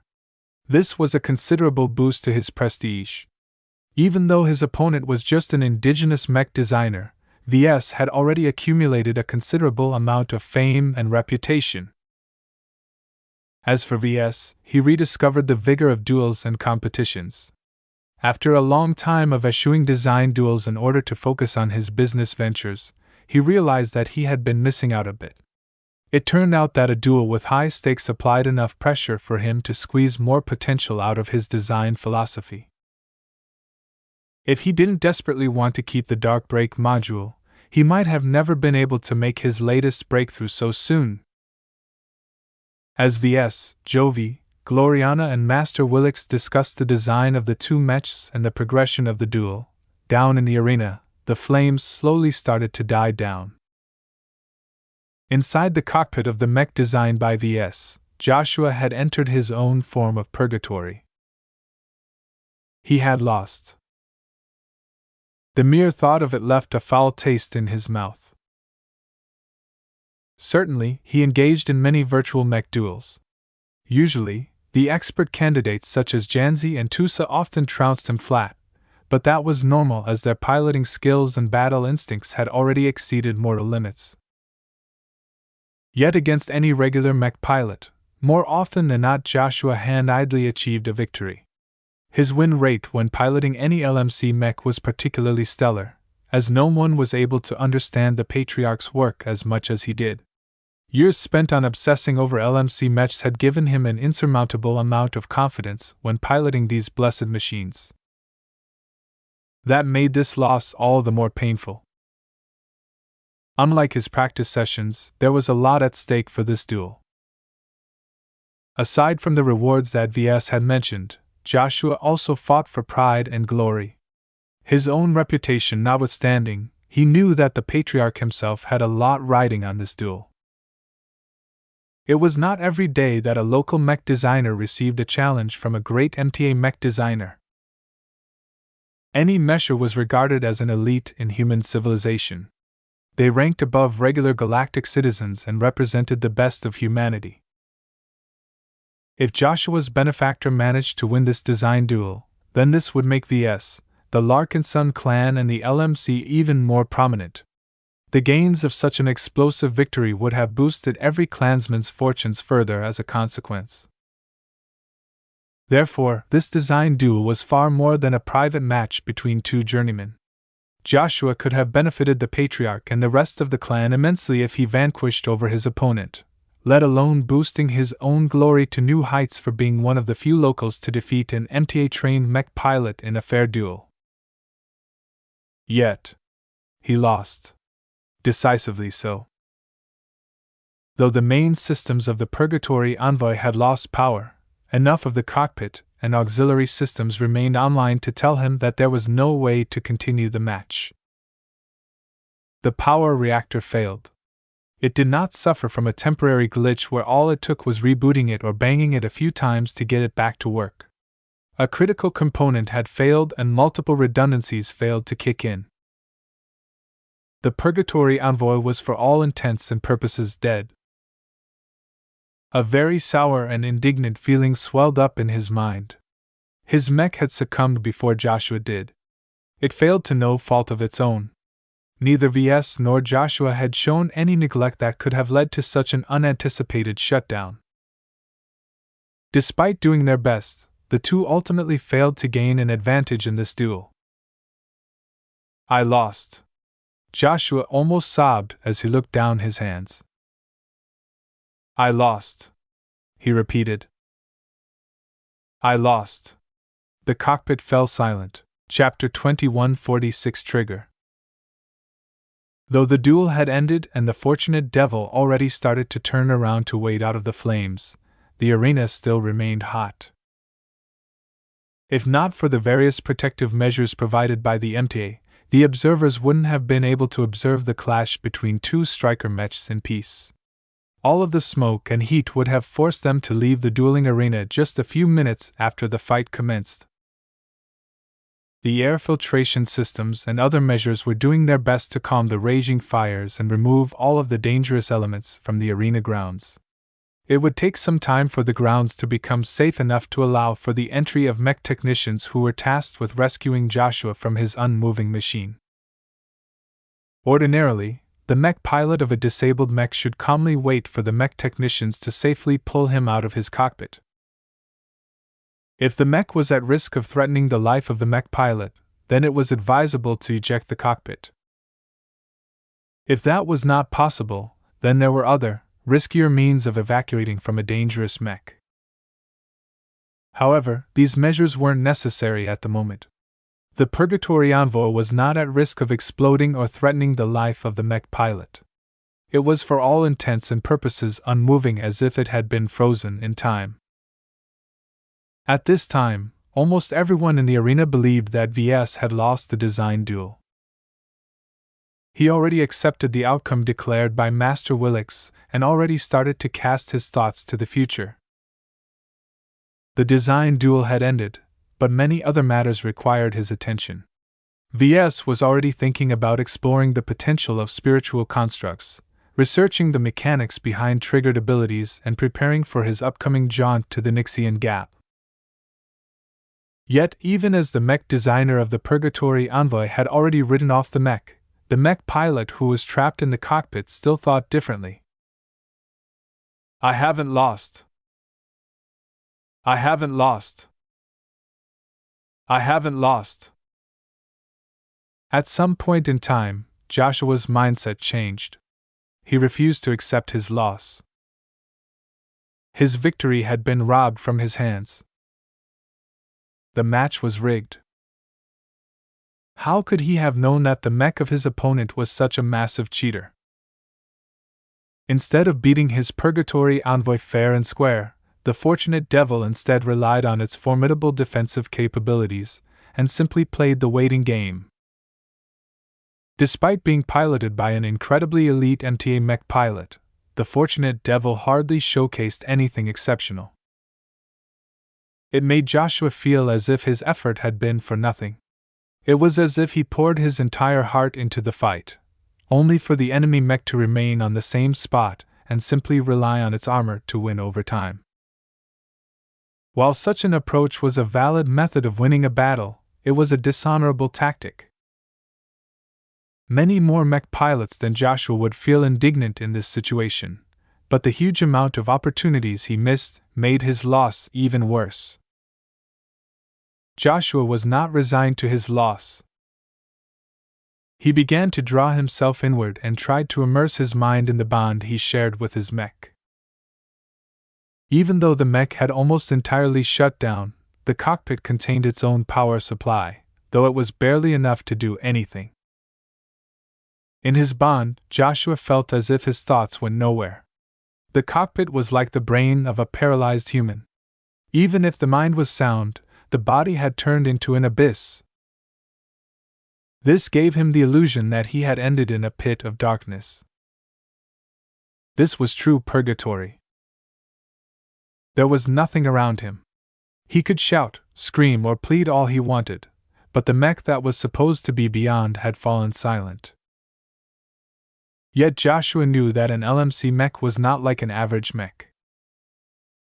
Unlike mechs designed by other mech designers, every mech designed by the clan patriarch possessed a bit of vitality. Living mechs, partners for life. The motto of the LMC had been carved into Joshua's heart. He understood deeper than any other mech pilot. He knew that every mech was truly alive. Right now, he did not believe the Purgatory Envoy had died. Its power reactor may have failed, but the fault did not lie in the mech. The mech was still alive. The Superior Mother would not succumb so easily. Joshua began to reach out to his own mech. He surrendered his entire being in order to convince that it was still alive. I haven't lost! I haven't lost! We haven't lost! We can still fight! Wake up! Wake up! Wake up! Help me, Mother! Deep within the mech, in some other realm, the spiritual entity known as the Superior Mother sensed the pleas. Though she was still dormant and in the process of undergoing large and profound changes, something within the recently born ancestral spirit stirred. Like a mother reaching out to her son, the Superior Mother became more active, if just a bit. A tiny amount of energy channeled from the spiritual entity and entered the mech. Something profound took place. A trigger had been pulled.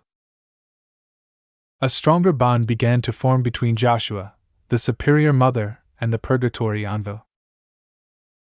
Just as the group on the balcony were starting to leave, Master Willick stopped floating towards the exit and frowned. She turned around and stared back at the arena. Her sudden behavior caused the rest to halt as well. What is the matter? I'm not sure. Even Ves began to look down at his own mech. Now that he was paying attention to it, he began to frown as well. There was something strange taking place. Inside the cockpit, Joshua paid no attention to the behavior of the people outside. In his mind, he only had thoughts for his mech and the Superior Mother. We can still fight. We can still bring glory to the Larkinson clan. We can still help the clan patriarch become stronger. Let us fight for victory. Let us fight for Ves. The moment Joshua uttered the name of the clan patriarch, the resonance that had emerged between himself and the Superior Mother had peaked. Purgatory Envoy, there is still a lot of fight left in you. Come back to life and take back the victory that belongs to us. Do not let your birth be in vain. The disabled striker mech began to show activity. Its power reactor, which should have stopped working, started to rouse. If anyone looked inside of its internal structure, then they would have noticed that some of its subcomponents started to glow. The malfunctioning part that had been the primary cause for shutting down the mech attracted most of the glow. The resonance that had emerged began to work on the component, physically affecting it until the part inexplicably became whole again. This was impossible. Parts that weren't designed with self-repair capabilities in mind did not just spontaneously put itself back together. Yet this impossibility had become possible with the emergence of the strange form of resonance that Joshua had summoned. Right now, his mind and will grew unprecedentedly strong and active. His willpower, which had always been strong, somehow broke a barrier. Joshua's spiritual potential, which had always rested in his mind without showing much sign of activity, suddenly started to merge with his willpower. The young adopted Larkinson mech pilot began to form a nascent force of will. As the power reactor gradually fixed itself, its systems started to kick back into gear. The power reactor thrummed before beginning to supply some power to the rest of the mech. The Purgatory Envoy was coming back to life. The darkness and desolation of its near-dead state had not caused the mech to remain in purgatory. Instead, with the help of Joshua's extraordinarily strong willpower, he managed to will his mech to claw its way out of the darkness and embrace the light that was life. At this instance, Joshua obtained the answers to all of the doubts and questions that had plagued him for some time. He found his reason to pilot a mech. I am fighting for life. Life was precious. Life was wonderful. Life was his source of strength. For a single instance, Joshua embodied life, and resonated with the life instilled within the Purgatory Envoy and the Superior Mother. All three elements shared a common strength, and the alignment of all three resulted in a miracle that astounded the mech designers on the balcony. The Purgatory Envoy started to exhibit a flickering glow despite not containing any parts that could evoke such an effect. Jovi and Gloriana couldn't help but drop their jaws. This is forced resonance, the MTA mech designer uttered in shock. I've never witnessed this with my eyes, but the signs are unmistakable. Gloriana whipped out a multiscanner and pointed it at the increasingly more active Purgatory Envoy. The resonance sensor is detecting signs of activity. The mech is outputting 0.05 lavares and growing. Joshua is breaking through. Though Jovi and Gloriana both reacted with shock, it was Ves who truly felt astonished. This was because he felt something very familiar from the resonance outputted by Joshua and the mech he designed. That resonance bore the flavor of life. His eyes widened as he realized the implications. If his guess was correct, then Joshua's had dedicated his will towards life. This meant that when Joshua succeeded in his breakthrough, he would become an expert candidate who possessed a primary spiritual attribute that was identical to V's domain. Both mech pilot and mech designer shared the same obsession, the same domain, and the same spiritual attributes. This was an incredibly remarkable development, and one that was absolutely more profound than Janzi's promotion. Only half a minute passed before the Purgatory Envoy's power reactor had returned to full power. That should have been impossible. A mech that had just suffered an emergency shutdown should have taken at least 2 to 3 minutes to regain full functionality. This was because the power reactor had likely sustained some damage due to its emergency shutdown, and slowly needed to test its various subsystems to determine whether they could tolerate the strain. The forced resonance ignored these realities and forcibly revived the power reactor without issue. Not only that, the mech's other systems began to show some signs of restoration. Various internal components that had been damaged due to exposure to excessive heat started to function as if they were brand new and fully functional. This was impossible. There was no way to explain these changes with conventional theory. What was taking place right now had exceeded the boundaries of normality and crossed into a territory that was ordinarily reserved for gods. Joshua had taken his first step towards ascension. From this day onwards, he was no longer purely mortal. He had narrowed the distance to his girlfriend and become a bona fide expert candidate. He was the first to do so since the founding of the Larkinson clan. All of the activity did not escape the fortunate devil.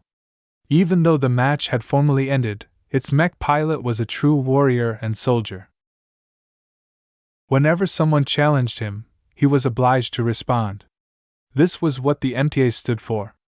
The fight was not yet over until a mech could no longer move. Come, young mech pilot!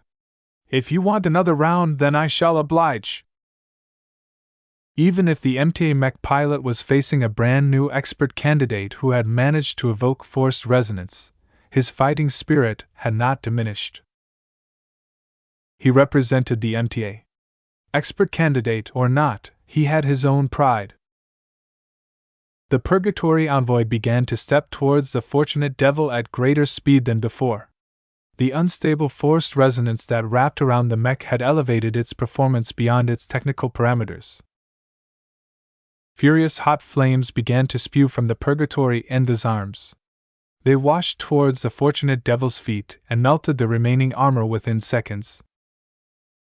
The fortunate devil collapsed. The revived clash had been decided in an instant. Every mech designer couldn't believe what had taken place. The mech designed by Jovi stood no chance. Chapter 2147 Rectification. A shocking outburst took place. A duel that everyone had written off had produced a completely unexpected development at the end. Somehow, Joshua Larkinson refused to resign himself to his loss, and single-handedly rewrote reality through sheer willpower. This was the characteristic ability of expert pilots. Though Joshua had only just broken through to expert candidate, his promotion was accompanied by a lot of resonance. So much so that a dam had broken, allowing the new expert candidate to temporarily wield the strength of a higher rank. Even so, such activities were very strenuous. A violent breakthrough like this was always accompanied with a lot of damage.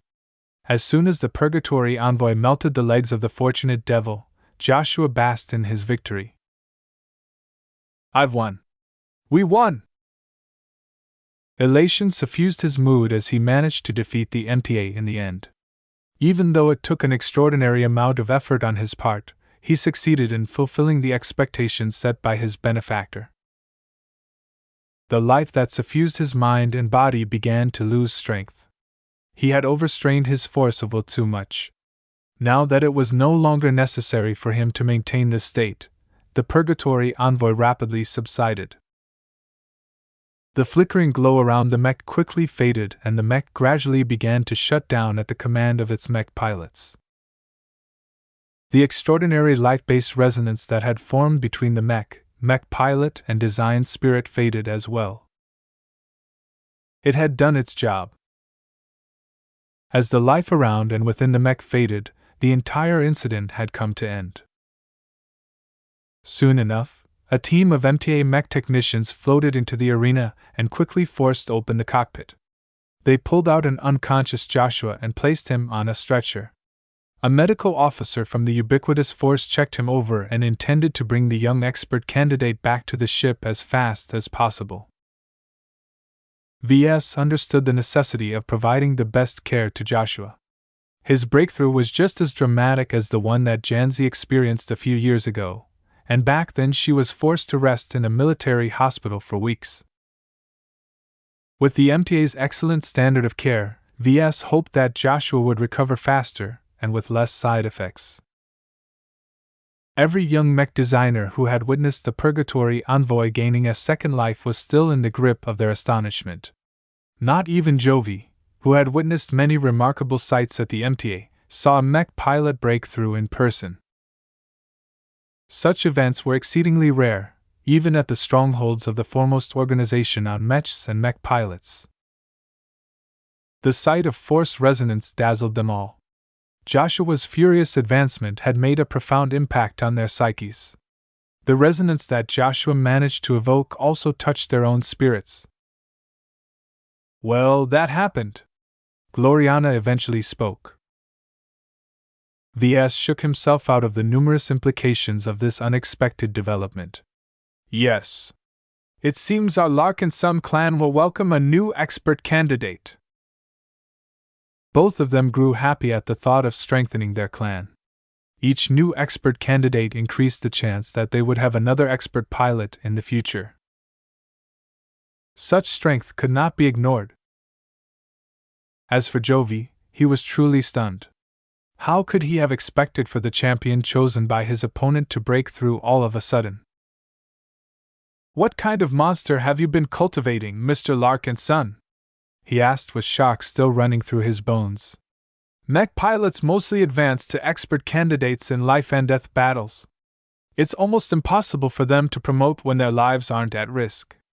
I have fought more than 50 duels and personally witnessed at least 10 times as much.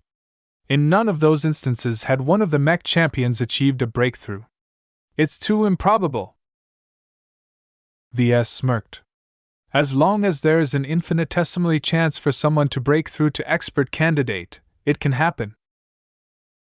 As someone who played with probabilities for a living, Jovi could not muster up a response. While Ves managed to shut up Jovi, that did not mean that Master Willix intended to let matters be. The sudden breakthrough might be a happy event for the Larkinson clan, but it did not mean that the outcome of the duel had been changed. Several minutes ago, I announced the end of the match and declared the victor of his duel.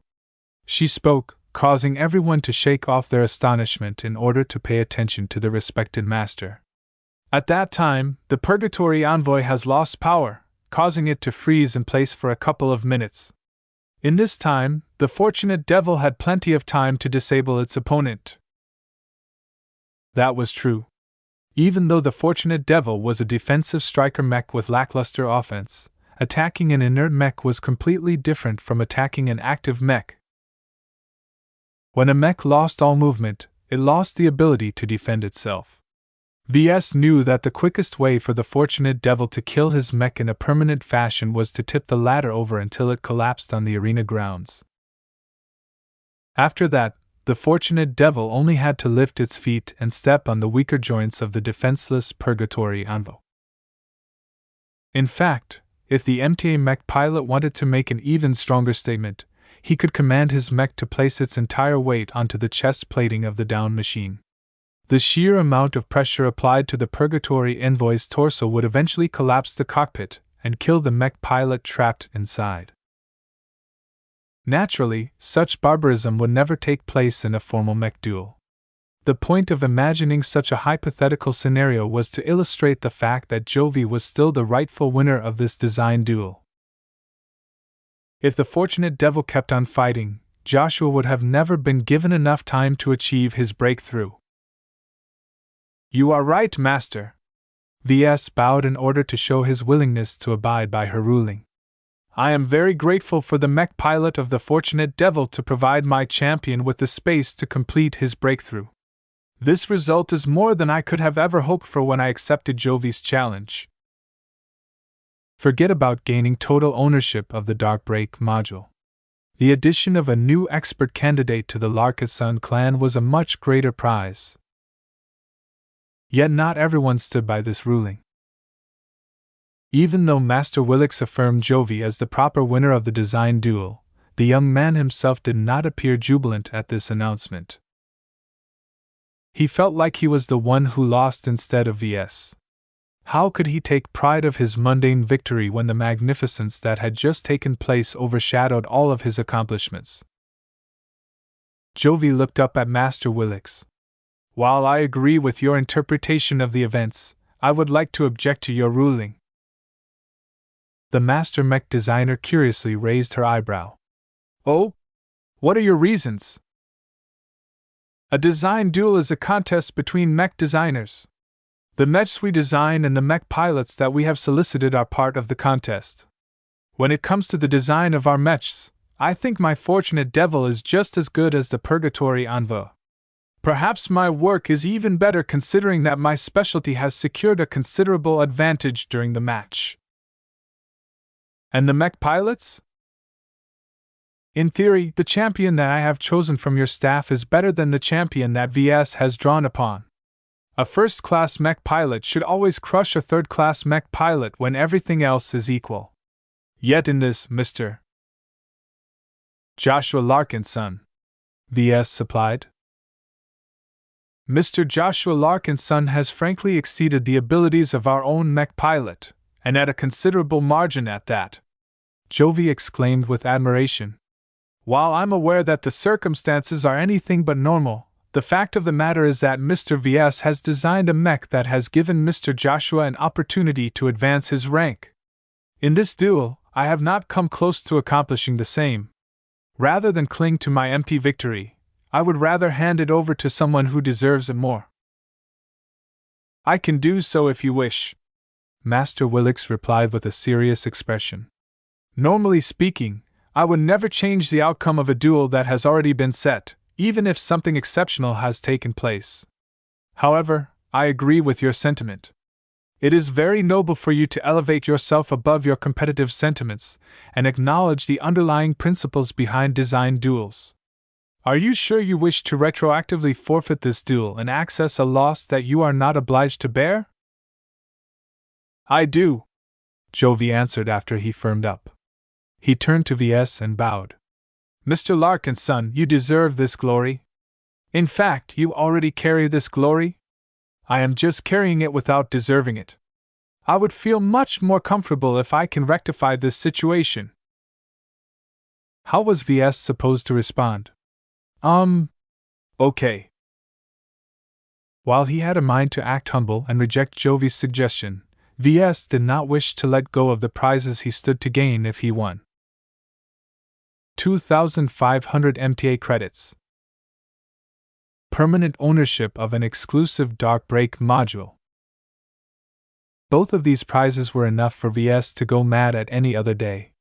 There was no way he was going to shove them aside in an attempt to make himself look good. He was already looking forward to all of the combat carriers he could acquire with such a hefty amount of money. Though 2,500 MTA credits sounded deceptively small, when converted into hex credits, he could already buy a factory ship half as big as the one that Diva had just commissioned on his behalf. Seeing Jovi's sincerity, Master Willix delayed no longer. Very well. With both competing mech designers in agreement, I declare that the previous winner has forfeited the duel. As a result, Mr. Larkinson is the final winner of this design duel. Congratulations, Ves. Gloriana clapped her hands. I always knew you could do it. You deserve this win. Ves smiled. He felt incredibly gratified at this turn of events.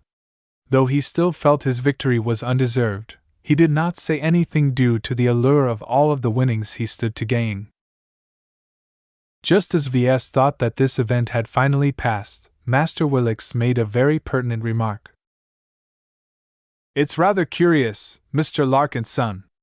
This is not the first time a mech pilot under your employ has broken through to expert candidate.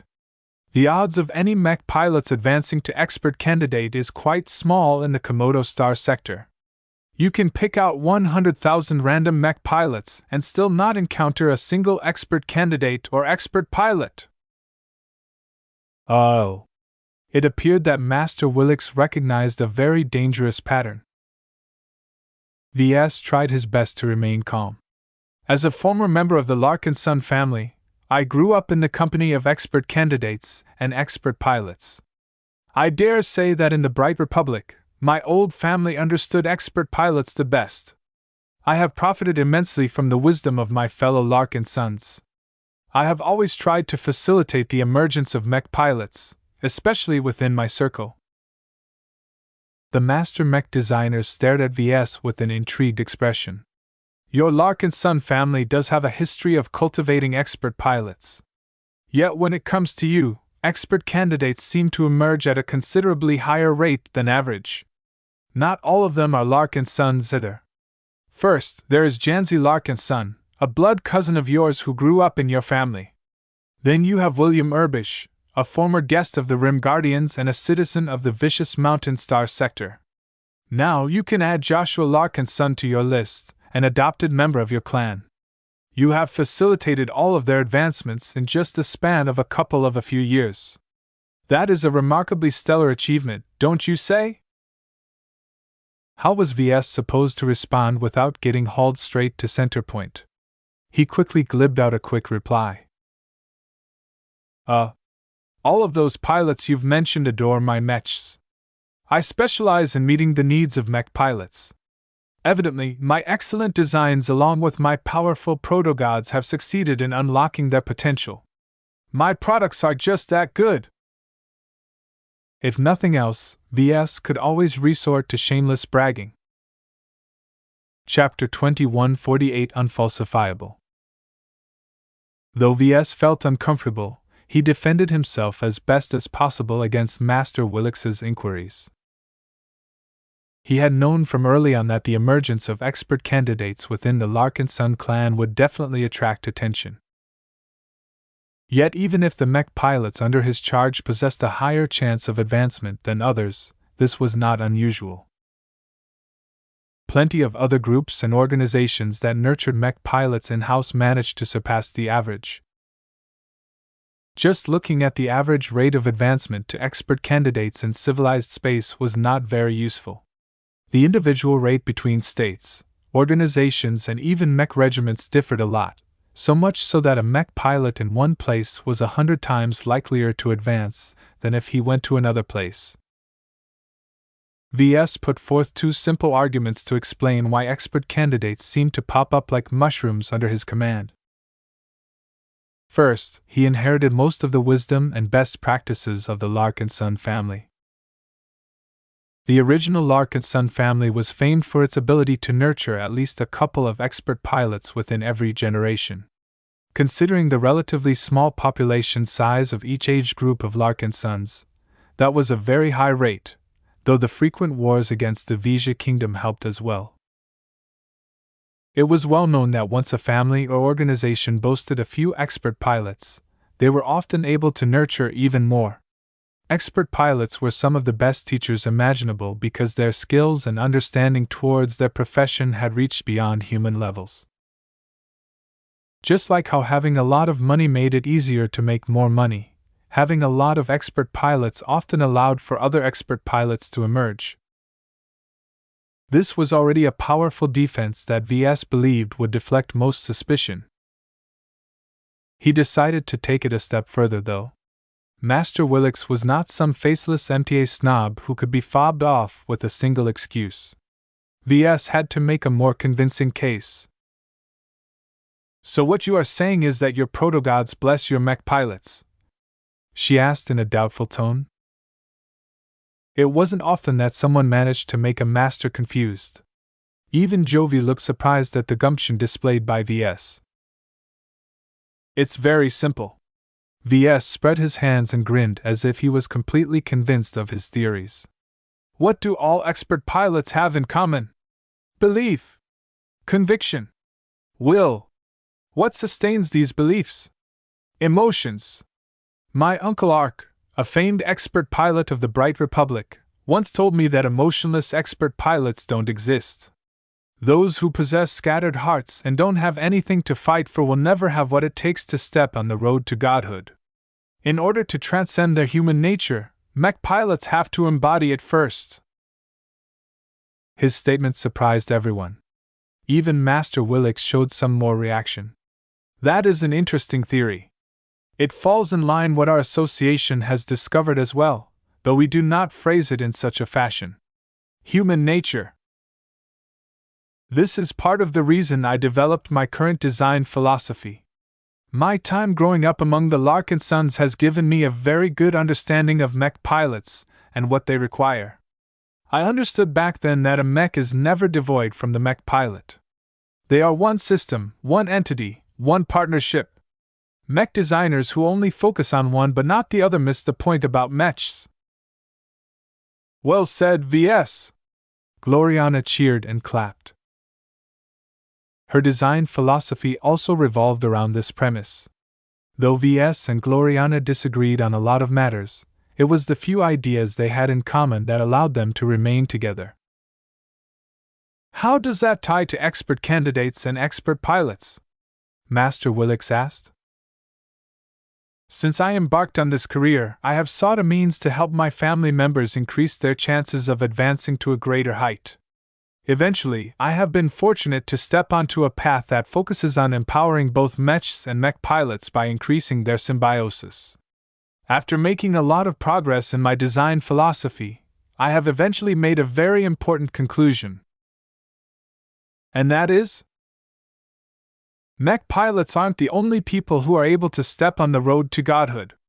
Ves shouted in his most fanatical act he could muster. Mechs are able to advance as well. Every member of the MTA delegation looked surprised. They did not expect to hear such a radical statement. Ves didn't care. He continued to spew whatever nonsense that came up in his mind. I have always believed that mechs are alive. If that is so, then just like mech pilots, mechs can advance and become existences akin to gods as well. For now, I have only been able to create proto-gods and associate them with my mech designs, but that is just the start. As long as they advance step by step, they will eventually reach the heights of ace pilots, or god pilots in the future. This is my ultimate ambition. The best way to help mech pilots evolve into gods is to pair them up with mechs that are also capable of becoming gods. Though some people such as Master Willix were accustomed to the mention of gods, Jovi looked a lot more confused. Though the tale spun by Ves sounded strangely compelling, it clashed with the secularists' views held by Jovi. As a mech designer who dared to cheat reality itself, he never believed in the existence of supernatural entities with powers beyond human ken. The questioning did not last much longer.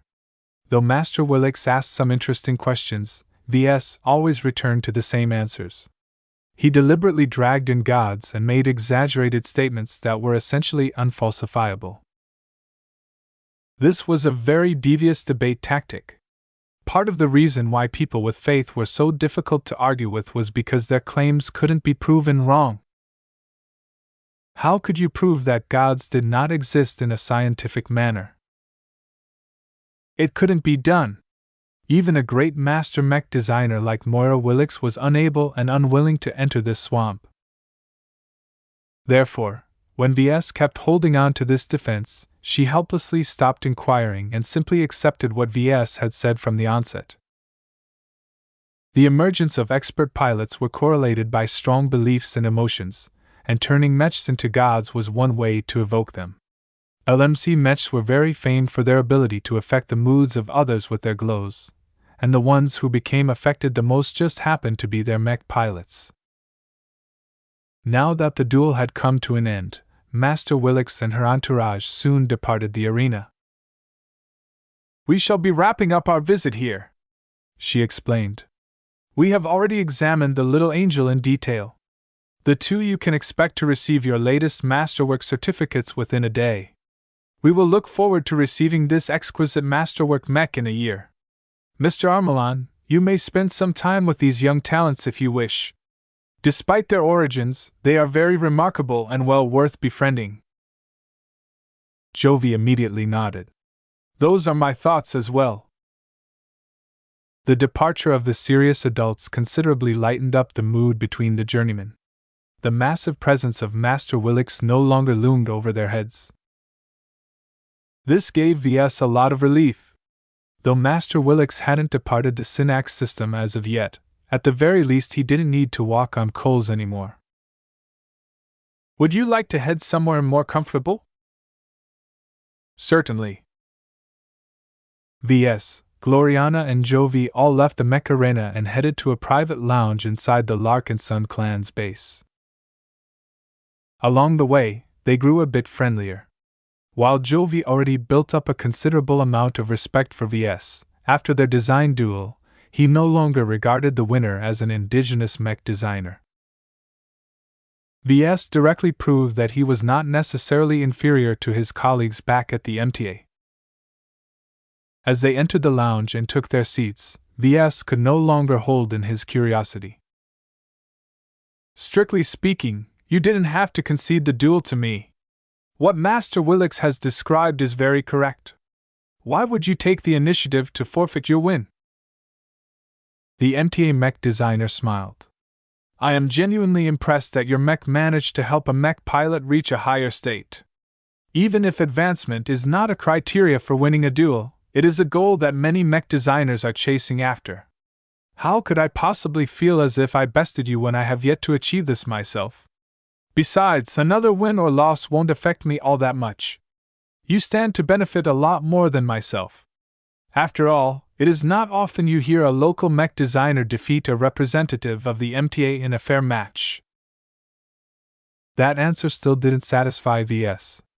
No one did anything out of the goodness of their heart.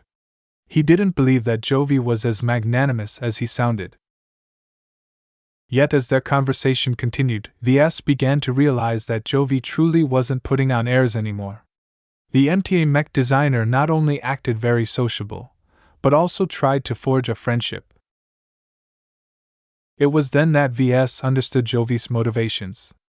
The fellow wanted to build up a favorable impression in order to establish a connection with the mech designer who impressed him, sacrificing a bit of reputation and allowing himself to be used as a stepping stone for someone else might affront others, but people like Jovi easily endured these minor setbacks.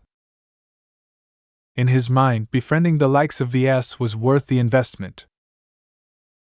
This wasn't the first time that VS met with people who wanted to forge a closer relationship. His fame, reputation, and incredible accomplishments had long convinced people such as Calabast and Tristan Wesseling that he was likely destined for greatness. He did not expect that an elite mech designer like Jovi, who would likely have the entire galaxy at his reach in the future, would choose the same approach. Jovi absolutely did not need to reach out to a local mech designer, as he was already in touch with plenty of amazing mech designers in the association. "You don't have to sell yourself short, VS," he spoke. They had already reached first-name basis. "Your design philosophy is both interesting, profound, and strong, even if your principles are rather strange.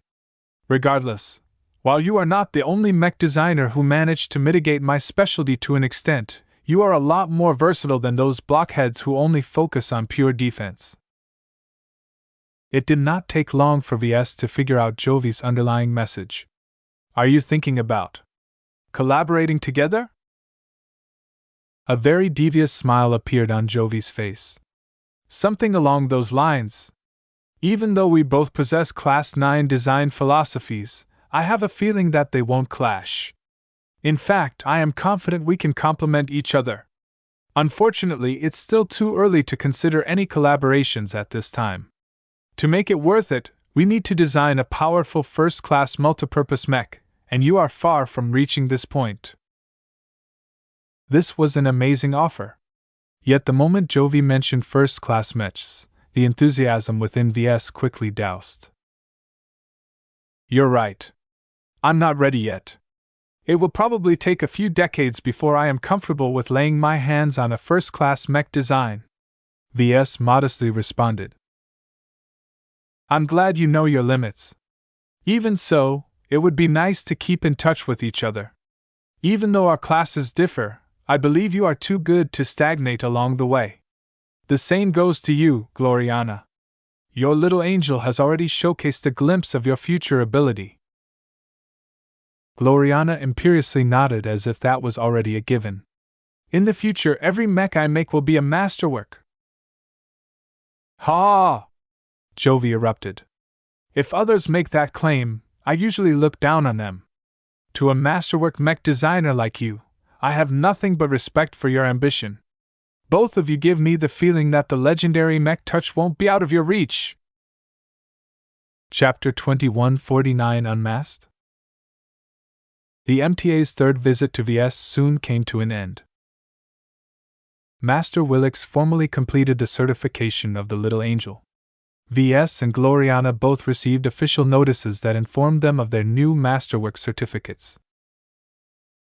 They also gained 500,000 MTA merits each. Aside from that, VS also received a whopping sum of 5,000 MTA credits in his personal MTA account.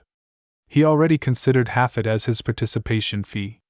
Even if Jovi didn't concede the design duel, he already had that sum in the bag, but he didn't say no to receiving double. With this much money, VS no longer had to wait until the LMC accumulated enough funds to enact one of his spending plans.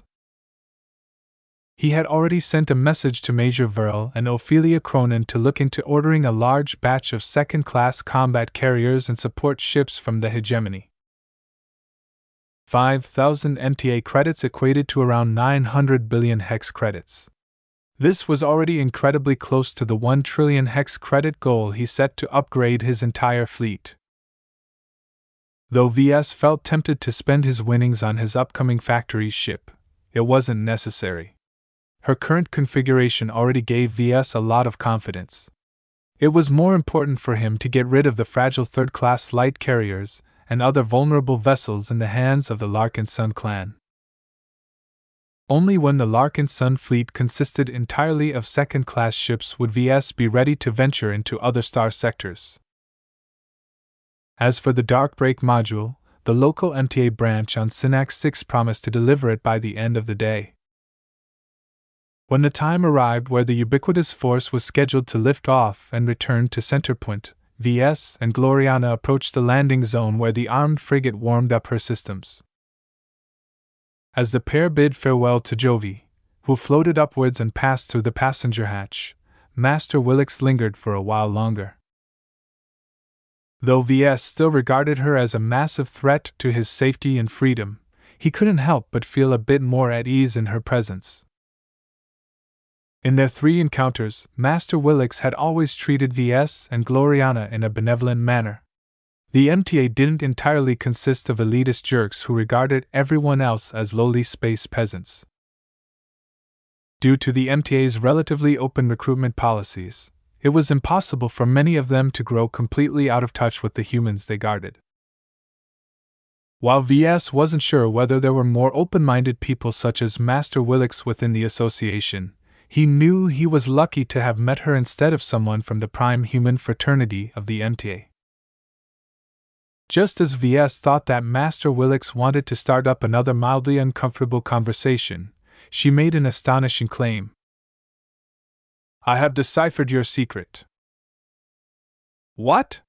VS suddenly shook. "I mean, what secret?" The master tooted at him. "You do not have to pretend anymore. While I have enjoyed your charade, there is no need for you to hide your secret from me. I know who you are. I am aware of your hidden heritage. Do you really think you can keep secrets from the Mech Trade Association?" Her words struck straight at his paranoid heart. Had she figured him out after she observed him throughout the design duel? Did he inadvertently slip some clues along the way that revealed his ties to the 5 Scrolls Compact? A chill ran through his spine. If she found out that he was a holy son who possessed the Mech Designer System, there was no way the MTA would let go of him. He expected Master Willix to invite him to step aboard the ubiquitous force any moment now. Once he entered the ship, he might never be able to escape the clutches of the association in his life. Meanwhile, Gloriana shared none of his distress. She looked curiously at him. "What secret are you holding anyway?" "You're not helping, Gloriana!" VS wanted to cough. Was his girlfriend even on his side? This was a very serious crisis. "Don't think your distraction will work. Will you admit it, or do I have to say it out loud?" Willix frowned. Damn it! Even if Master Willix figured him out, VS still wanted to maintain his facade to the end. Seeing that he remained as obstinate as ever, the Master Mech Designer no longer held herself back.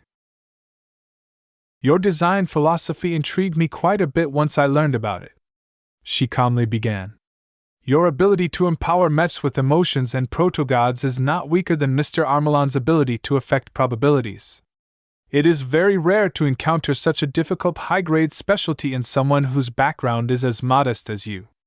A mech designer who emerged from a tiny state such as the Bright Republic cannot develop such a profound and powerful design philosophy without external help."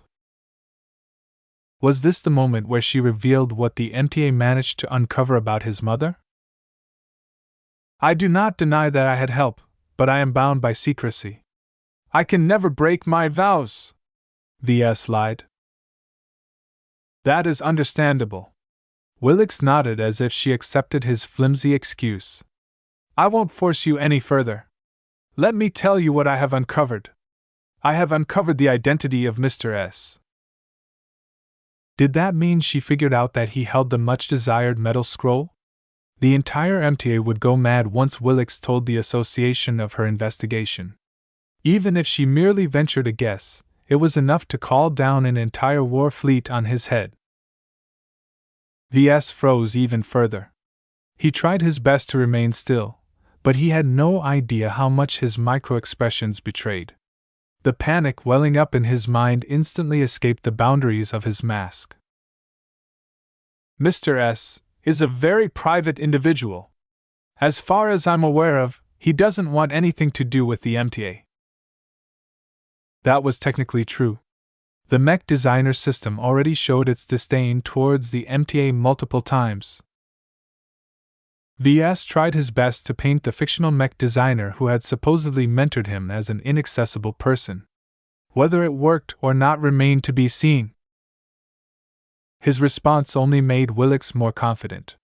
She floated closer, causing her to loom even more over his head. I was reasonably assured of my guess, but hearing you has raised my confidence level. The abilities that you have shown are too distinct. Mr. S must be the elusive Ouroboros designer. The what? Ves genuinely revealed his confusion. Master Willix looked wistful for a moment. I have traveled wide and far in the galaxy in my earlier years. While I have spent most of my years in the galactic heartland, I had the privilege to visit the Greater Terran United Confederation. It was at that time that I met the hero of New Terra at an official function. Ves widened his eyes. He recognized that title. Didn't he encounter it a few years ago when he completed another mastery experience? General Ves Larkinson is a truly exceptional Terran and ace pilot. Master Willix's tone conveyed genuine respect. He is truly an example that the Terran Confederation isn't as rotten as it seems. Of course, what is most exceptional about him isn't his heroic bearing. It is his famed mech, which has accompanied his entire career for almost a century. She waved her hand, causing an incredibly lifelike projection to appear in front of her. The projection depicted a very powerful ace mech. The Ouroboros is one of the most admired mechs of its kind in the galactic center. She spoke as her eyes glinted at its magnificent shape. The mech not only exuded power, but also an exceptional vibe that was not much different from a glow. The serpent of creation and destruction has confounded every mech designer who were fortunate enough to witness it in the flesh. Despite its rather humble beginnings and its continuous upgrades, the essence of the mech still remains the same. In fact, it has grown stronger. As a rational mech designer, Master Willix rarely raised her voice. She had always maintained a very tight grip on her mood and emotions. For her to exhibit considerable excitement meant that her admiration towards the Ouroboros was absolutely not simple. It was not hard to see why the Ouroboros earned such a high regard. When Ves stared at the projection of the hero mech in its current incarnation, it exuded an air that was considerably more powerful than the mech that Ves originally designed for the former drug addict whose body he once possessed. The Ouroboros, despite passing through the hands of many Terran seniors and masters, presented a vision of the future to Ves. It showed how much he instilled with life continued to grow with their mech pilots. Not only did they grow stronger, they also evolved and developed their character. The current Ouroboros had deviated far beyond the initial creation and destruction themes he applied to it. Ves Larkinson had continuously affected its evolution as the years went by until the famed ace mech completely matched his inclinations. Now, it seemed that Master Willix had managed to tie the existence of the Ouroboros to Ves. He never expected that one of his products he designed in the past would be able to haunt him in this fashion.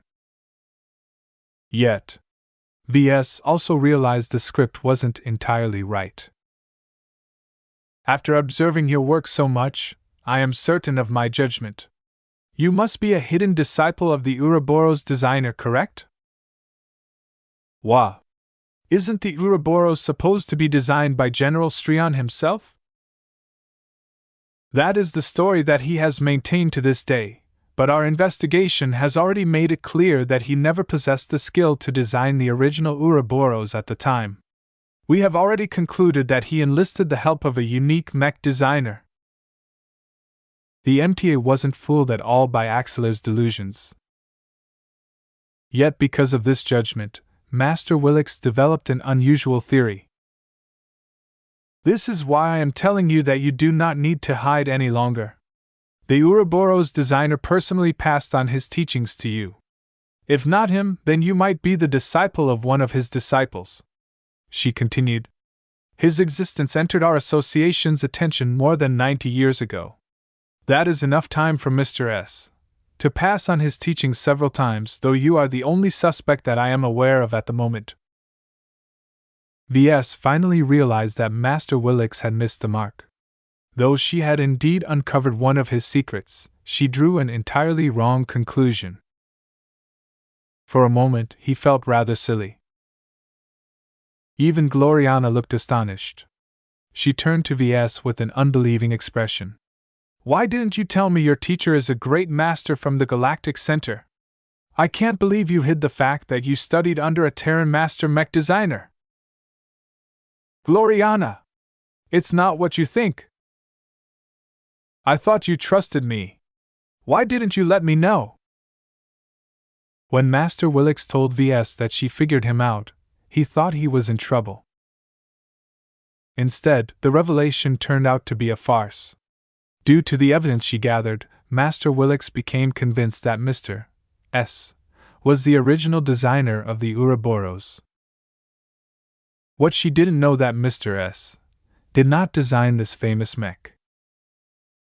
Ves had designed its original incarnation. Didn't this mean that Master Willix accused Ves of being his own student? This realization caused him to feel very strange, but also very relieved. He was incredibly glad that he managed to avoid a calamity. However, he also felt as if he had plunged into a very strange territory. The evidence that Master Willix pulled up was quite convincing. Anyone who studied the Ouroboros and his mechs would become aware that they shared a lot of commonalities. If Ves didn't know any better, he would have made the same conclusion as Master Willix. Chapter 2150 Forgotten Trash. Though Master Willix drew a shocking conclusion about Ves, it was completely untrue. He didn't know whether he wanted to laugh or cry. How could an incredibly intelligent and astute master mech designer come to the conclusion that Ves was actually his own apprentice? Just because he traveled back in the past and designed a hero mech for a mech duel, the MTA suddenly developed a theory that the Ouroboros was actually the product of an unfathomable mech designer. It was not hard to make this conclusion. The glow exuded by the Ouroboros far surpassed any LMC mech. Not even the Quint or the Little Angel could come close to the power exuded by this century-old mech.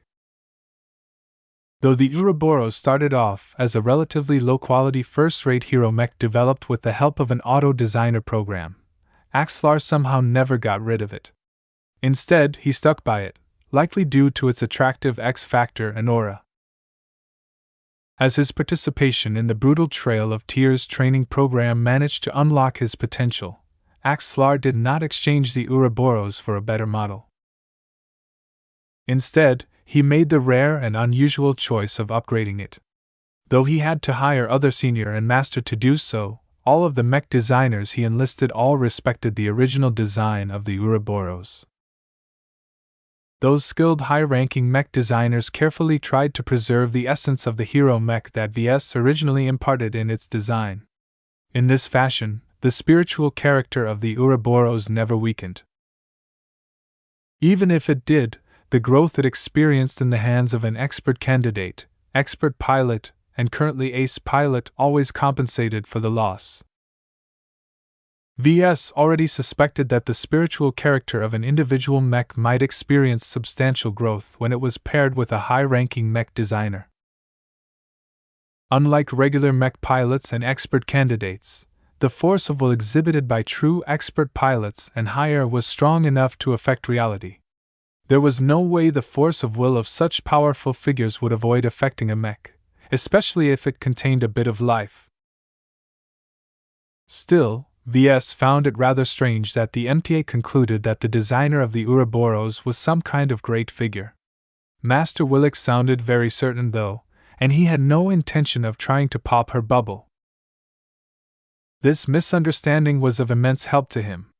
His design philosophy was no longer as inexplicable. If Ves managed to tie his specialty to some fictional master who originated from the Terran Confederation, then he could keep referring to Mr. S every time someone entertained suspicions about his design philosophy.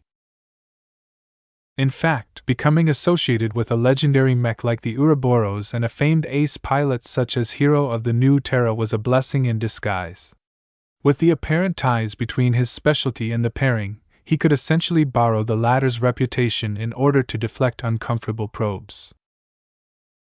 He objected much less to Master Willich's flawed assumptions. Let her believe what her own mind had to gather out of scattered evidence. As long as her theories didn't have anything to do with the system, everything was fine. Master Willich gazed at him with genuine appreciation. The Ouroboros designer has only sporadically left traces throughout the galaxy. He must have his own plans. As a fellow peer, I will not interfere with his designs on you.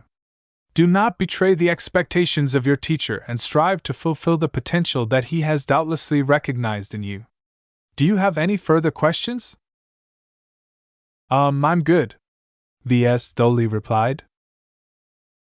Very well. One last reminder.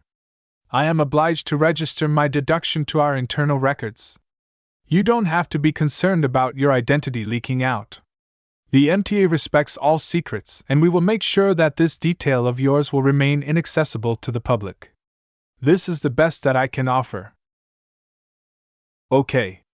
That sounds fine.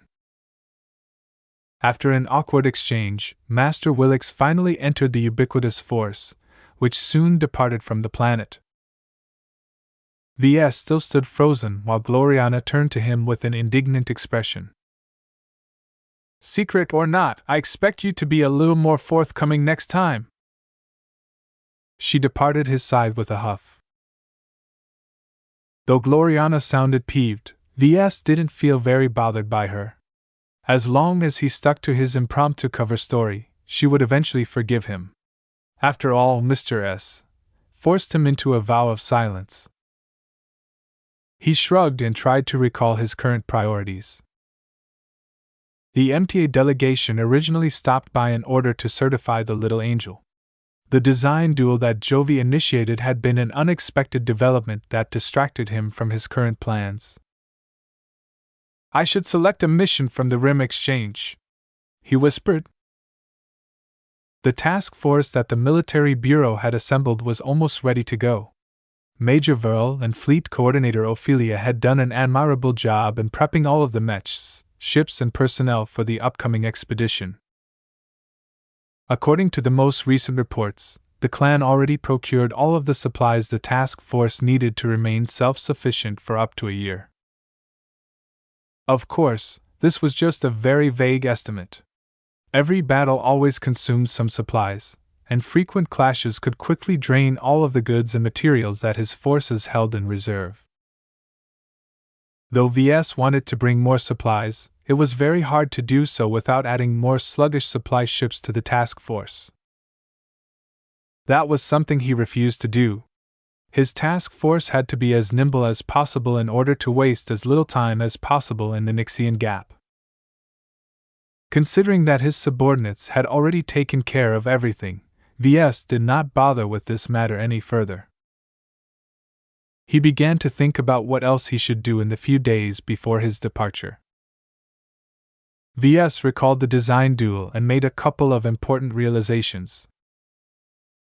First, Joshua Larkinson advanced to expert candidate. This was a significant event, and one that he had long anticipated. This might be a good occasion to hold a celebration for the entire clan, he realized. Holding a huge party right before a portion of the Larkinson clan engaged in a dangerous venture would definitely boost morale and foster more kinship. There was no reason for him to miss this golden opportunity. He raised his comm and dispatched a message to Gavin to look into organizing a celebration that involved the entire clan. This will also be good for Joshua. Ves had long maintained a lot of interest in Joshua Larkinson. The young but talented mech pilot did not disappoint his expectations. Though Joshua's breakthrough was a bit long in coming considering all of the battles he went through, his force of will was one of the most remarkable that Ves had ever encountered. After coming into contact with numerous expert pilots, each of which developed a different obsession or conviction, Joshua's force of will centered around a highly interesting domain: life. While Ves wasn't sure of Joshua's actual principles, they definitely related to his specialty. Whenever Joshua piloted an LMC mech or shared his experiences, he always exhibited a sincere respect for life. Joshua was one of the few mech pilots that Ves knew of who genuinely considered LMC mechs to be living entities rather than lifeless machines. While it was easy for a random person to look at an LMC mech and state that it was alive, their mind or their heart wasn't really convinced. Those who believed in the LMC's motto and looked beyond the design spirit were exceedingly rare. There were plenty of people who misinterpreted the LMC's motto and thought that the source of an LMC mech's glow was alive. While they weren't wrong, that did not fully encompass his perspective. Design spirits were alive and they definitely added a lot of vitality to his mech designs, but what if they were absent? Could mechs still be called alive if Ves neglected to impart a design spirit on their designs? In his heart, he believed that even his earliest products were alive. His recent breakthroughs concerning spiritual constructs only strengthened his conviction. Right now, Ves developed a great desire to return to the Purgatory Anva in order to inspect the innovations he conceived under pressure. Back then, he was so short of time and in such a focused state that he never had the opportunity to stop and process all of the implications of his latest solutions. Spiritual constructs and triggered abilities represented a major step forward for his design philosophy. For the first time in years, Ves managed to empower a mech without resorting to messing with design spirits. This time, he had gone back to his roots and finally recognized that he did not have to leave the spiritual foundation of his mech designs alone. They were like clay that he could mold into various spiritual constructs. Not only would he be able to tweak the X factor and the glow of his mech designs at a much finer degree of control, he also developed a reliable means of imparting abilities that could be activated on command. That last part alone was enough to revolutionize his upcoming mech designs. Triggered abilities might not be as powerful as the famed resonance abilities of expert pilots and expert mechs, but they did not come with any prerequisites. Any mech pilot could trigger them at a time and place of their choosing. When Ves looked up what had happened to the Purgatory Envoy, he immediately raced towards the mech arena where the match had recently taken place. All of the advanced hardware that the MTA installed in order to monitor the duel and contain all of the damage had already been removed. Aside from that, the rented facility still hadn't been cleaned up. Plenty of scorch marks and other battle marks still littered the arena grounds. A few puddles of slag and blackened pieces of metal were strewn around the center. Ves left the hall and entered into a backstage area. Some bots had unceremoniously deposited the damaged and battle-scarred Purgatory Env in a corner. Even though Ves only designed it in 72 hours, he looked at the competition mech with a lot of affection. He intended to restore and study it until he figured out everything he could derive from the mech. Just as he began to dream about adding triggered abilities to all of his future mech designs, he suddenly recognized the presence of another mech. Dumped in another corner, The damaged remains of the fortunate devil laid on the floor like a corpse. Its separated legs rested on the side of the mech. The MTA left Jovi's mech behind? Ves almost couldn't believe it. Any work from an MTA mech designer should never be casually dumped, especially one designed by someone with a remarkable design philosophy as Jovi Armelon. Then again, this is hardly his best work, he realized. Unlike Jovi's genuine first-class multipurpose mech designs, the Fortunate Devil was just a cheap, third-class mech. Due to the terms that Ves had set, the defensive striker mech contained classified components or exclusive technology. Even if Jovi applied some very sophisticated techniques onto the mech in order to elevate its performance to the best of his ability, there was nothing particularly valuable about the wreck. The MTA probably regarded it as trash. Yet Ves saw much more in this forgotten machine. If Ves concentrated very hard and peered closely into the Fortunate Devil, he managed to sense an unknown spiritual trace running throughout the entire mech. This trace was tied to Jovi's specialty. Ves immediately thought of trying to harvest this trace. On its own, it was useless. Without sharing Jovi's domain and unique mindset towards mech, there was no way that Ves could emulate probability manipulation. Yet, what if I do something else with this trace? He whispered. What if he used it as an ingredient for a luck-based spiritual product? Perhaps it was impossible for Ves to replicate Jovi's incredibly strong design philosophy. Yet it was a different story when created with a design spirit that could achieve the same result. Ves suddenly gained another huge realization. Doesn't this mean I can potentially imitate every design philosophy imaginable?